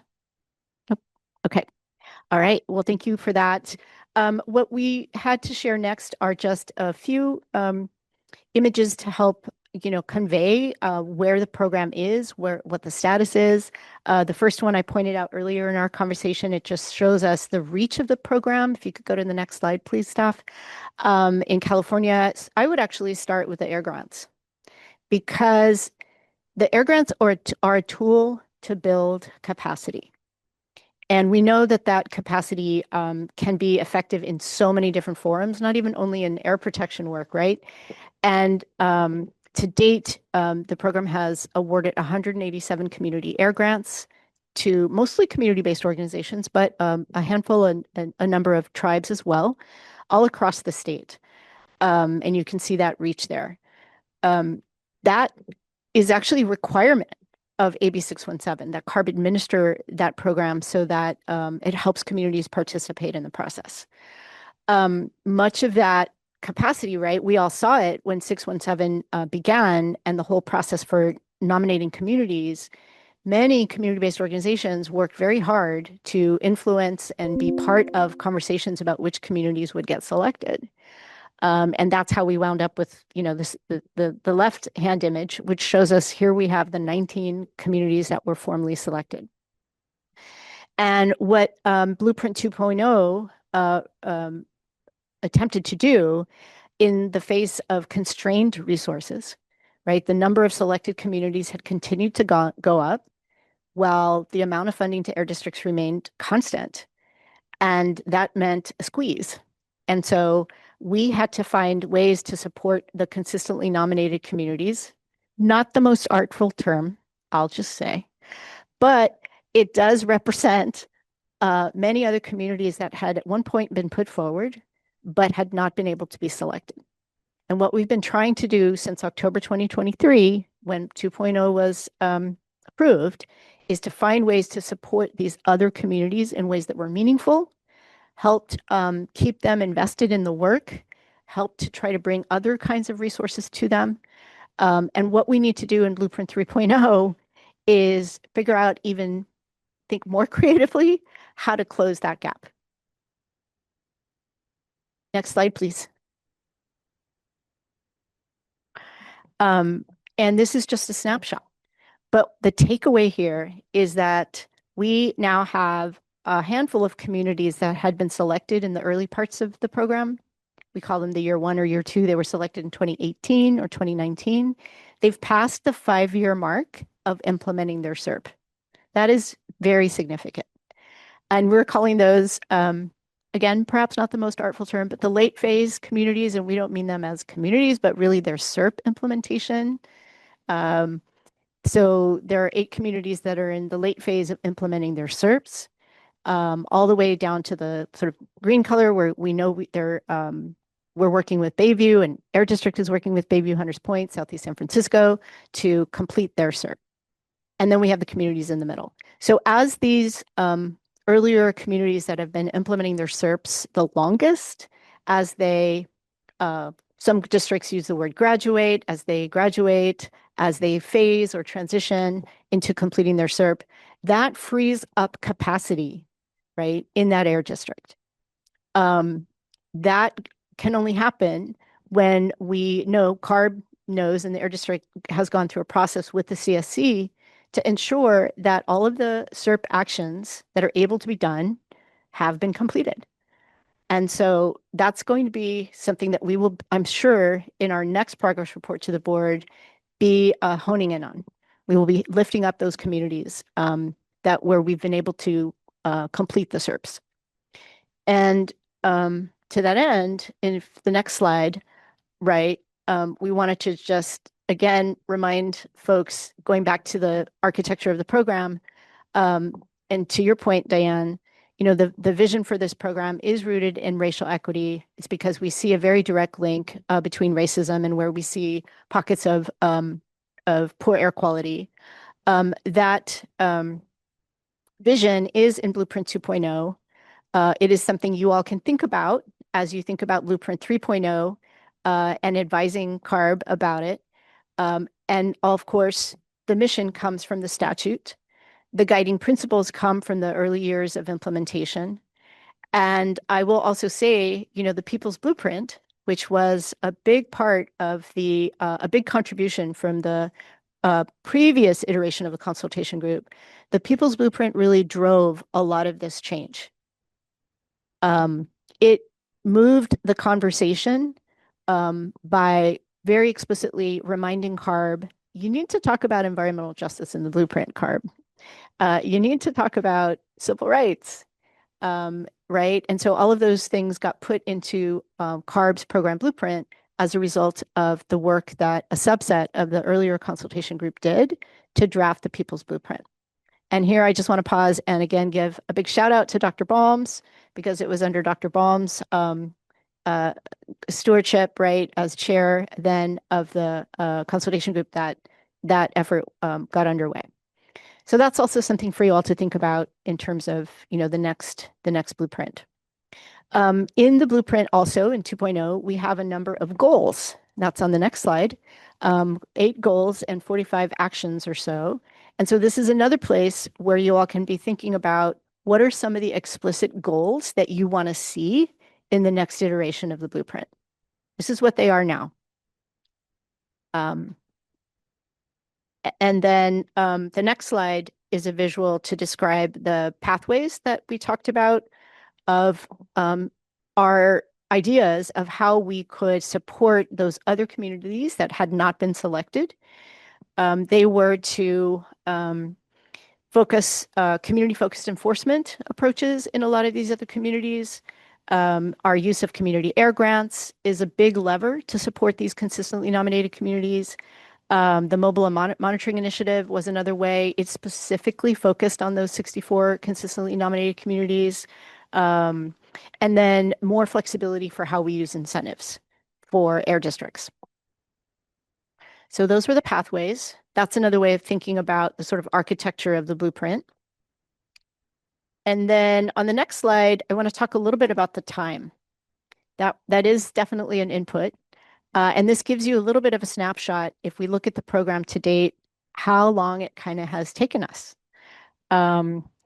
We have in the 617 itself and the amendment to 617 that came a few years later, up to 2 years for a community to write a SERP. In some instances, it has taken longer than that. So we have to ask, if we're going to try to help communities in Blueprint 3.0 and be more streamlined about it, what are some things that we can do to still respect the process, but help communities get to that place in a way that doesn't take them 3 years? That's a lot to ask of community members, right? So how can we improve that? And then when it comes to the SERP, we knew when the first blueprint was issued, we estimated about 5 years to implement a SERP. That was based on the fact that some of those actions would require big incentive projects that would have, for example, replace the locomotive switcher. Ryan, to my right, can probably tell us how long it would take now, if you could advise CARB now, thinking just about that project, which actually is a very important project to reduce emissions in a big way. Like, how long would you say that's taken? We're nearly at the finish line. Nearly, okay. This was a prioritized by the community Right. as one of the major focus areas, and we're still not there. I think in the next few months we're going to have it under contract, but then delivery is still expected to take a year plus in order to get those. So, you're talking 5-6 years in order to get that. Now, obviously, COVID was thrown in there. There's different factors that none of us had planned for. But yeah, they do take time. They take a lot of time. Yeah. And this community has been hard at it. The district has been hard at it. It really needed also industry to step forward and say they would be part of it. So it took a while, and it's going to be worth it, right? And so we want to keep at it. But it just goes to say again, implementation of these plans takes a while. On the right, you also see a quick snapshot there in terms of the metrics for just a recap of where we are. And then the next few slides go into the way that the various strategies 617 calls on us to use are actually moving the dime for this program. This slide is an overview of how the CAP incentives work to protect community health. And so you'll see 837 million to date. That is as of November of 2025. And then you can see where those incentives projects are categorized on the donut chart, right? You can see, for example, we just talked about locomotives. Those are expensive, 73 million in locomotive projects. And we also see the 84 million in community identified projects. Those projects are specific to the SERPs, and those are tailored projects within a CSC that require CARB approval. And we're always really excited when we get projects like that because we know it means that that is a community focus, and the CSC has identified it as something they really want to see in their SERP. And then on the right-hand side, you can see where those incentives have resulted in emissions reductions by pollutant. One of the big takeaways from this slide is kind of on the bottom right, because we also have to ask, how much does this cost us to do the work in this way? And because we're trying to do the work in a very different way than traditional programs by co-creating, by taking time to work together and identify. And what we see, and this is based on an assessment of all of the CCI programs, the California climate programs, that CAP incentives are pretty high. Mario came and talked to us about CCI, and he mentioned the many hundreds of programs, right? Over 100 programs in the state that are funded by greenhouse gas monies that are all intended to reduce emissions. Well, for NOx emissions, we're number one through this program. That's pretty exciting. For PM 2.5, we're number 5. And in terms of cost effectiveness for those pollutants, respectively, we're number 3 and number 6. So that's pretty good. When you think about the fact that I just said how much time it takes, it is still cost effective to do this work in this way. And then the next slide. Hildy, yes. Before you go into the next sure. slide, if I could interrupt, just to bring it back to the budget, the 150 million, which is down from the 250 million, where there was the $100 million just decrease was in incentive monies, correct? That is absolutely right. So given that this has been such a successful part of the program, that's where, what we were talking about in the morning, we need to make people in power aware of what the impact of that $100 million decrease is going to be, the most effective part of the program in some ways. Yeah. Thank you, John.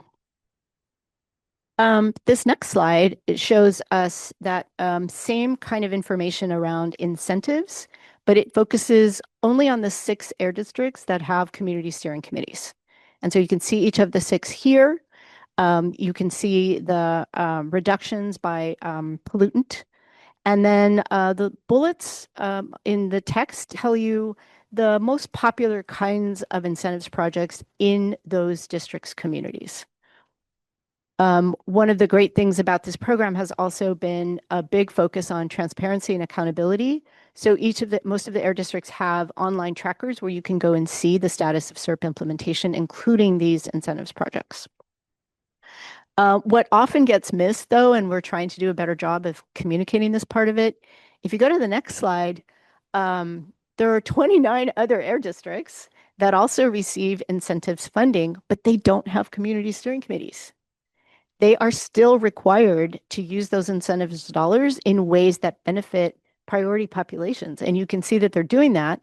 94% of those dollars are reaching disadvantaged populations. That's across those 29 districts.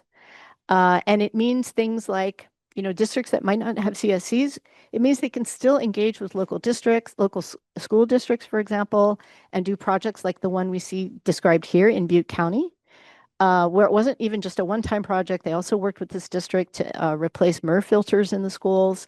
Most recently, they did a paving project to reduce dust in the schoolyard. So that's also something we're trying to do better in terms of communicating. And then, 617 doesn't only talk about incentives.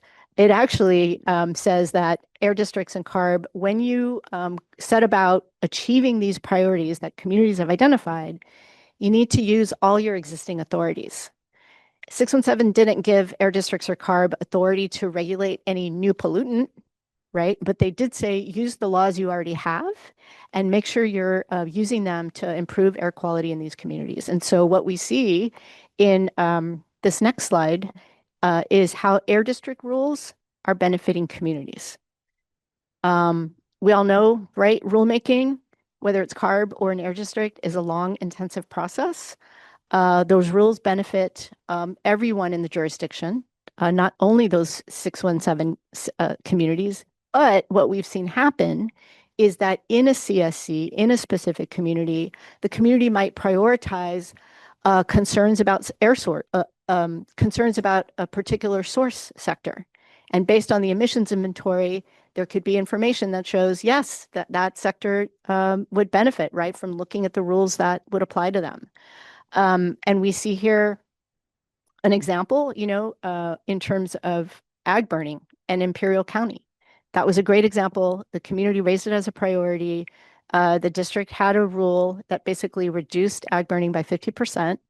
And so when we see these rules fully implemented, on the right-hand side, those are the reductions we expect to see once those air district rules are fully implemented. The next slide really goes to the heart of the state rulemaking, because at the same time that districts are using their authority, CARB has authority, obviously, over mobile sources.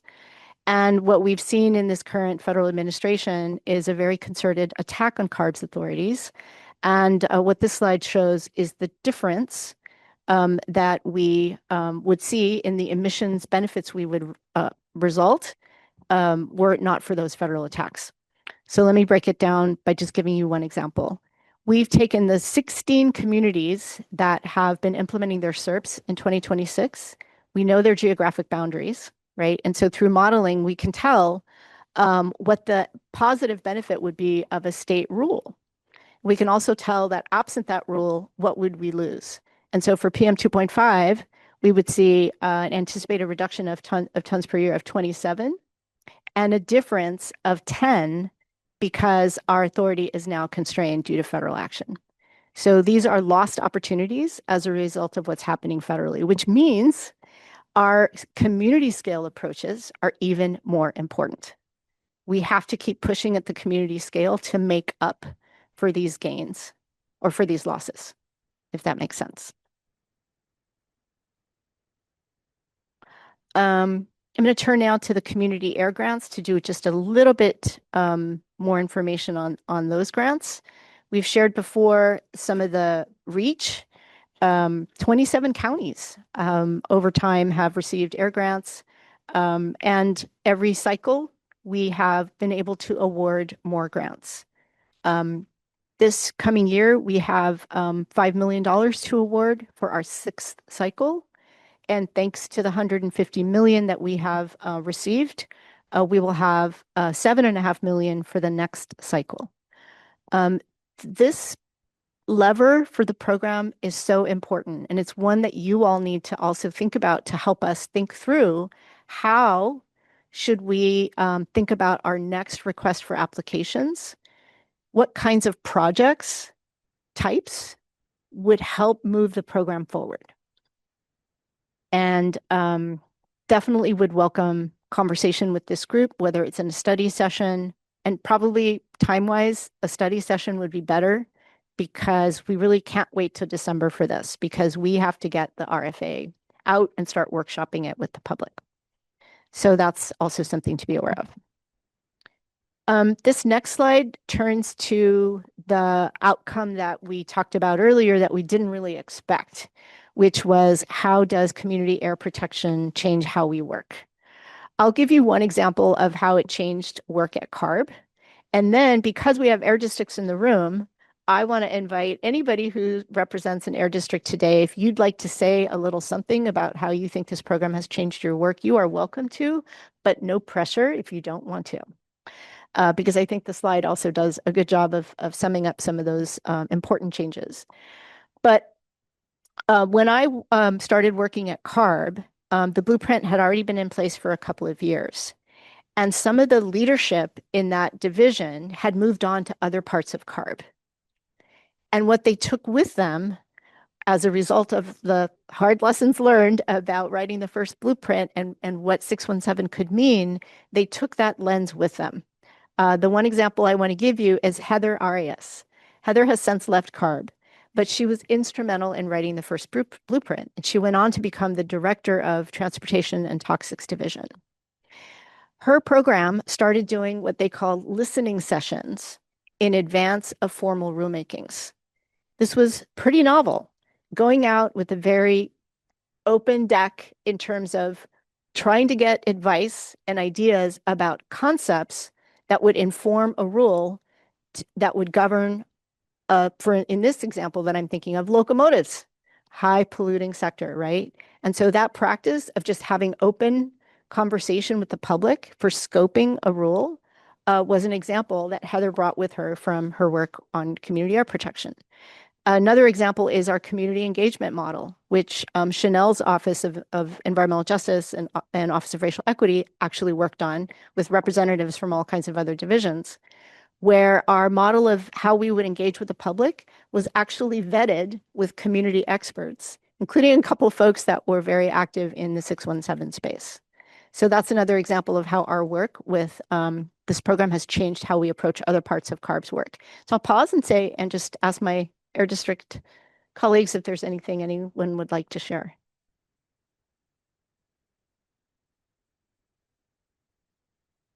I see Dr. Sessa.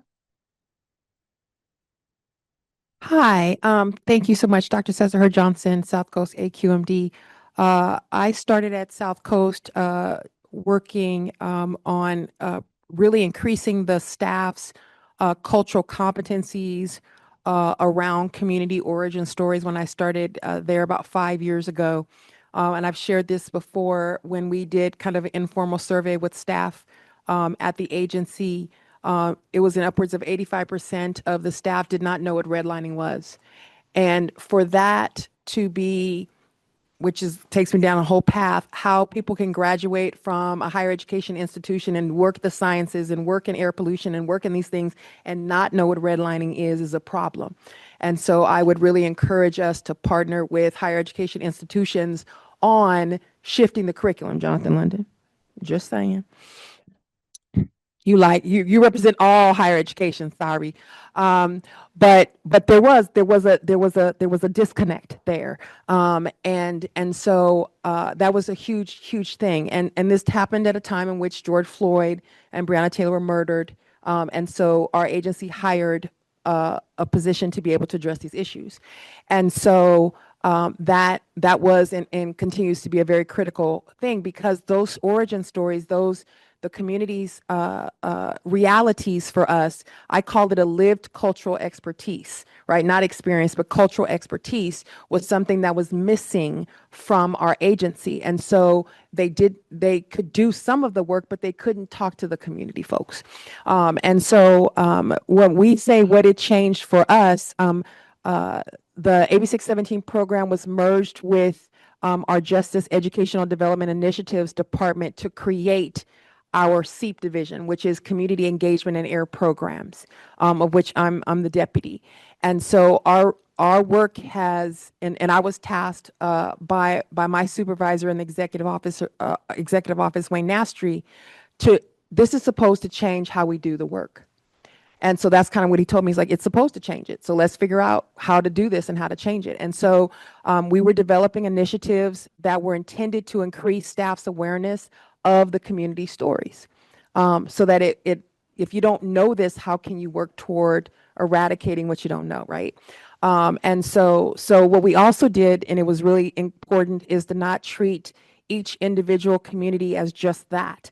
Like, it was important to have conversations within and between communities who were selected and who were not selected. And so we are bringing space for folks, for our consistently nominated communities, to be able to learn. There's lessons learned in having the program. There's also privilege in having the program. It was also important for us with our year one communities to be able to have restorative conversations, because in the early years of our program, you know, things were rushing and moving fast. And so they didn't necessarily have the privilege of time.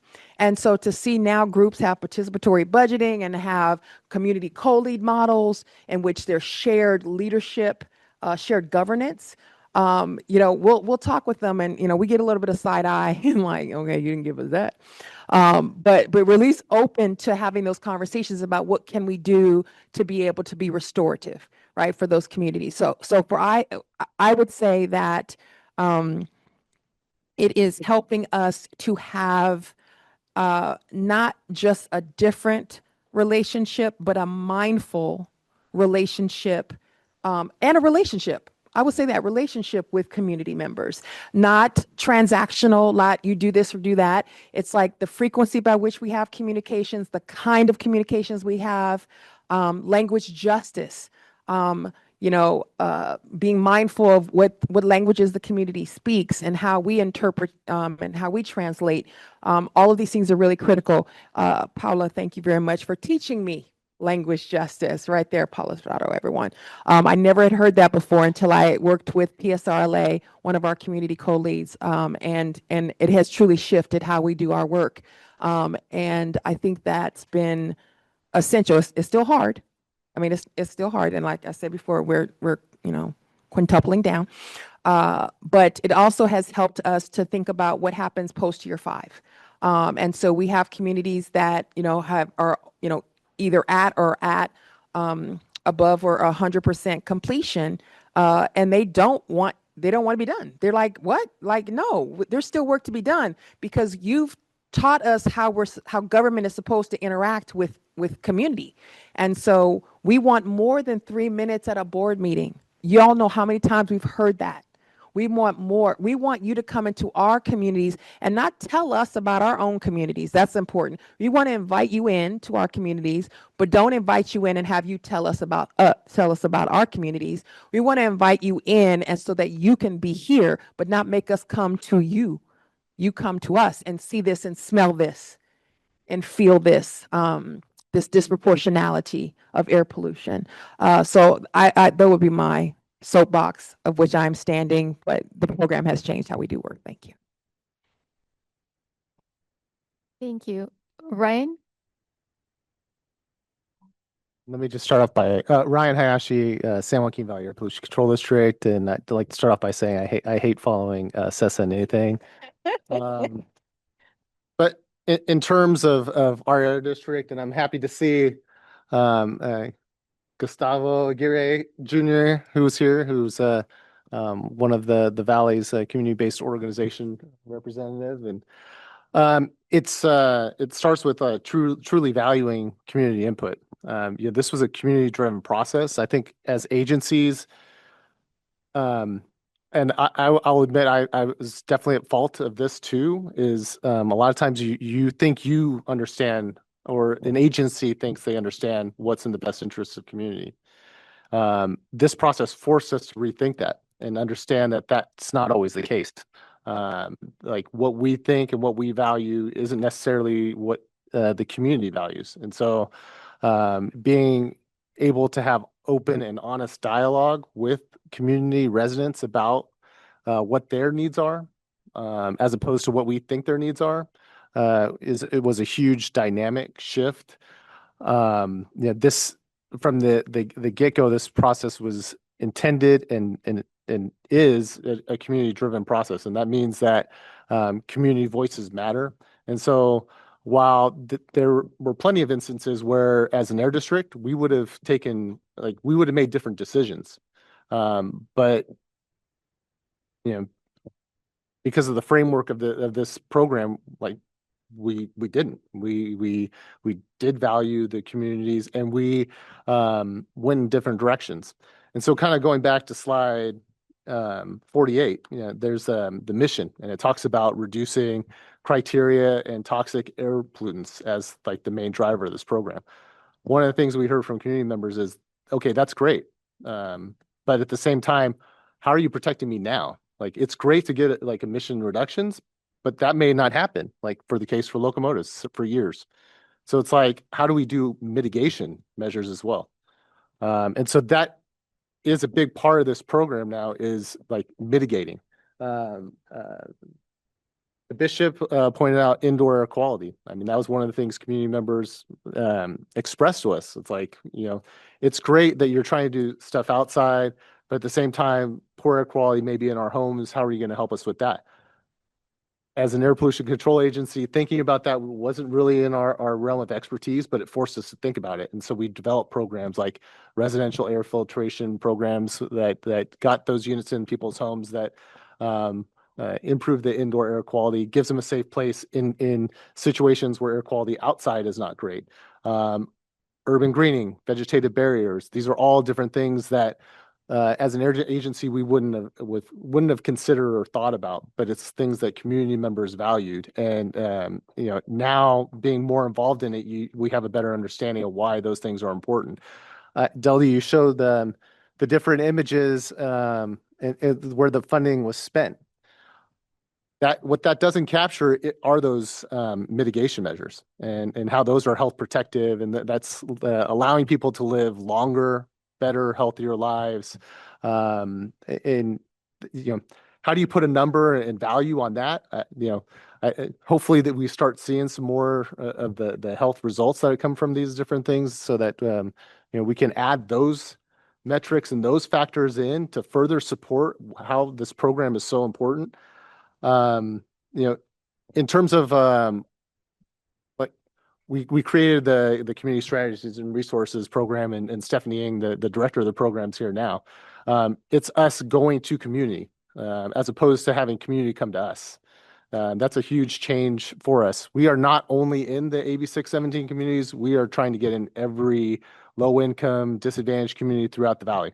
We're forging better relationships with the different groups that we haven't historically worked with, who don't have a lot of capacity for or didn't have previous capacity or experience in air pollution, getting them involved, educating them on it. We had a program that was an air ambassador, where we brought community groups in and taught them about air pollution, so that they could take that information back to the communities that they were working with and educating them on those types of things.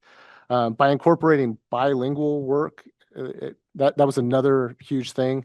We did use bilingual resources, but more often than not, it was upon request. We've changed that. Now it's a focus whenever we're putting stuff out. We're doing it bilingually. We've updated websites, apps, other things, so that it's just part of what we do. We just recently had a warehouse fire where 1 million square foot warehouse burned up in a matter of days, and all that emissions got out there. And everything that we did was bilingual. and making sure that we were trying to reach everybody that could potentially be impacted by this, and making sure that they had the information in a language that was accessible to them. Another thing that we learned is change is good. And sometimes that takes a while to come to that realization. I think one of the best examples of that is a COLI model of that was developed in the Arvin Lamont community. It's okay to share power, and oftentimes it's better. By having trusted leaders in those communities partnering with us, that development of that SERP went a lot smoother and greatly benefited us. And so now we often look to community leaders when we're working on things to bring them in, to work with them, to help us on our messaging and providing information. Lastly, I just want to talk about the model of community change, and it is one directional. I really like what Paula said, that it's not. The outcomes still come back and reinform the inputs. The SERPs that we have developed are not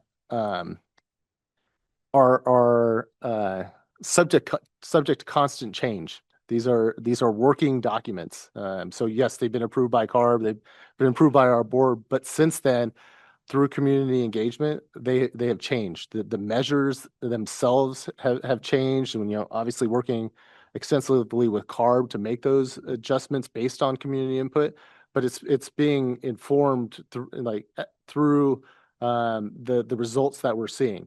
Yes, we planned on doing these measures, but there's all sorts of reasons why we may not be able to do that. How do we then maybe change or alter those that are going to end up with results that are going to benefit the community? And so those are all things that we've learned through the process. And thanks. Janice? Do we want to hear from the air districts first, Deldy, or does it matter? Go. It's up to you, Janice. Go ahead. Real quickly, I just wanted to piggyback on what the doctor said. It was my thoughts. I'm a education advocate, served on the Department of Education in DC for 3.5 years, and I was in the think tank group. And what I'm finding is exactly what she said. Currently, to this day, I've ran into some kids that was environmental justice to go to college and do these things, but we're preparing them in high school and saying we're getting them ready for college. But when they go to college, they're not ready because the colleges have to send them back to take remedial courses for 12 to 16 months. And then you have environmental justice folks that want to get that degree, and now we have set them back because they thought they were ready. So my thoughts here was maybe we can think about in the near future, if budget allows it, find out what school has a program for that, environmental justice, and let's take those kids and partner them with an internship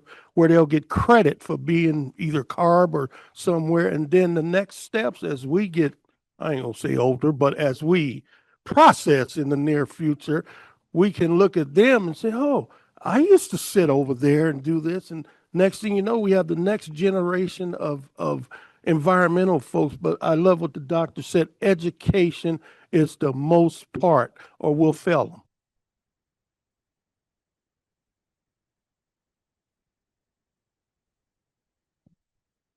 Janice, are you next? Great. Hello. I'm like a short person with a mic. Okay. Janice Lamb Snyder with the Sacramento Metropolitan Air Quality Management District.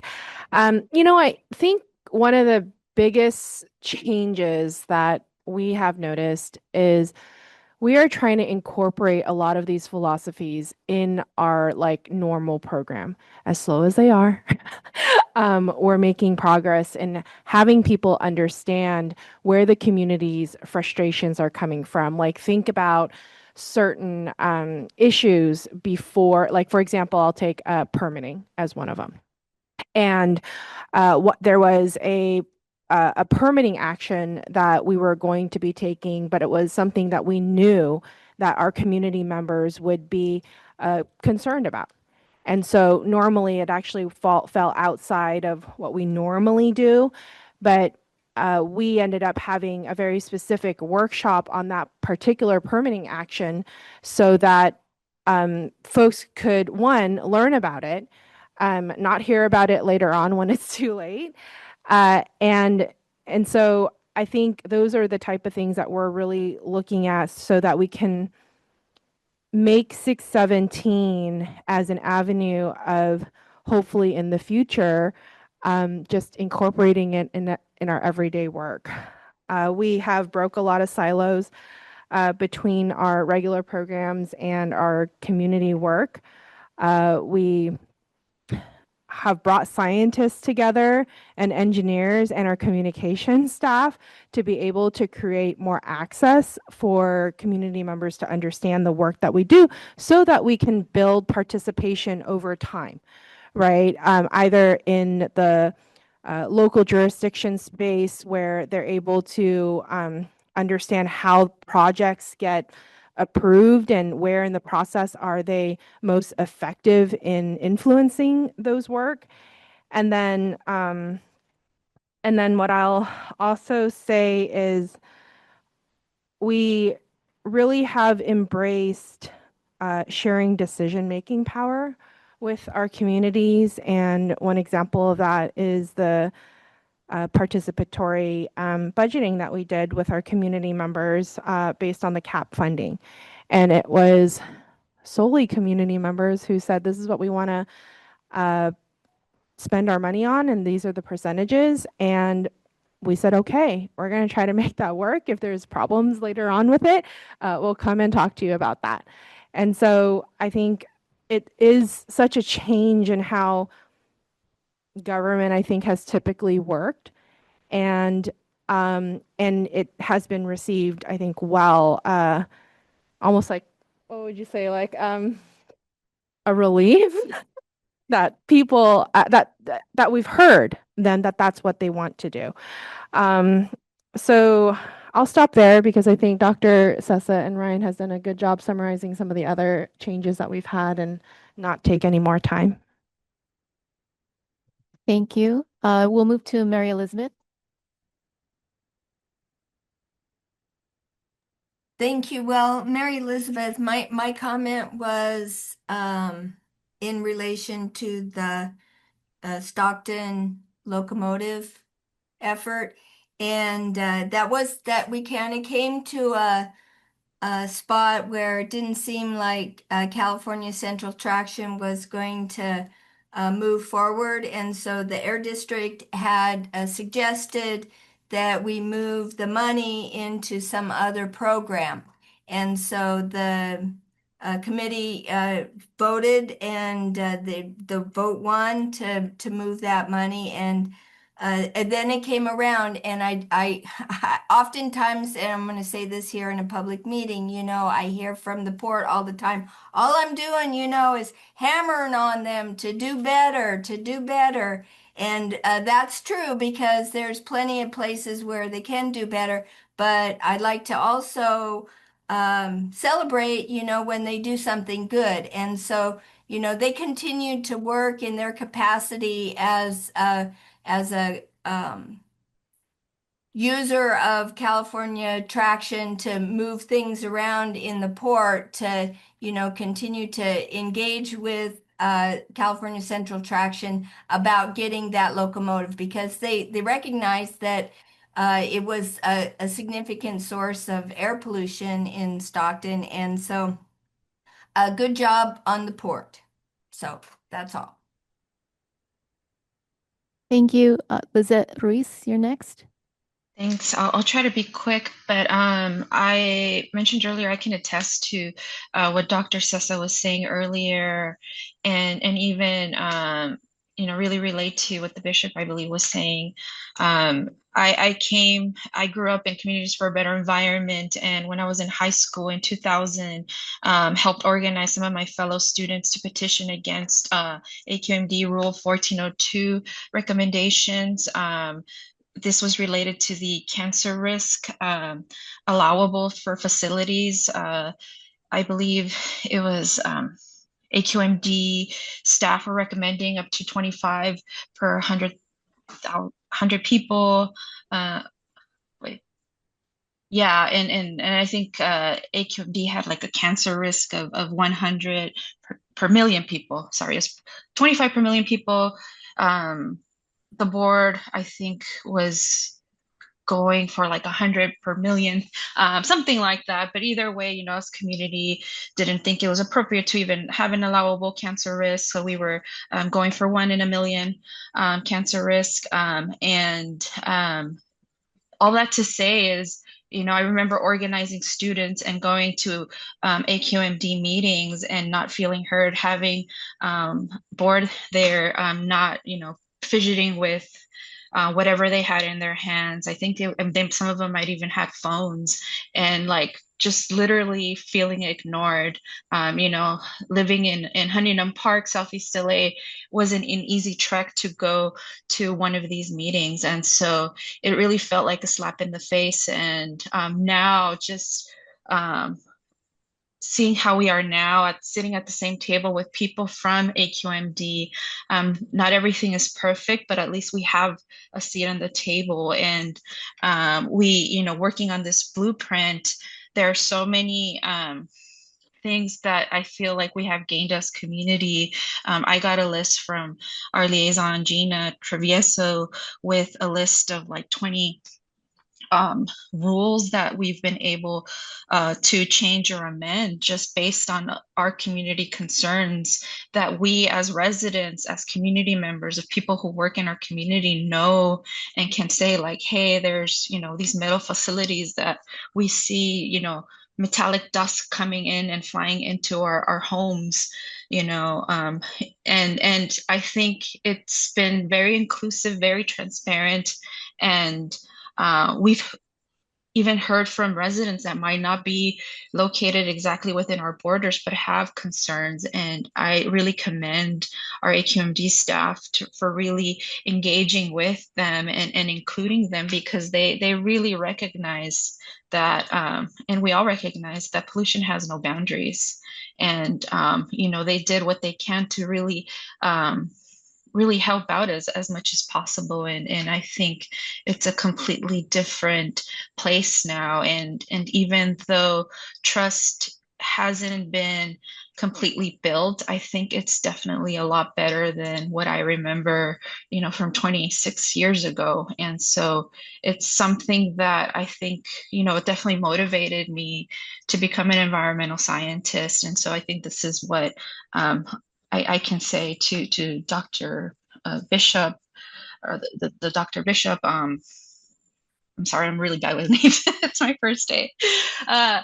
That, you know, having this experience and really including community from all levels, from all ages, is really empowering. And going back to the first slide, like it really has been, I think, a journey to community empowerment. So thank you for that. Thank you. Next is Bishop Chris Baker. I'll just be quick. I wanted to piggyback off on what Janice was saying. And I'll just say from what I heard her say is that when we do things like this, if we don't fully explain to people the process of this whole project, and when they come on board and yeah, they'll get frustrated and say, well, what is this? What is that? You didn't say this. Why are we this? So from A to Z, that's why I'm still here, and I'll give them their props, Janice. They do take the time to explain to you. If it's a budget issue, we may have to come back to you and talk to you about this. So I think the most important thing to drive on these communities is let them know ahead of time what the process is. So if they're first time there, the first month, 6 months come, they won't feel like they were lied to or left out. They'll know ahead of time, well, he told me that it's a process. So I think that's the next step we ought to work on too. Thank you, Dr. Sessa. You know, as Dr. Sessa Johnson, South Coast AQMD, thank you so much, all of y'all, for your words about how I used to be in South Coast. I recognize and don't take that flippantly. I appreciate that you all are working with us and continue to work with us, because that's just a prime example of, missed opportunities, an example of biases and prejudices that have existed, that have kept the work from being done, that maybe people don't want to kind of acknowledge, especially in this time right now. What I want to say, something that Dildy had said earlier regarding the Blueprint 2.0. The Blueprint 2.0 is a guiding document. I'd utilize it as a guiding document. In every community meeting, we cite it as reference. In our own internal AQMD meetings, it provides common language. It provides common information. It is information that you cannot take for granted that people know.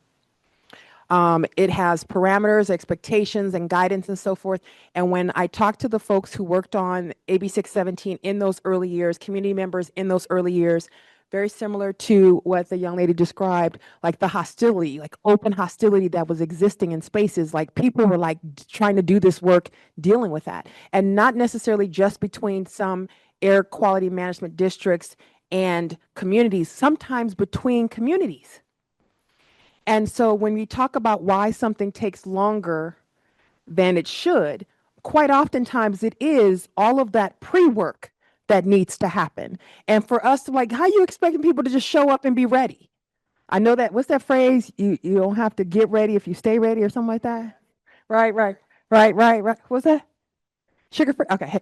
So yes, they said that at a CARB Consultation Group meeting. They quoting folks. Hey. So it's a true thing, but they aren't. And sometimes there's an openness that isn't there, a readiness that isn't there. And you have to do that pre-work to get to this work. And so people don't trust each other. They may not trust us. And so I'm really grateful that there is a Blueprint 2.0. What I would want for a Blueprint 3.0 is to acknowledge all the lessons learned, to give people those common language, to quote information from Dr. Jonathan London's work that he's done, to show what, let's not make it invisible. Let's let the past 5-7 years be invisible. And so oh, yep, this was it, but this is what we've done to this point. Because what honestly does happen, we will have folks who we've had rolling membership in our CSEs. And I have to say, sometimes it's not so good, because folks will come in and they're like, oh no, I realize I don't trust you. And so then they're like, nope, sorry, go back to where it was 3 years ago, and you're going to have to earn it. And so there are people literally trying to make us earn that work that's been done. And so that's a reality, but it's if there's a way that we can have this grounding work, that it can be work that's staying there positively, permanently. What I would want for that is Blueprint 3.0, is to kind of acknowledge that there's pre-work that is done, to give people guidelines on onboarding of members. Here's documents to read, here's information to share, here's data for this, there's acknowledgments for that. That kind of stuff is going to help to get people to be ready to be able to do this work. But we just can't assume that it is a competency, a skill, an awareness, or knowledge that people are going to automatically come with. We have to do some of that work. So thank you for Blueprint 2.0. Looking forward to 3.0. Thank you. Dr. London? Jonathan London.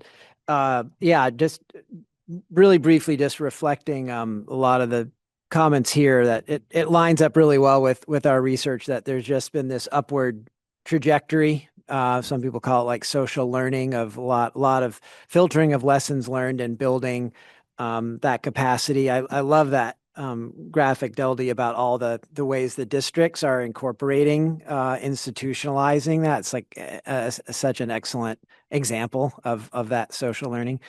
So kudos to everyone. I did have one really specific comment on slide 52 about the CAP incentives, and noting looking at the community identified projects. And on the one hand, it's a big number, 84 million. On the other hand, it's 10% of the total. And so it'd be interesting to think about that as a metric of and what a goal might be for the future. Is it maybe 25% under for the next round, or what? And like how community, maybe all of them are community identified, or I mean, I guess technically, right? I mean, if it's in the SERP, then to some degree it's community identified. So anyway, I guess maybe one is a question of what does that category really mean? And then two is if the 90% are not community identified, what do we need to do to get more of them into that category? Thank you so much for asking that. I really want to clarify that, and I think Ryan does too. It's kind of an artifact of the way CARB constructed its incentives guidelines. Okay, we have a whole chapter on community identified projects. It simply means that a community can identify something for which we don't already have an incentive program at CARB, nor would the Air District. But because in the CSC, they said, we want urban greening, we want vegetation projects. We didn't have a program like that before. Most air districts didn't, although Sacramento was doing work in that space, I will say. So we had to figure out how to do that. And that chapter gives us the space to do that. But it doesn't mean that all those other things in the SERPs are not also identified as priorities by the communities. In fact, when we look at the SERP and our incentives team reviews project plans for all kinds of other incentives projects, part of our review is what was the degree of support within the CSC for that particular project. Yeah. In terms of that, make total sense and not clear. It's a term of art within the agency, Exactly. but in terms of We like need to explain external it better. communications, Yeah. something to think about. Diane?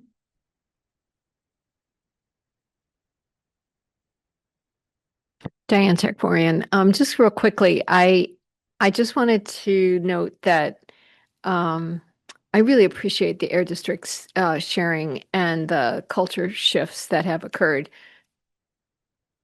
And I guess Dr. Balmes does too. And I know that there are other air districts who have probably stories to tell, and we'd love to hear from them as well. What I realized on this model of change slide, I'm back on this, is that who's not there are the CBOs.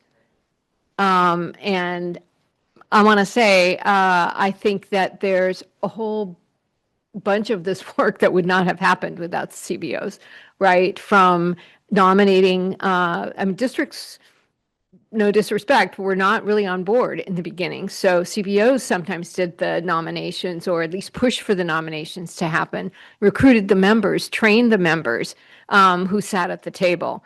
This didn't happen in a vacuum. And honestly, I think a lot of EJ organizations had training programs already and already done a lot of advocacy. And this was this opportunity to come forward and really utilize those trained members and committed members in a space where they had more authority, not real authority, but authority that then has turned into something that I think is really important. So I just wanted to point that out, and I think it really needs to get added to the inputs because of the real impact that they've had. And then the other thing I think, this is a whole other conversation that we shouldn't have now, per Dr. Balmes, don't start anything.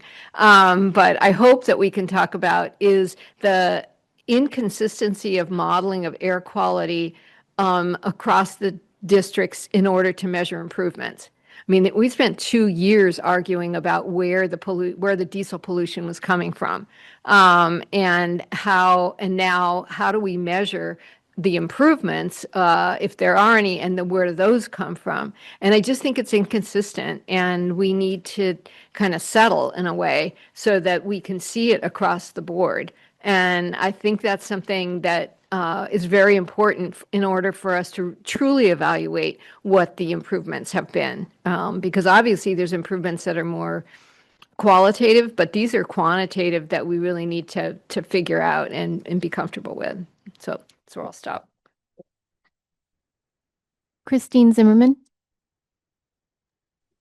Thank you. There's so many observations I have having listened to this whole conversation play out, but I represent industry, and we have to pay attention. I love slide 59 because it's a good reminder to me of the very first CA Community Steering Committee meeting I went to, where a long retired Air District staffer here in the San Joaquin Valley when I asked him what he thought we were going to be doing at this very first community steering committee meeting, he said, we're going to be listening. And that's what I've been sitting here doing today. And I think industry is an input on this figure simply because we're the emitters, we're the regulated community. So helping the group figure out where diesel emissions, to go back to Diane's example, where those come from. We have a role. We are an input, but a huge caveat around that is that we continue to be good listeners.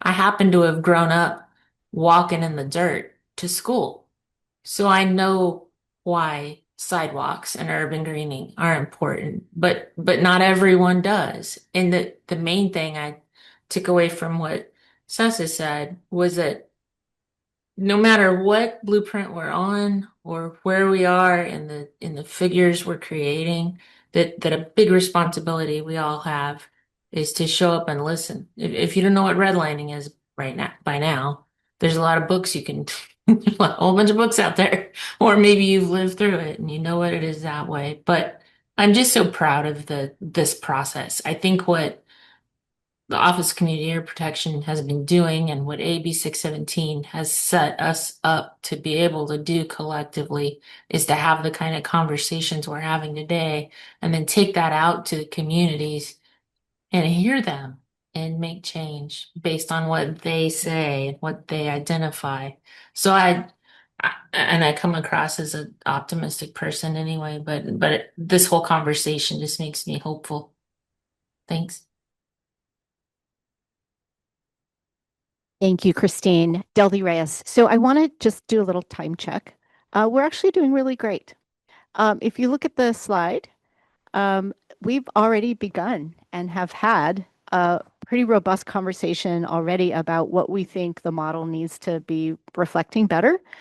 But you'll see too that we also posed a couple of other discussion questions for you. So I just want to call those out. I also want to note we still have Ryan and Janice with their cards up, but also we wanted to have public comment. And Ryan and Janice, would you be okay if we just went ahead to public comment now and then we would come back to you? Okay, thank you. So that means we have public comment. I believe Shalom still has his hand up. Is that correct? Shalom.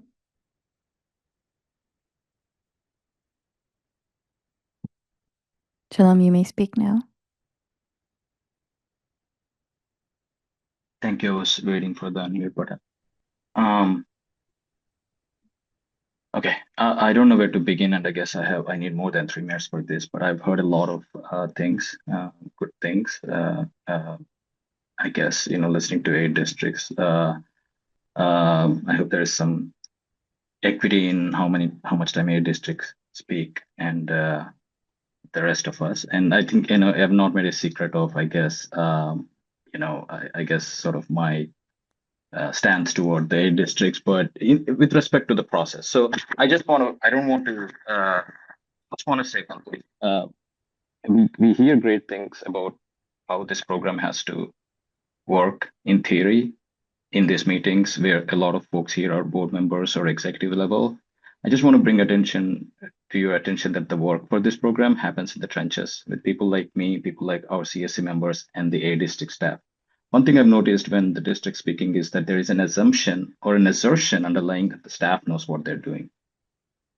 And there is always this sort of like, well, we have to do we have to listen to the community. We have to, there is a, like, we have to listen to them and all of that, that there are different levels of community capacity. But I find my observation, and I'll produce a report about it, is that staff needs a lot of work.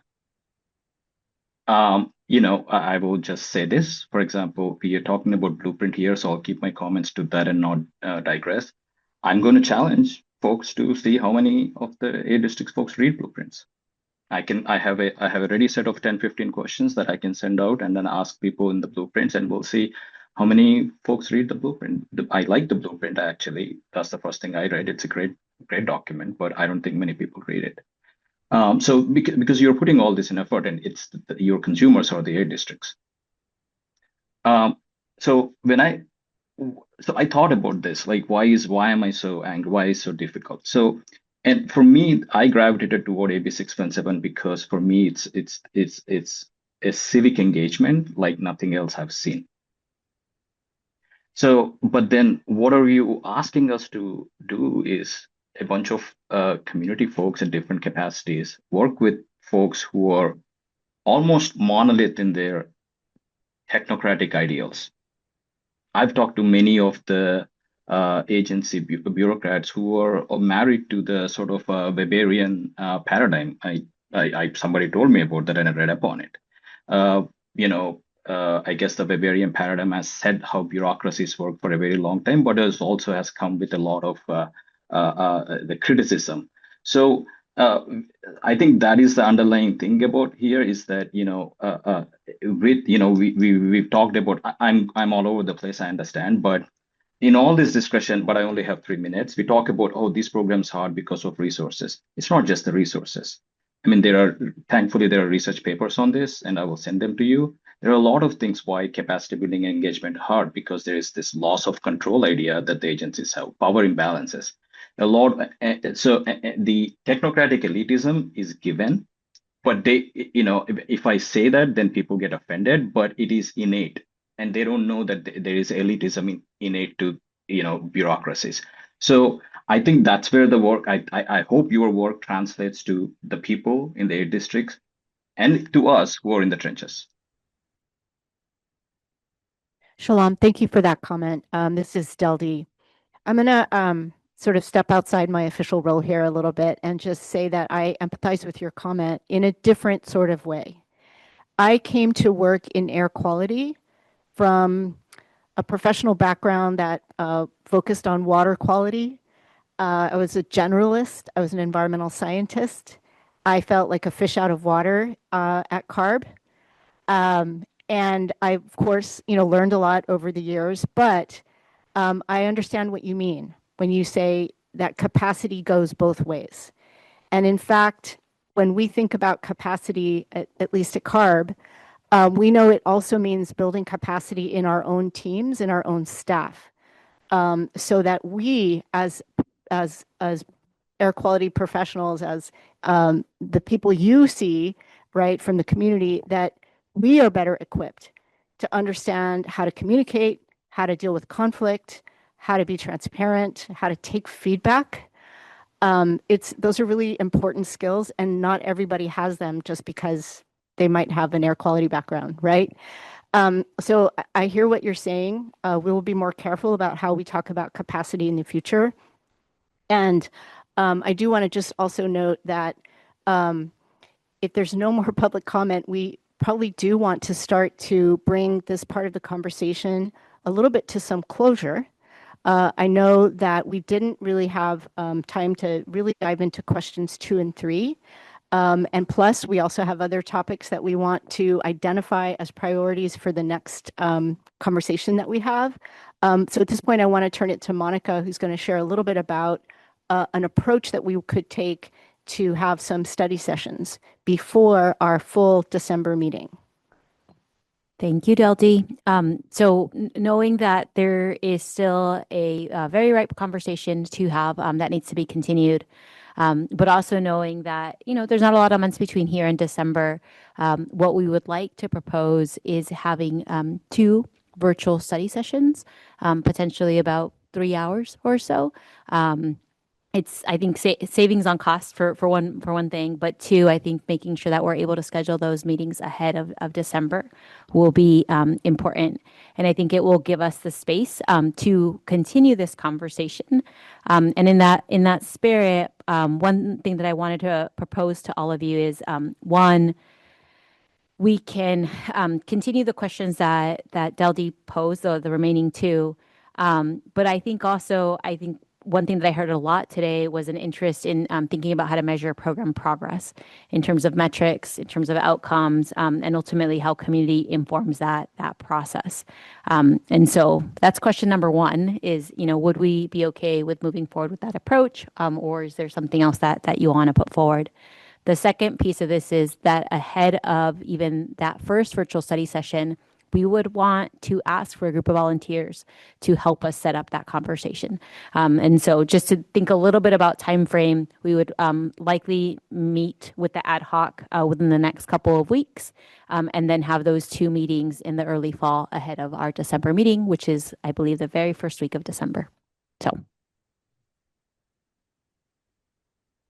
open to comments or other suggestions. Brian. Yeah, study session sounds good. Would be open to it and happy to serve on an ad hoc to discuss.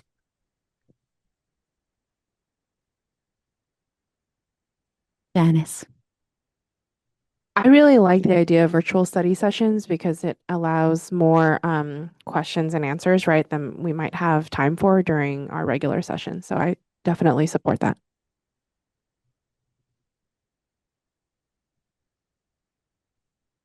Jonathan.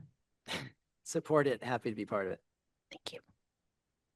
I've learned that thumbs up is not always, sometimes it's offensive to some people. So I'm just going to say support. Thank you.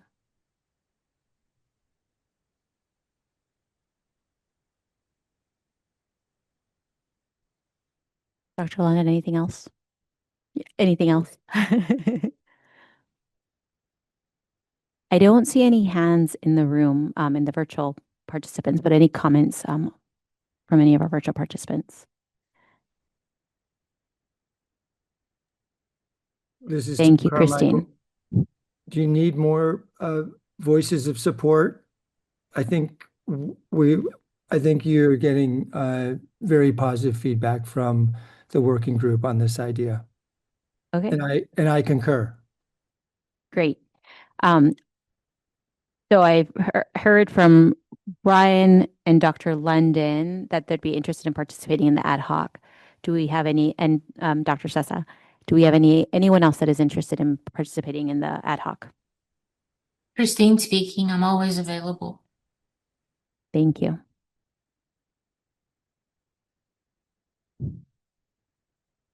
That's me. Yeah. That's me. This is Tim Carmichael volunteering, not raising my hand for a question. Thank you. I appreciate that. Dr. Skinner volunteered as well. Great. Prithvi volunteering as well. I'm sorry, who was that last person? Prithvi from SCAT. Yeah. Thank you. So in case any other stragglers come in, I'll just mention the first thing that we'll do is reach out to the ad hoc to get a sense of availability, but also reach out to the consultation group as a whole to figure out what 2 dates for the virtual study session make sense, and then start scheduling accordingly. Monica, can you please recap the content? What are we aiming to engage on in the? Sure. So the idea of the virtual study session would be, at least the first one, is to hopefully be able to get to those other 2 questions that we didn't really fully delve into today. And then the other piece is really thinking about program progress, which can include program metrics, outcomes, how community ultimately informs that process. And I also volunteered to be on that group. Thank you. Okay, so I'm going to also ask the group, and I'll ask it this way. At the next study session, is there anyone who would object to having some time devoted to the request for applications for the community air grants in the context of how we want the program to shift? Just because it is very ripe right now. Like so ripe you can like smell it. So it's like we better to talk about it sooner rather than later. Yeah, no objections? Okay, good. Thank you.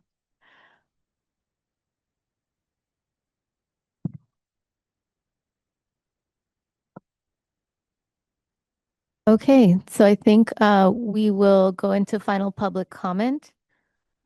Is there anyone in the public that would like to comment? I see Mary Elizabeth. Hi, I thought on the study session was going to include the toxic roadmap and maybe OIHA for a technical study. I didn't think it was like a, I mean, questions and answers, but that was what I was thinking that kind of was the focus. Yeah, Mary Elizabeth, that's correct. We're actually talking about 2 study sessions that would happen before December. And to John's point earlier, since the board is hearing about the toxics roadmap in November, a study session on the toxics roadmap sooner is very important. So that is on the list for sure.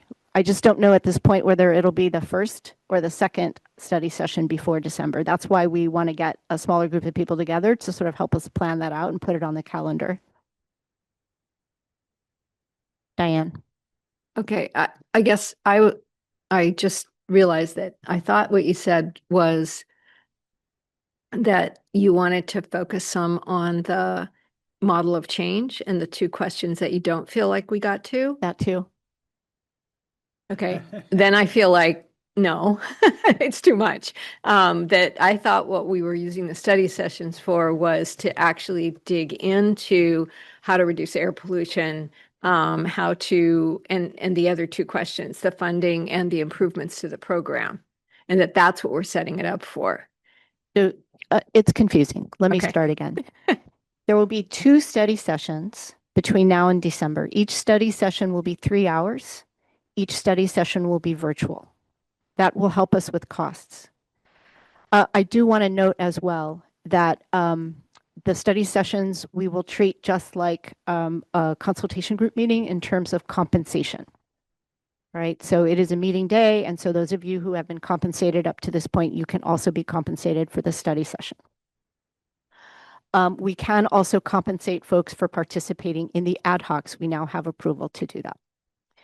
So when we get together with our group of volunteers that everybody just raised, spoke up that they want to be on the ad hoc group to help us plan those study sessions, we will take the topics that we've identified, the completion of the conversation about the model of change discussion questions, the deep dive into pollution reductions through this program, a taste of what's happening with the Cycle 6 RFA, right, because it's so ripe, and preparation about the toxics roadmap. We would love to bring in our colleagues from another part of CARB who are leading the effort on the toxics roadmap to have some dialogue back and forth with you during one of those study sessions. And so the output of this first ad hoc meeting will be a suggested plan of when we will have the study sessions and which topics will be for each one. The other thing you will see is we will be polling you for calendar availability for those study sessions. That will be the first thing you see because we have to get those calendared right before the year gets away from us. And then another calendaring just for the smaller group of people who put their hands up to be on the ad hoc so that we can have that planning call as soon as we can get it calendared.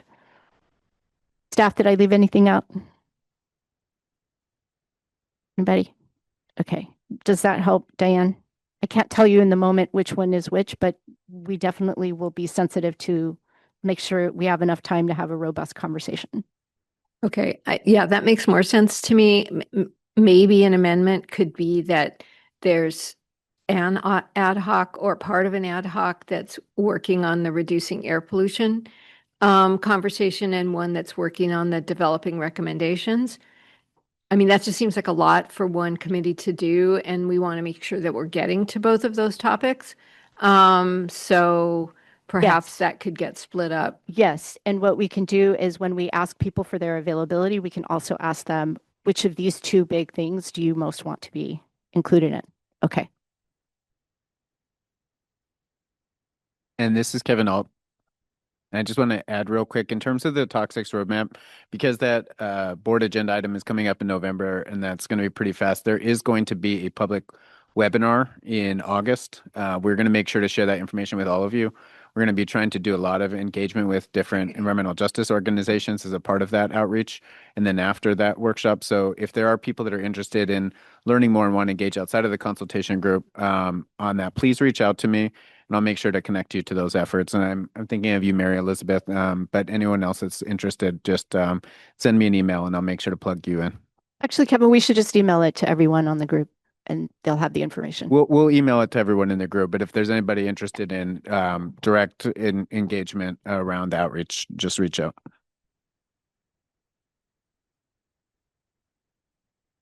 Okay, if anyone else would like to comment, please raise your hand. I'm scanning the room. Okay, we have I don't know his name. Gustavo.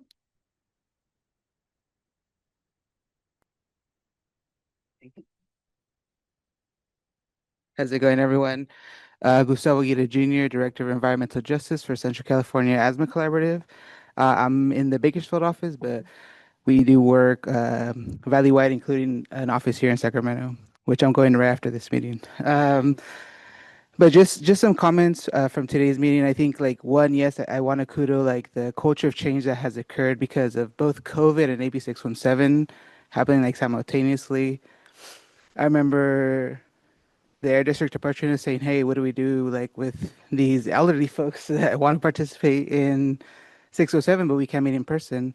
And we're like, don't worry, we'll take care of it. And so we hired local teachers to teach our community members to create Gmails, open Zoom accounts, and join virtually, right? That was one of the things that allowed for like essential community engagement and like something that really seeded change.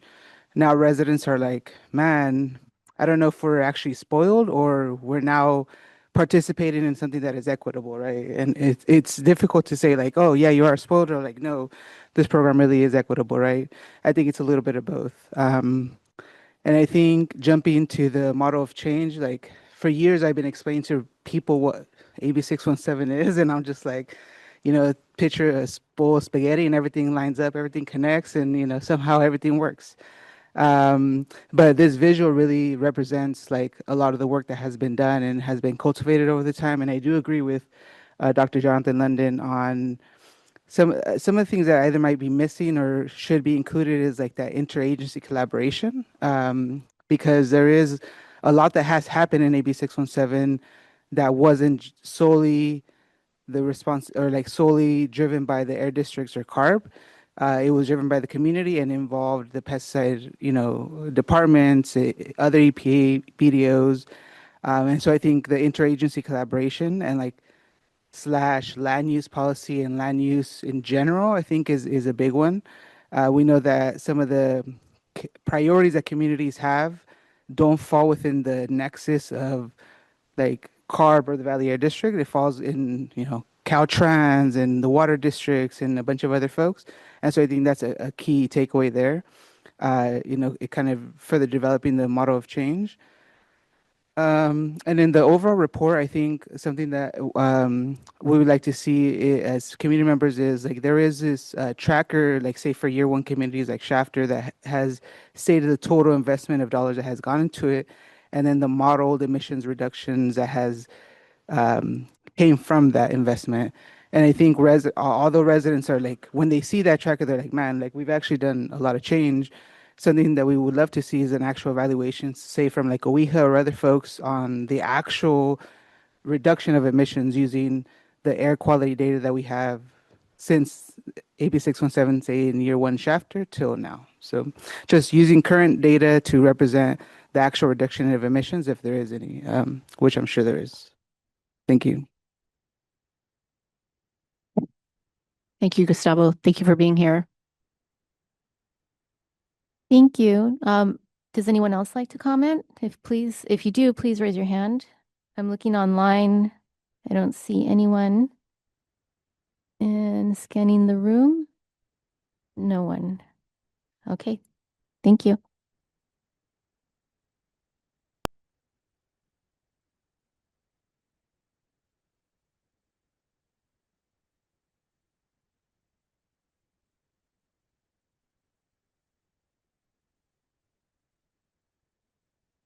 Okay. Oh, I'm just waiting for the next slide to pop up. Okay, there we go. Okay, so our next meeting is on December 2nd from 9 a.m. to 4 p.m. at our Southern California headquarters in Riverside. Today's meeting summary, recordings, and materials will be available at the link in the chat or through the QR code shown on the screen. If you have any questions, please feel free to contact me. And would the co-chairs like to have any final words before we adjourn? I think I've had more than enough words for today. So, Dr. Balmes. Well, I want to thank everyone in the room and online. I think this has been a great meeting. And, I was pleased that our chair of the Air Resources Board, showed her enthusiasm for AB 617. That's real. She wasn't just shining us on. Chanel, who is Deldy's boss, also, I really appreciated she being present. And, the OCAP staff, I always choke up when I think about how good they are and how this program, the transformation of CARB by this program, it's been alluded to, but I've seen it over time. We were clueless really about how to engage with communities. And, we can do better, but we've made a lot of progress. And I wanted to say again, I did it with finger snaps, but Diane's comment about how the air districts cultures have also changed. Again, there's more to be done, but, just to pick on the San Joaquin Air Pollution Control District, because in the bad old past, they were terrible, not even close to good. And now they're like really, hear Ryan talk about all the things that have been done. And for Gustavo to throw in a compliment, I love it. I love it. I really do. And all of the consultation group members that participated and those that just listened, who will participate more in the future, this consultation group 2.0 is much more functional, and it's all than 1.0, and it's all due to your participation and engagement. Just like we need to engage communities with AB 617 work, we need to have the consultation group members engaged with the process that we are developing together, which I really like. So just very happy to be here and participating in the session today, and look forward to our next study session.